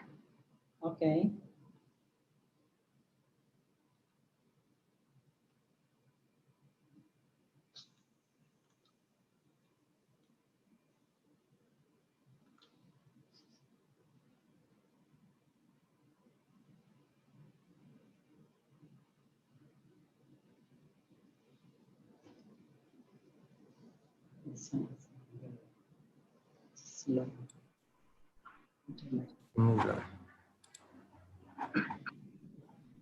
Hello. Yes, you Can you hear me and can you see my screen? Yes, we can see your PowerPoint, but we cannot see you. Yes, okay. Camera is not on. Okay, Aras. Can you see the clear my screen? Aras, okay now?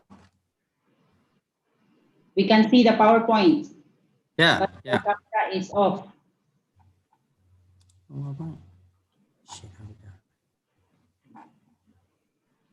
Can you see? Can you see?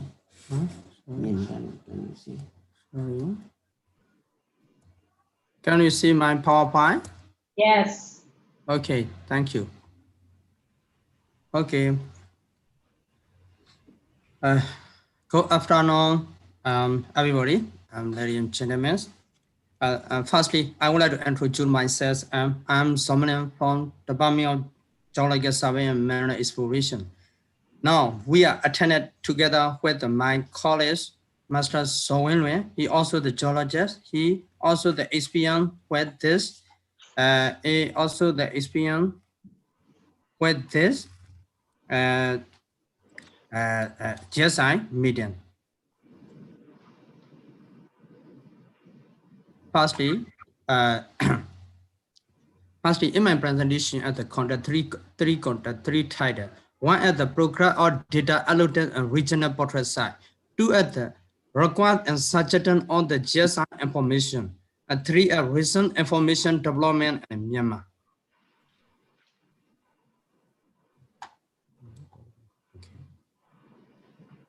Okay.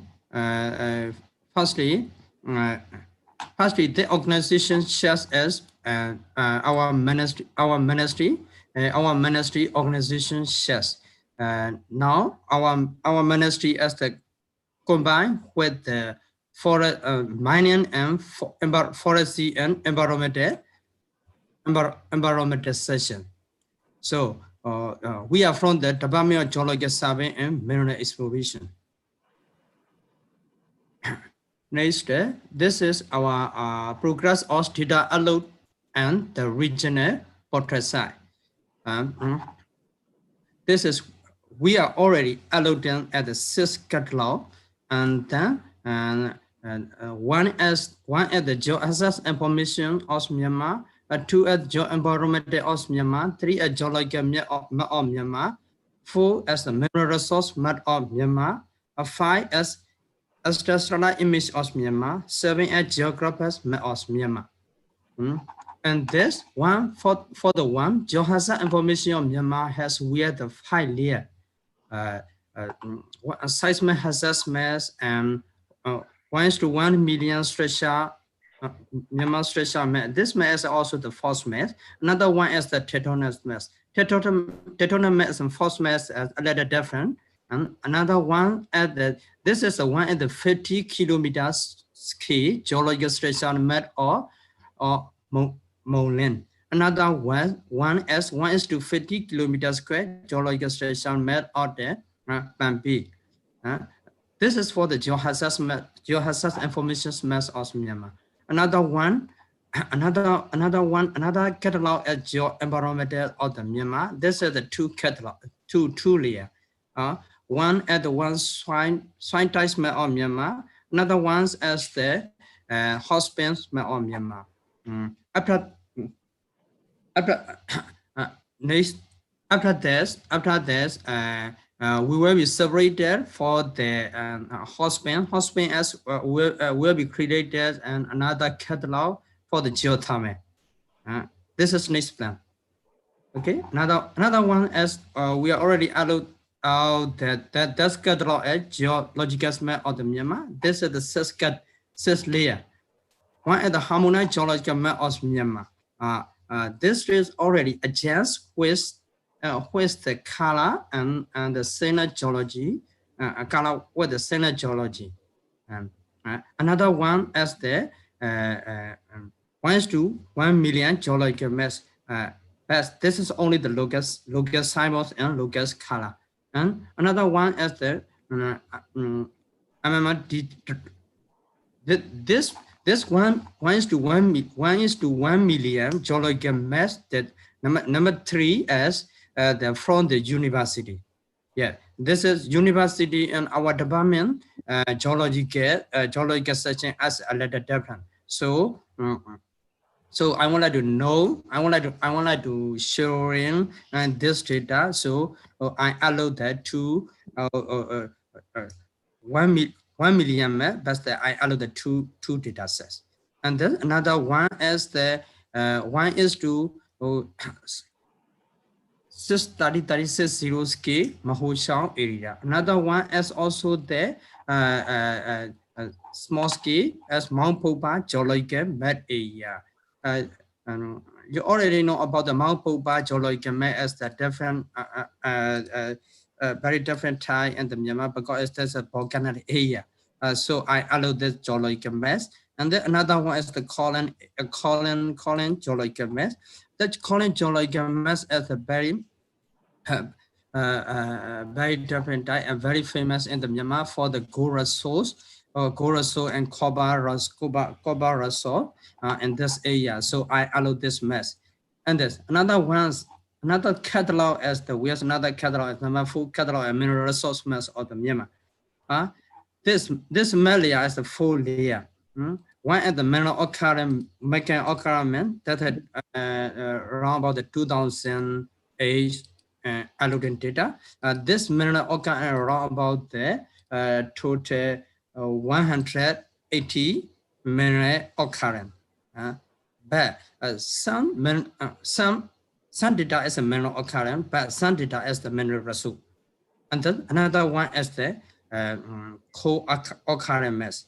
But the occurrence mass also already include in the mineral occurrence mass but I will be increase another mineral occurring mass for alone.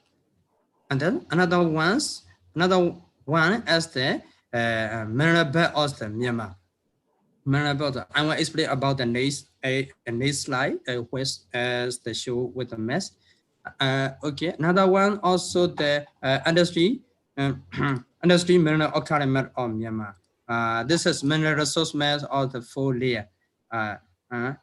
Okay, the Australia image also that I had the 7th layer. I will be allowed this test.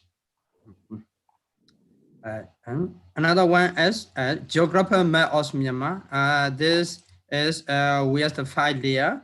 Township boundary, railway boundary, Myanmar river and train boundary, and some land use and district. I think this geographical map of Myanmar has, I think that's already see and the Google Stream Maps, but some data is a little different. Some data is, so I allow this. Okay, this slide is showing about for the mineral resource mass of Myanmar. Okay, where come from the mineral resource and mineral vest, because we are the college studying as different from our department. We are collect the data from the feed data. Feed data, geological, mineral occurrence, and the mineral resource, and we are drawing allotment and the RGIS. And after that, we are divided for the mineral base background, mineral base from the mineral occurrence geological background. Mineral occurrence geological background and tectonic section. So we are drawing for the mineral belt of the Myanmar. This is already allotted, already agreement with the university and our department. So I already allotted the mineral belt of the Myanmar. Okay, another catalog is geohazard information of the Myanmar. So this is my hazard layer. This layer also that I already allotted the seismic assessment geostructure 1:50 geostructure map 1:50 kilometer geostructure mass. Next plan I will be allotted 1:50 geological structure map sun area of the Myanmar. Again, like this. This is structure map of the Myanmar.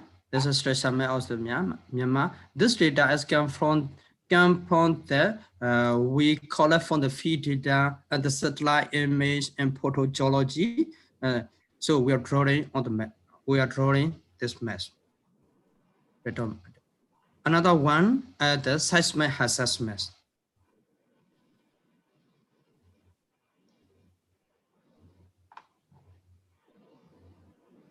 Okay, the catalog that we're showing about the geological map of the Myanmar. This is our mass layer.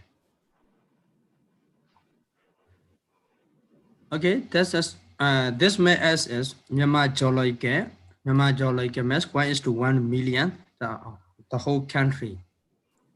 But now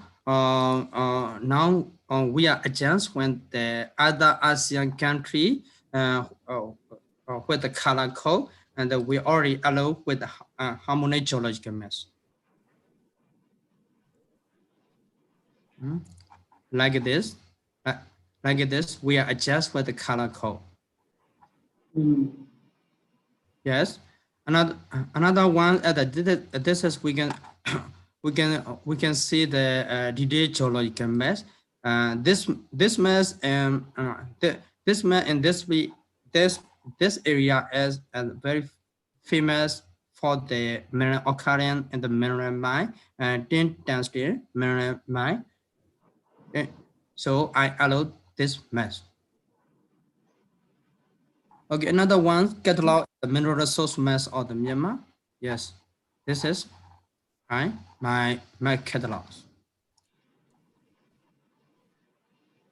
Okay, another one, a geographical mass of Myanmar. This is mass layer.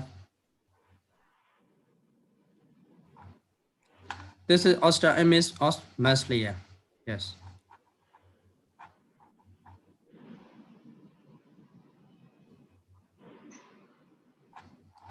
This is geographic mass of Maldia.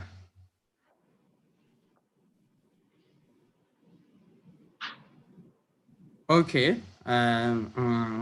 Thank you for your question. Yes, I will like now require suggestion on the GSI information because when we download the data, we are the limited for the GAMSS file and the shape file,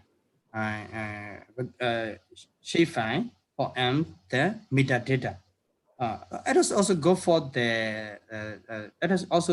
the data owner. But we are already get the downloads or PNG file or the PDF file. So and this PNG file or PDF file is only we can see the mass key, but it is without it is not include the coordinate and the map region. So I would like to suggest and I would like to request for this when download the PNG maps, I would like to see and the coordinate for the map layout, coordinate and the region together contain this mess. I want to see. Master Chu, yes. Yes. Okay. Another one is this is our department of recent geoinformation development of the Myanmar. Now we are going to this. Now we are going to the fee for the small scale geological maps, for the detailed geological maps, and the for the mineral resource and the exploration for the exploration. And so now we are straight digital restaurant maps to the Shifa. So we are still working, no complete finishing. So like this, this is a raw data from the field geologists, geologists. That's a one. This is a small scale geological map. After that, this map as we are drawing as the many software for the AutoCAD and Meso. So when we arrive, at the office, this data we collect and we are redrawing with the GIS system. So we are still working. Another one, this mess also, we have already had this raw data, the hard copy mess, but this data also we are changing the shape file. Like this, we are already drawing, already doing the geological map with GIS. Okay, what we doing our department. One is digital geological map and the mineral database and mining database. And the edited mining area and the application laws. And another one, lithological mapping, Australia, analyzer and fault and linear man. Another one, operation map and outside claim mineral silica. Another one, mineral production member, mineral production mapper. This is our recent geoinformation development and our department in Myanmar. Okay, thank you. Thank you for your question. Very much, Mr. Zo Min Win. Yeah. Any comments or questions? So, Mr. Yeah. You want to download images georeference? No, no. I want to download only for the GPS. But I want to see like this. I want to see like this. This is oh, you want the latitude, longitude, something like that. Yeah. Only for the latitude, longitude, because we are not. Map. So you have a grids. Yes. Thank you. Let's see. I'll send you email if it's possible. Yeah. Okay. Thank you. Okay, I will send you that email. So how many percent of your data is digitized? About maybe 20 or 50 or 70% in your country. What data? Collect? Sorry. How many percent of your data is digitized? Yes, and we had around about the 10 people. No. How many percent? How many percent? The percentage. Oh, sorry, percent. Okay, so sorry. My misunderstood. You mean what's data? Geological or the minerals?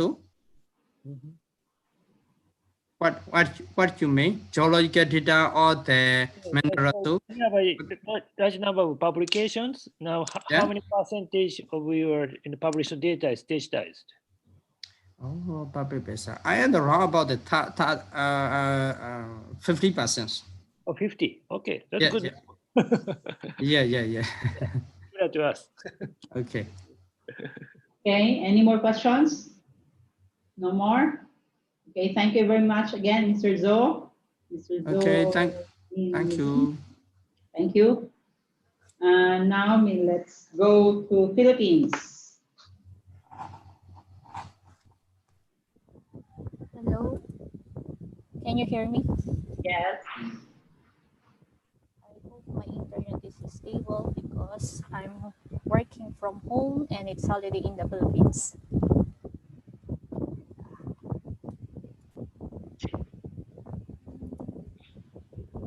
Can you see my share screen?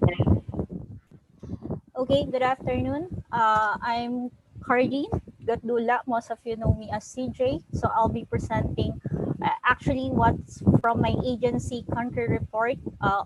Normally, I have other colleague from other agency who will present further data, but apparently I'm the only one from our country today.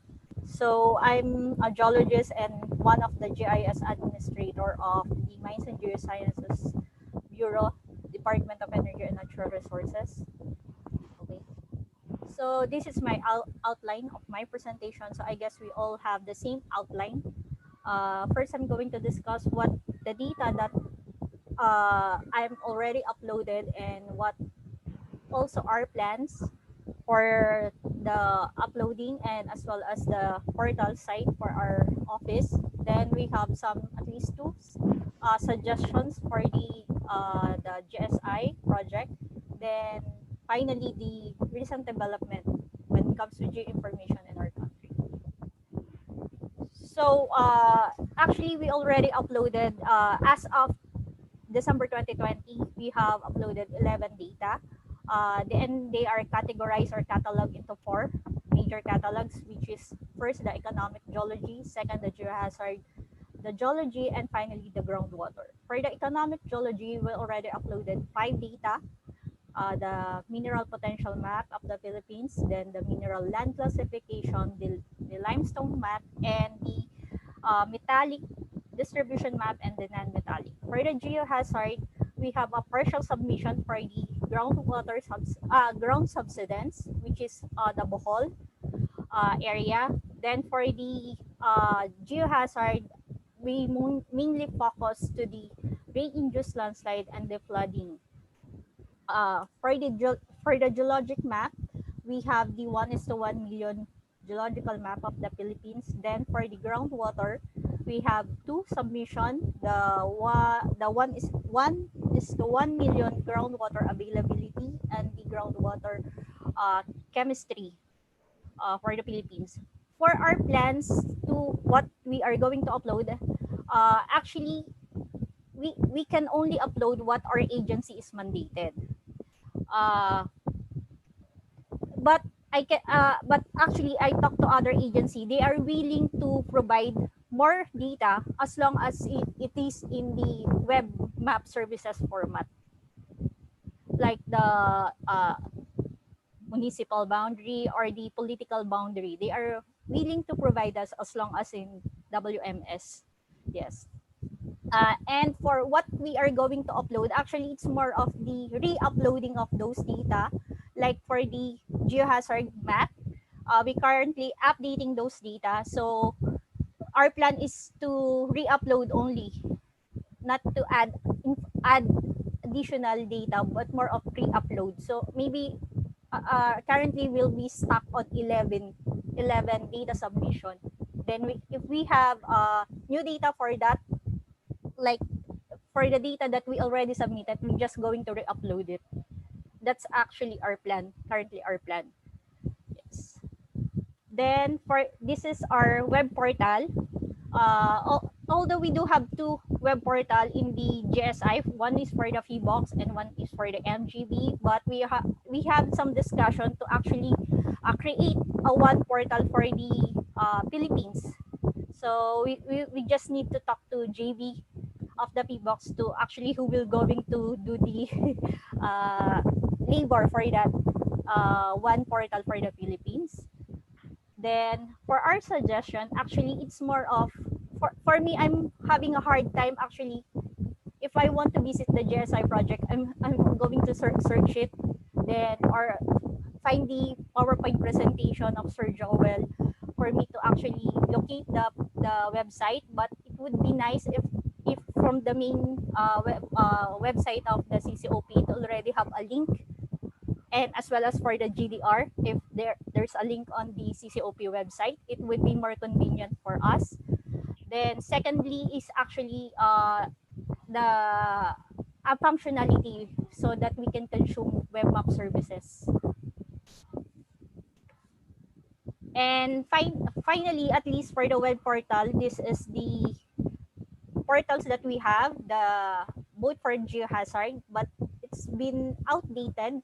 So we have some plans actually to add functionality or to create additional, to create a new portal that will provide not just the geohazard data, but most of the data that we have on our agency.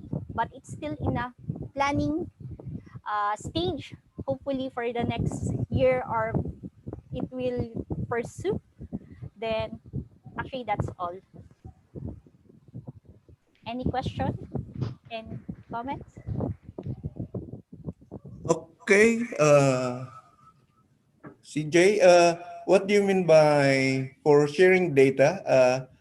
Some organization will just allow to share the data as web map service? Yes, some of them is would actually I asked some of them if they can provide me data that I can upload here, like the contour maps, something like that. But they are much willing to share those data in WMS format rather than in shapefile or vector format. But of course, the system can share your data as we already have that function in the web page to share your data as web map service. But anyway, if you want to have more function like web picture service to have more information about the map, you can upload your data in the GSI system and just share it as level 4. No one can see the original, can download the original data actually. Okay. Otherwise, they have to formulate the web services themselves and share the URL of those services to GSI. It's up to you. But anyway, actually, most of more the convenient agency for your part to just upload the data there and just share it as a web map service. Level 4. Actually, most of the agency already have the WMS web map services, but they are much willing to provide the WMS to us. Okay, so in that case, we have to formulate also the web feature service so that define web feature service so that we can have a pop-up that is more that can provide more information. Okay. Okay, sir. Noted. And your suggestion, the first one was it? The link. The link Provide of the link. GSI. Yes, to the CCOP. Oh, so Maribig, it's your. Yes, we So will. Thanks for the suggestion, CJ. Yes. We are planning to do that actually. Okay. Okay, good. Well. And the second one? More of a functionality, sir. WMS actually. What do you mean? Like I said, some of the agency have WMS already. So if you want to add some data in our GSI portal, like in the Philippines GIS portal, they just want the WMS to be uploaded there. So anyway, I'll add more, but actually you can already add in an individual site. There's a module there for incorporating WMS.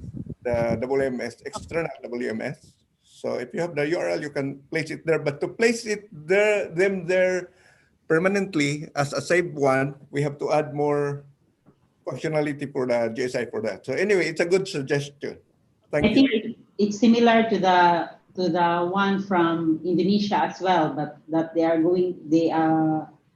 willing to share their data using WMS link. Okay. It's similar to that one. But we like to have the data in our database. For legality, sir. Yeah, legality will change in time, and soon the data is an open data. Anyway, it's a good start to have the data as a web map service, so it's already okay if they're willing to share. So it's fine. So now, may I ask Joel-san, do you have WFS already in GSI? WFS? Yeah, some data are already We WFS. cannot because some people don't share their data as a vector data. So no WFS, right? No WFS because if WFS, the access level of GSI will be moot and academic because WFS is the actual vector data. Can be edited, right, sir? Okay. Okay. Thank you very much, CJ. Thank you, CJ. Let's now go to Thailand.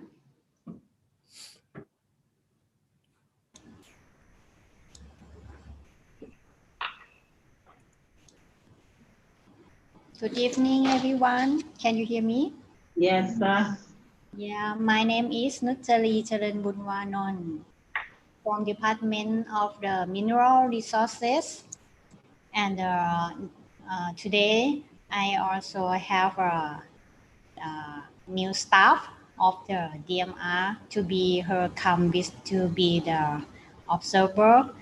Her name is Saviti Lucha Apichat Gun. Maybe next time of the meeting, you can see her with me or only her. For the outline, for my presentation,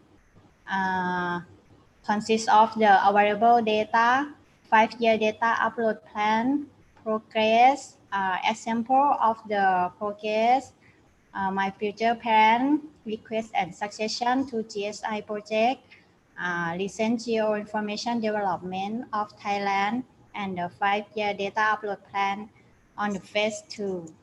And can you please share screen? I already shared. Not yet. Not yet? Oh, sorry. Yes. Not yet. PowerPoint. Okay. Sorry. Can you hear? Can you see? No, we'll see. You a second.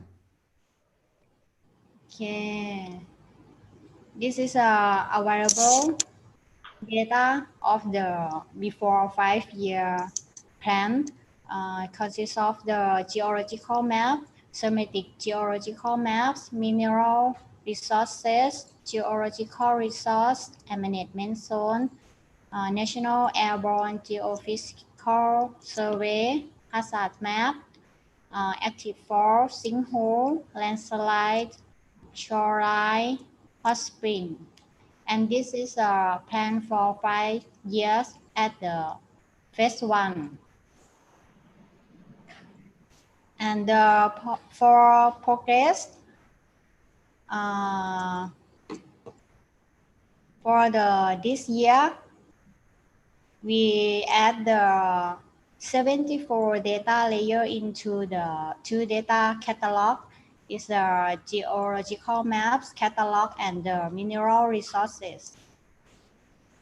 This is the conclusion of the successful upload at the last column. We add the geological map in the 59 maps and 15 mineral resources. And for the total of the 5-year upload is 236 layer. And this is an example of the map catalog. This is a Thailand WebGIS portal that consists of the 6 data catalog. This is an example of geological map of Thailand. And these are active class and geohazards of Thailand. And this nationwide airborne geophysical survey. And this catalog of the mineral resources of Thailand. And this catalog of the topographic map. And the data catalog of harmonized geology of Indochina mainland. And for the future plan, I will in-house training for the younger staff to understand and familiar to procedure on data preparation and data upload, and growing up cooperation network to the other field of geoscience and increase data sharing in GSI system and Thailand WebGIS portal, and using GSI system for sharing geoinformation and further projects such as CLMTV project and the Thai Malaysia project that now is Malaysia already done to use this system. And maybe in the future, maybe we can share the privilege to upload data together in the future. And request and suggestion on the GSI information system is similar with the Malaysia and the Philippines. To be the GSI should additional the function to connect to the data of the member country by the web service URL, such as by the WMS, WMTS, or the ArcGIS REST service. Because now in Thailand, for the development the geoinformation system, now not only for the open OGC web service, we also conduct the commercial web service like ArcGIS REST service also. So we can conduct several web service to provide our database to the another system also. And recently, for the geoinformation development that we already public to our website, that we have the mineral resources data, such as mineral occurrence, that now we are in progress to update the data. That we will finish the latest version around August 2021. And for the mineral potential area, we have changed the definition from the mineral resources to be the mineral potential area, and we have a survey and correct the data, and we will finish to update data around August 2021 also. And for the geohazard and environment, now already have a new data for the active fault, and we already have a earthquake zone also. And this is for the 5-year data upload plan in the phase 2. So for the geological map, we will still archive for the geology and geological structure that already upload to the data. And for the active cards and geohazard category, we will update the active fault into the GSI project.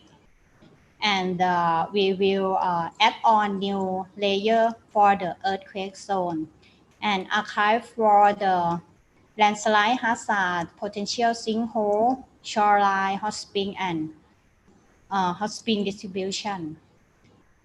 And we will archive for the magnetic anomaly radio allowed into the nationwide airborne geophysics survey category. And for the mineral resources category, we will update for the mineral area that we will drop this layer and change to be mineral potential area and update the new data. And for an update the new layer mineral occurrence to be the new layer. I'm not sure for now in the GSI project, I see some layer about the mineral occurrence. I'm not sure this is from the MDIS or not. But I will upload the new layer for this mineral occurrence from my department for the next phase. And for the 2 category, topographic map and the harmonized geology, I will archive for the own one into the system. And that's all. Thank you for attention. Okay, thank you, Nan. Any comments, questions?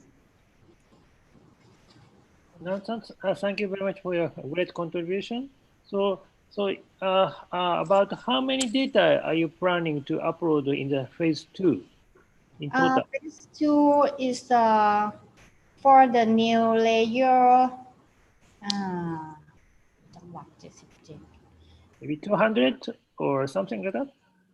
77 plus 77 and plus 16 and plus 1.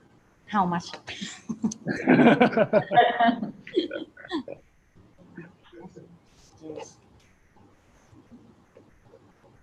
Bok 16 เนาะ16 ลายเนาะ active force 171 but some is like an update.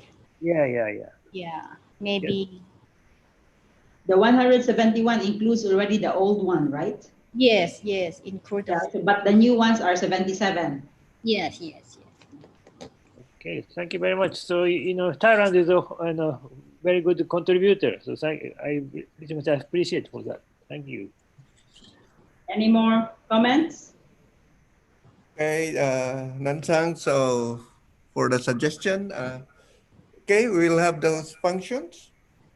And but we really wish that you can also upload the original data for those who want to share data as a web map service to the GSI portal. If we have additional function, I will change to upload the web service. Okay.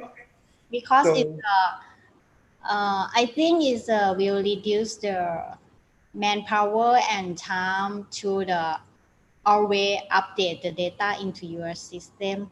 And also I think that it will be benefit if your system can be included into the MDIS project in the future. I think this is many member countries also want to like this function. Okay. Thank you. More comments? just one request from us. Anansang, when you have the in-house training, please invite Yok, okay? I already training to you. Yeah, I know, but for your future training, maybe can have some more so that she can upload some data from CCOP. Okay, It's sure. a portal. Welcome. Thank you. Okay, I think that's the last country presentation. So before we break for coffee, I think we are early actually.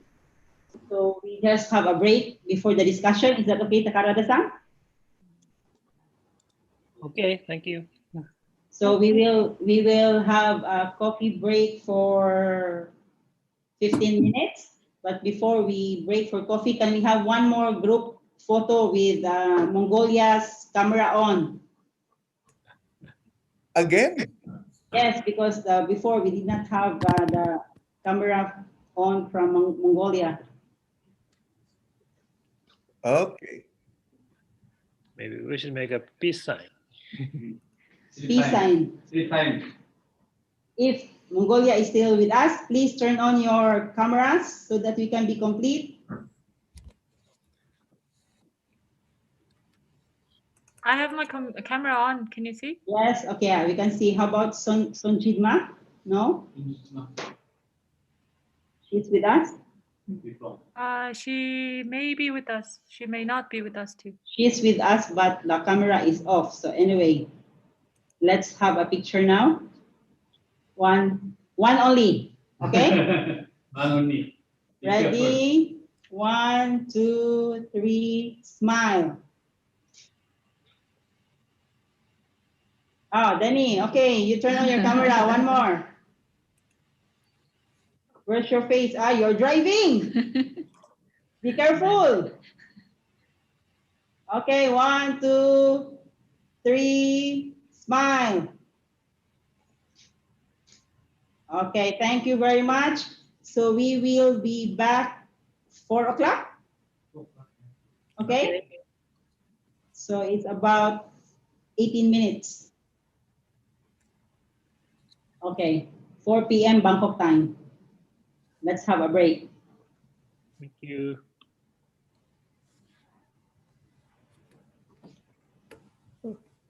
Okay.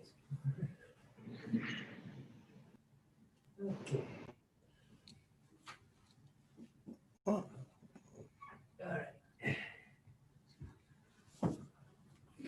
We talk.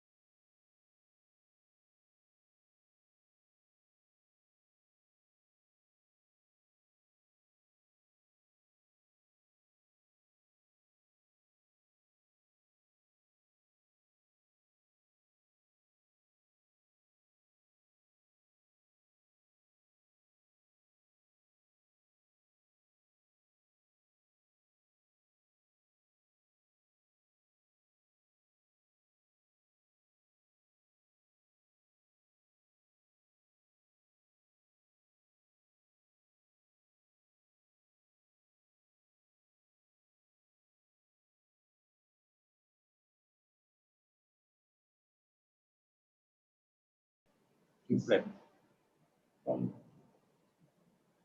3 to 5. Okay.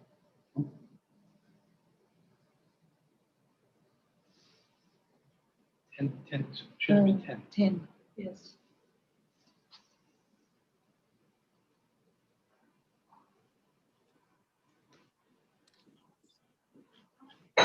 Okay, welcome back to the last part of the afternoon session. So we will have the discussion part, and we will start with a presentation by Dr. Takarada for the future strategies of the GSI project. So Takarada-san. Okay, thank you, Maribik. Let's start the discussion, on how to improve our system, and also the, what we'll do on the phase 2. Okay, so first, maybe we check the agreement of the last workshop in Cambodia, and also data policy and important activities and the specific goals, mobile system, and the GSI portal sites and the development team, right? Okay, so maybe just review what we agreed last workshop. So this is agreement of the last workshop.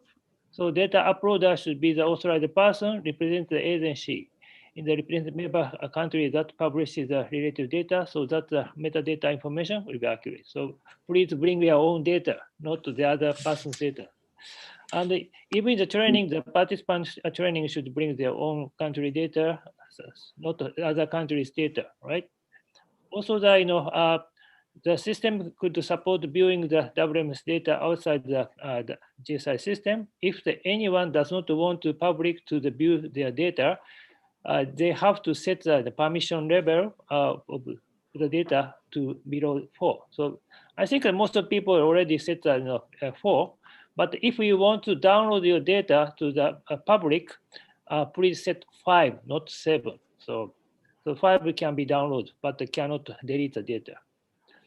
Also, each member country is encouraged to set up their own WM server to serve their own data to the GSI portal. So this is important, so you can publish your own data from your own server.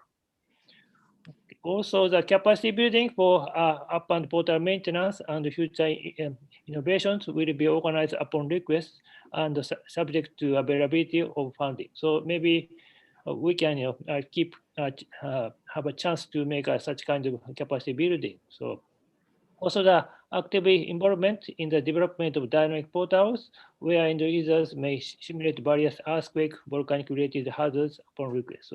So we are actually developing the new system. So this is maybe quite useful. Also versioning of the GSI system already added. So current version is 3.1 as Joel already mentioned. So CCOP data compiled through its project will be uploaded to the GSI system. So this is a very important part. All the CCOP activities, the data should be uploaded on the system. It includes in the manual the naming convention for each provider. So please follow the naming convention and also the manual.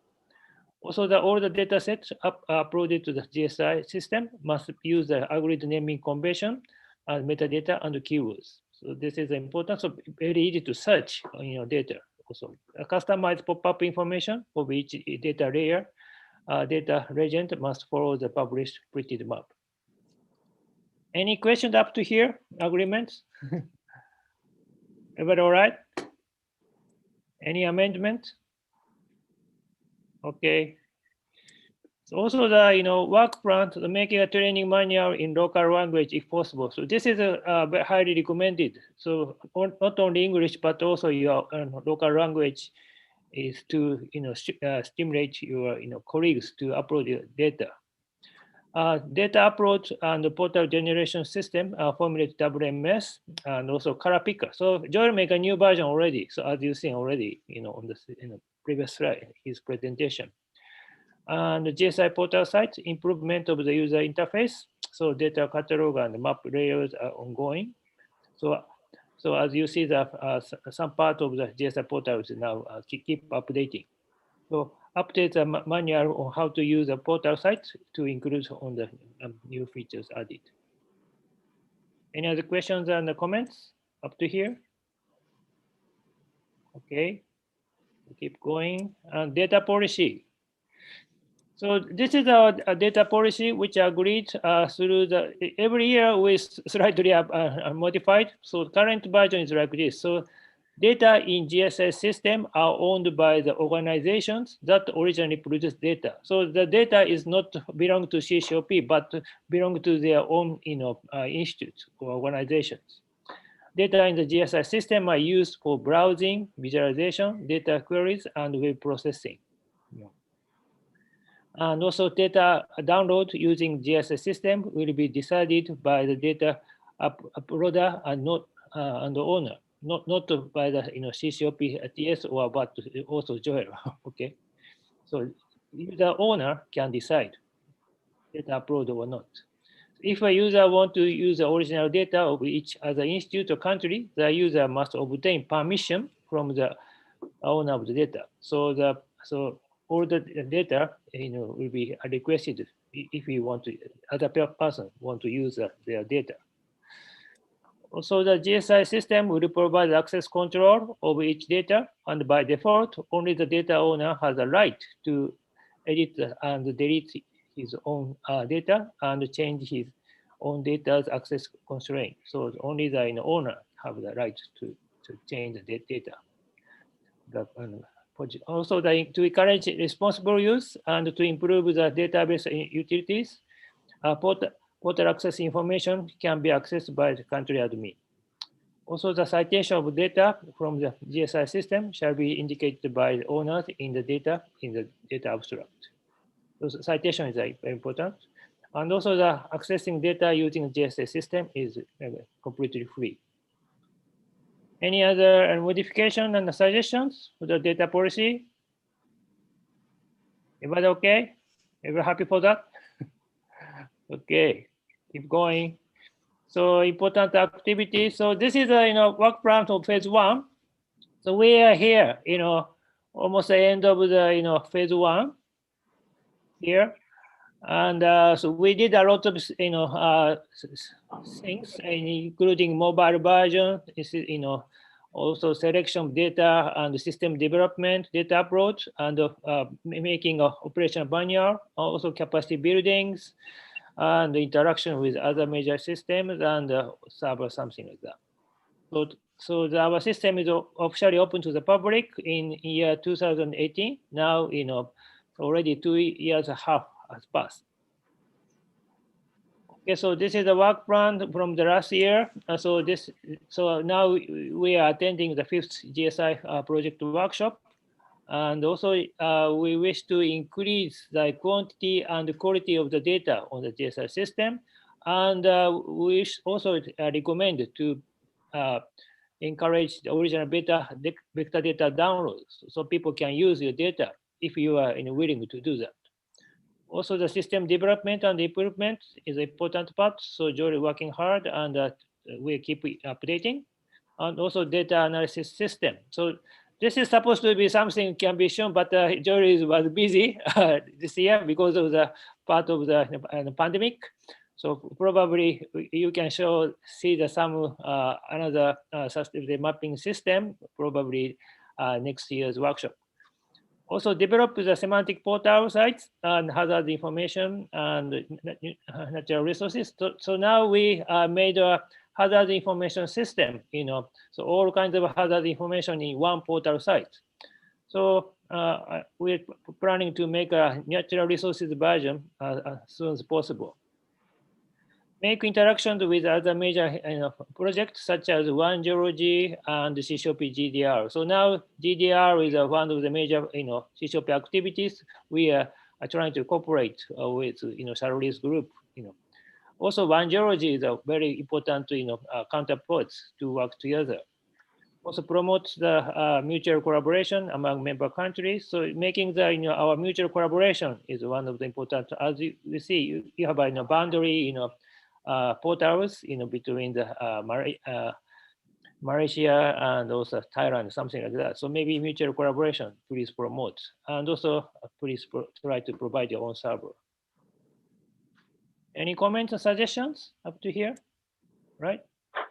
Keep going. Okay, so phase 2, so this is an important part. So maybe this is maybe keep updating our quantity and quality of the data and the big original vector download, and also system development and improvement, and also data analysis. So currently only the layers can be overlay, but now so such kind of analysis using our data is another major target.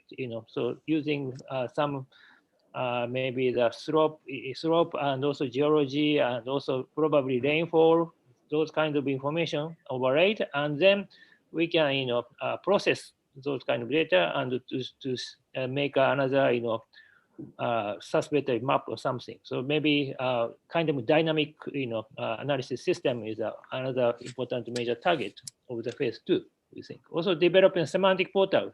So not only the geohazard but also natural resources. Maybe if I have a good idea, so we can make a large number of semantic portals. Also, a collaboration with other major projects. So not only One Geology, but also CCOP GDR. Also, China, they are now developing a new project which called Deep Time Digital Earth (DDE). So now this is a IUGS major project. So large number of people. I think more than 2,000 to 3,000 people are involved in this project. So maybe we can collaborate, with their project also. So new project is starting. Dr. Lee wants to say something. Okay.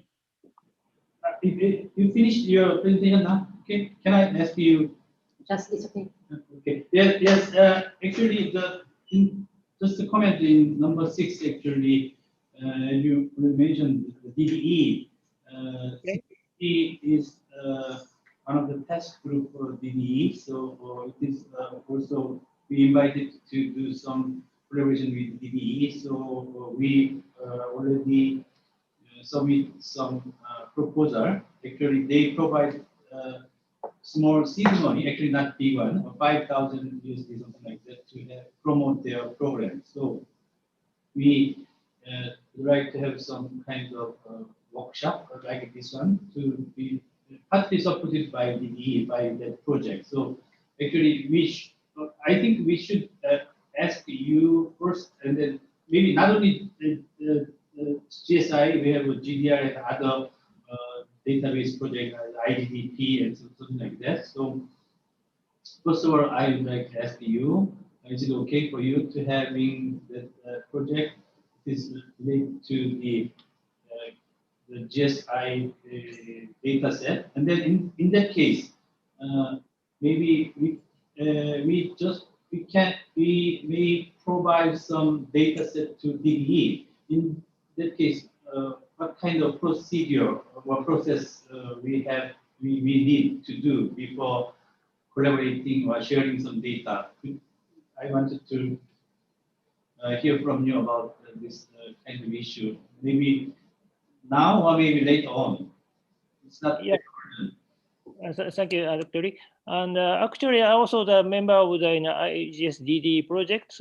So I am one of the member of the standardization, subgroups of DD project. So I attended a workshop in last January, in which organized in Beijing. So I think I made a presentation about our GSI project. So they are also willing to collaborate with the GSI project.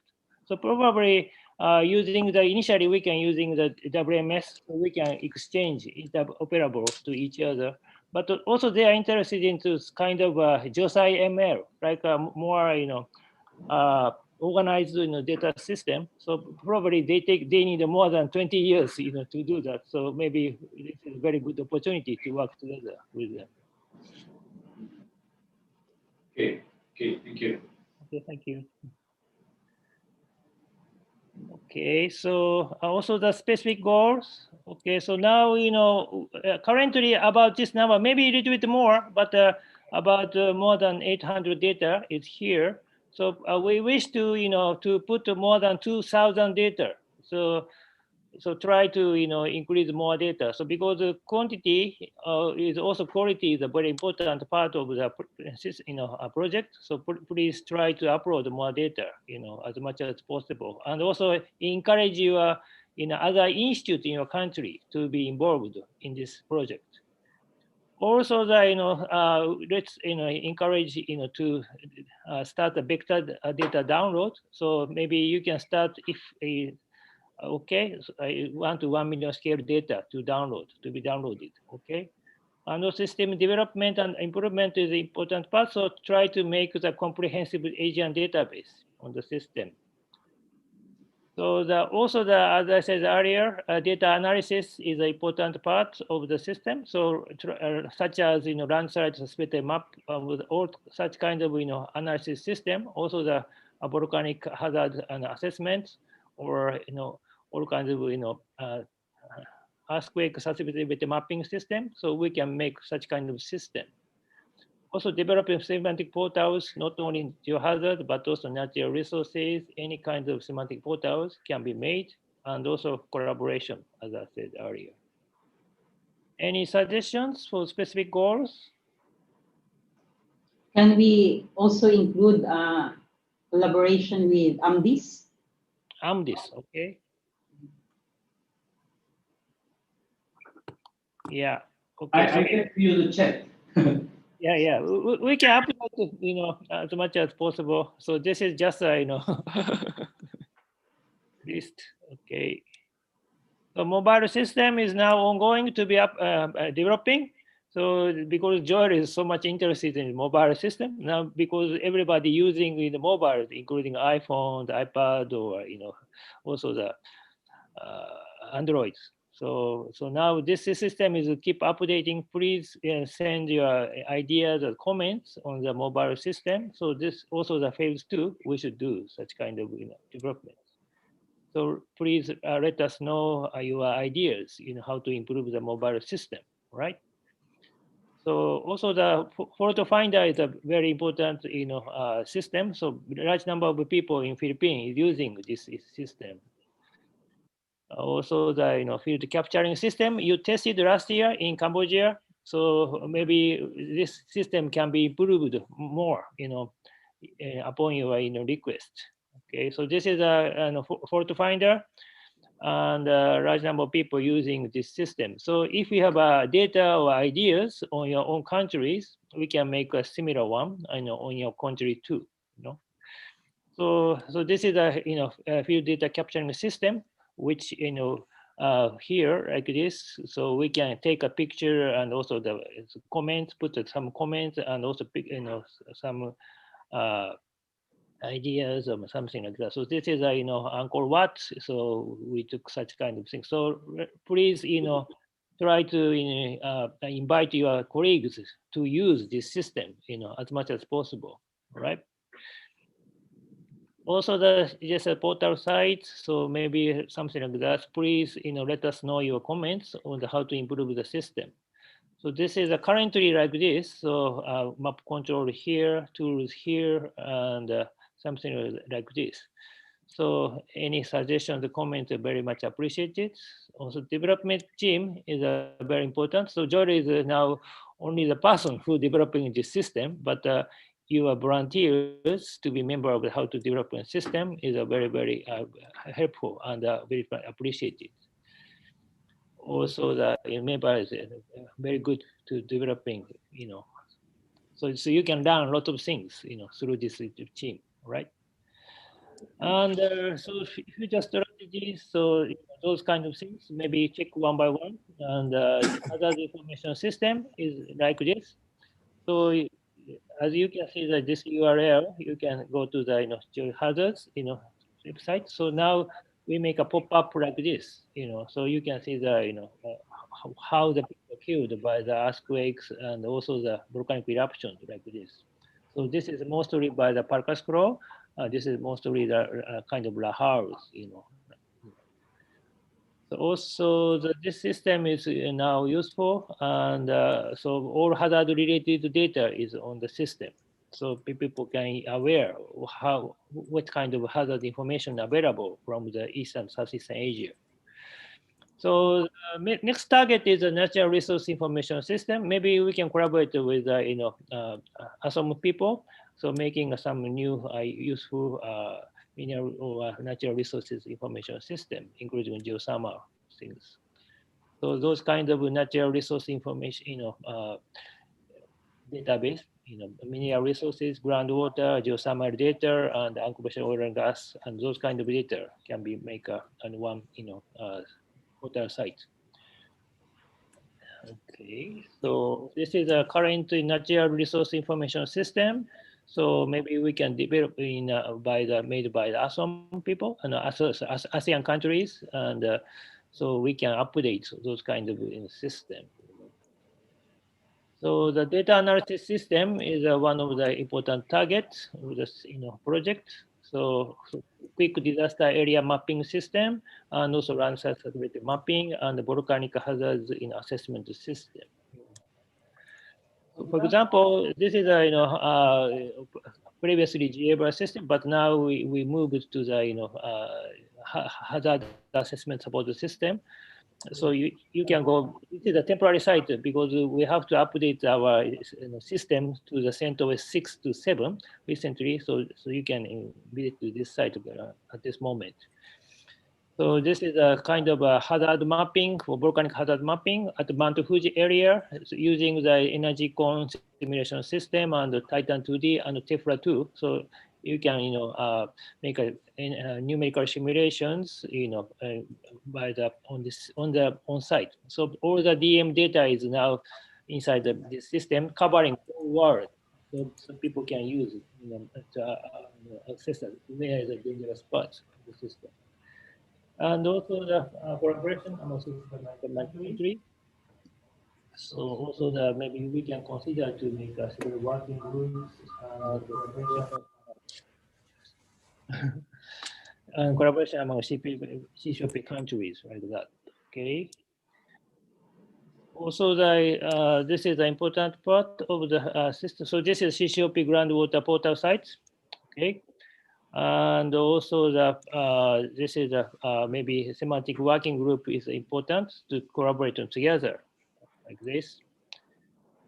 So also the major special information related projects, as I mentioned earlier, one geology, and so also the groundwater, conventional oil and gas, and the symmetrical map, and also the KIGAM GDR project, ASEAN Mineral Resources, and DDE.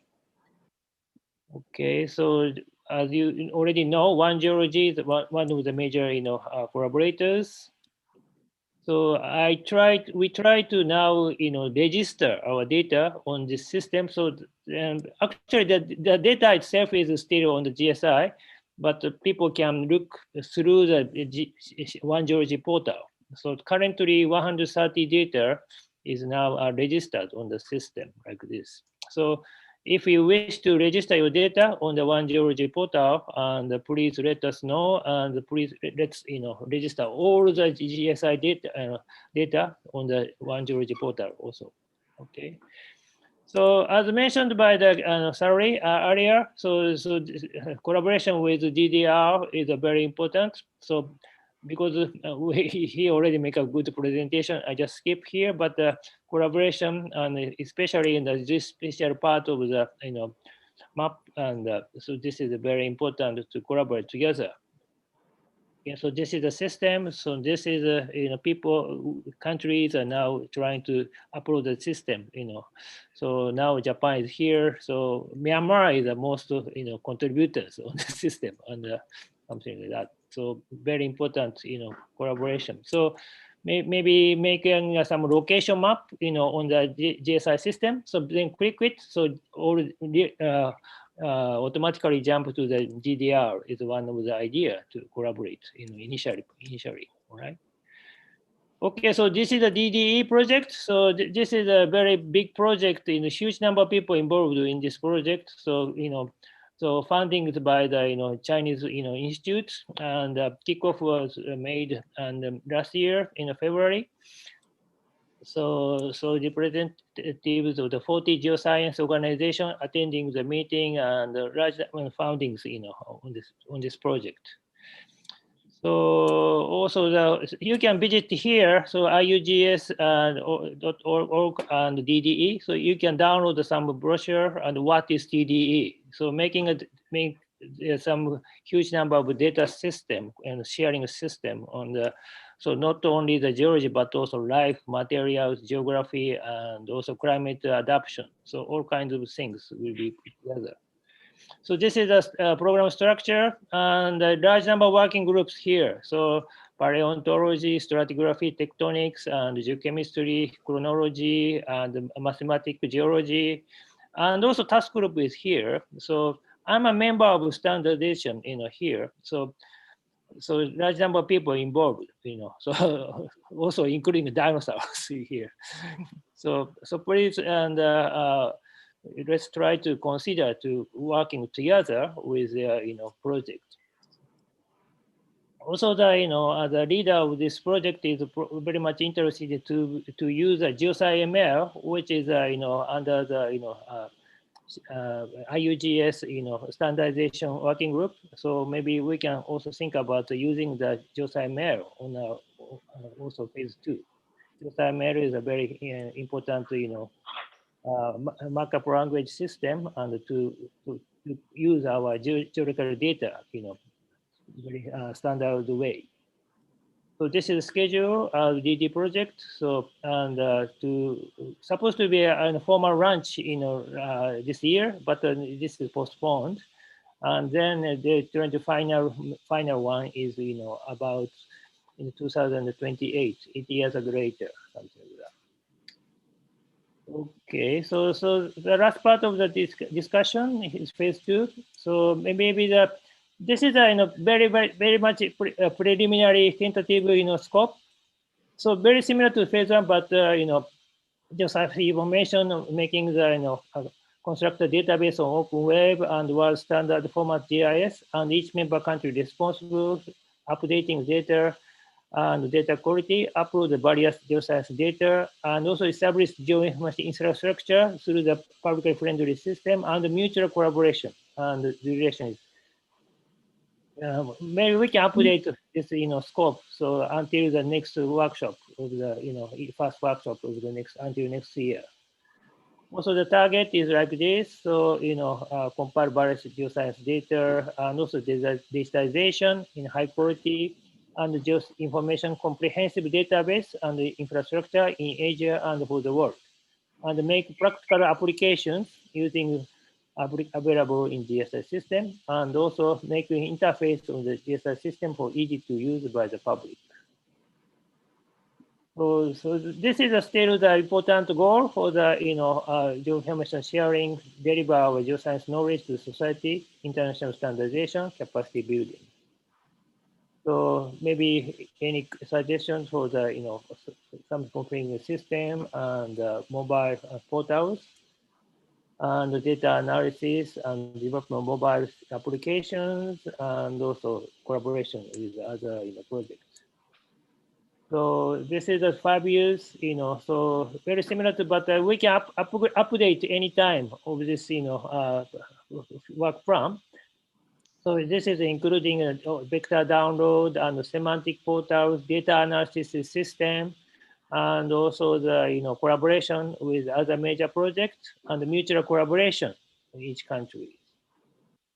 Okay, this is the last my presentation. So this is a work plan on so grand design for phase 2 and system development and update and our portals, data uploads, and also mobile system development of various semantic portals, development of data analysis system, and capacity buildings and interaction with other major systems, and prepare server something like that.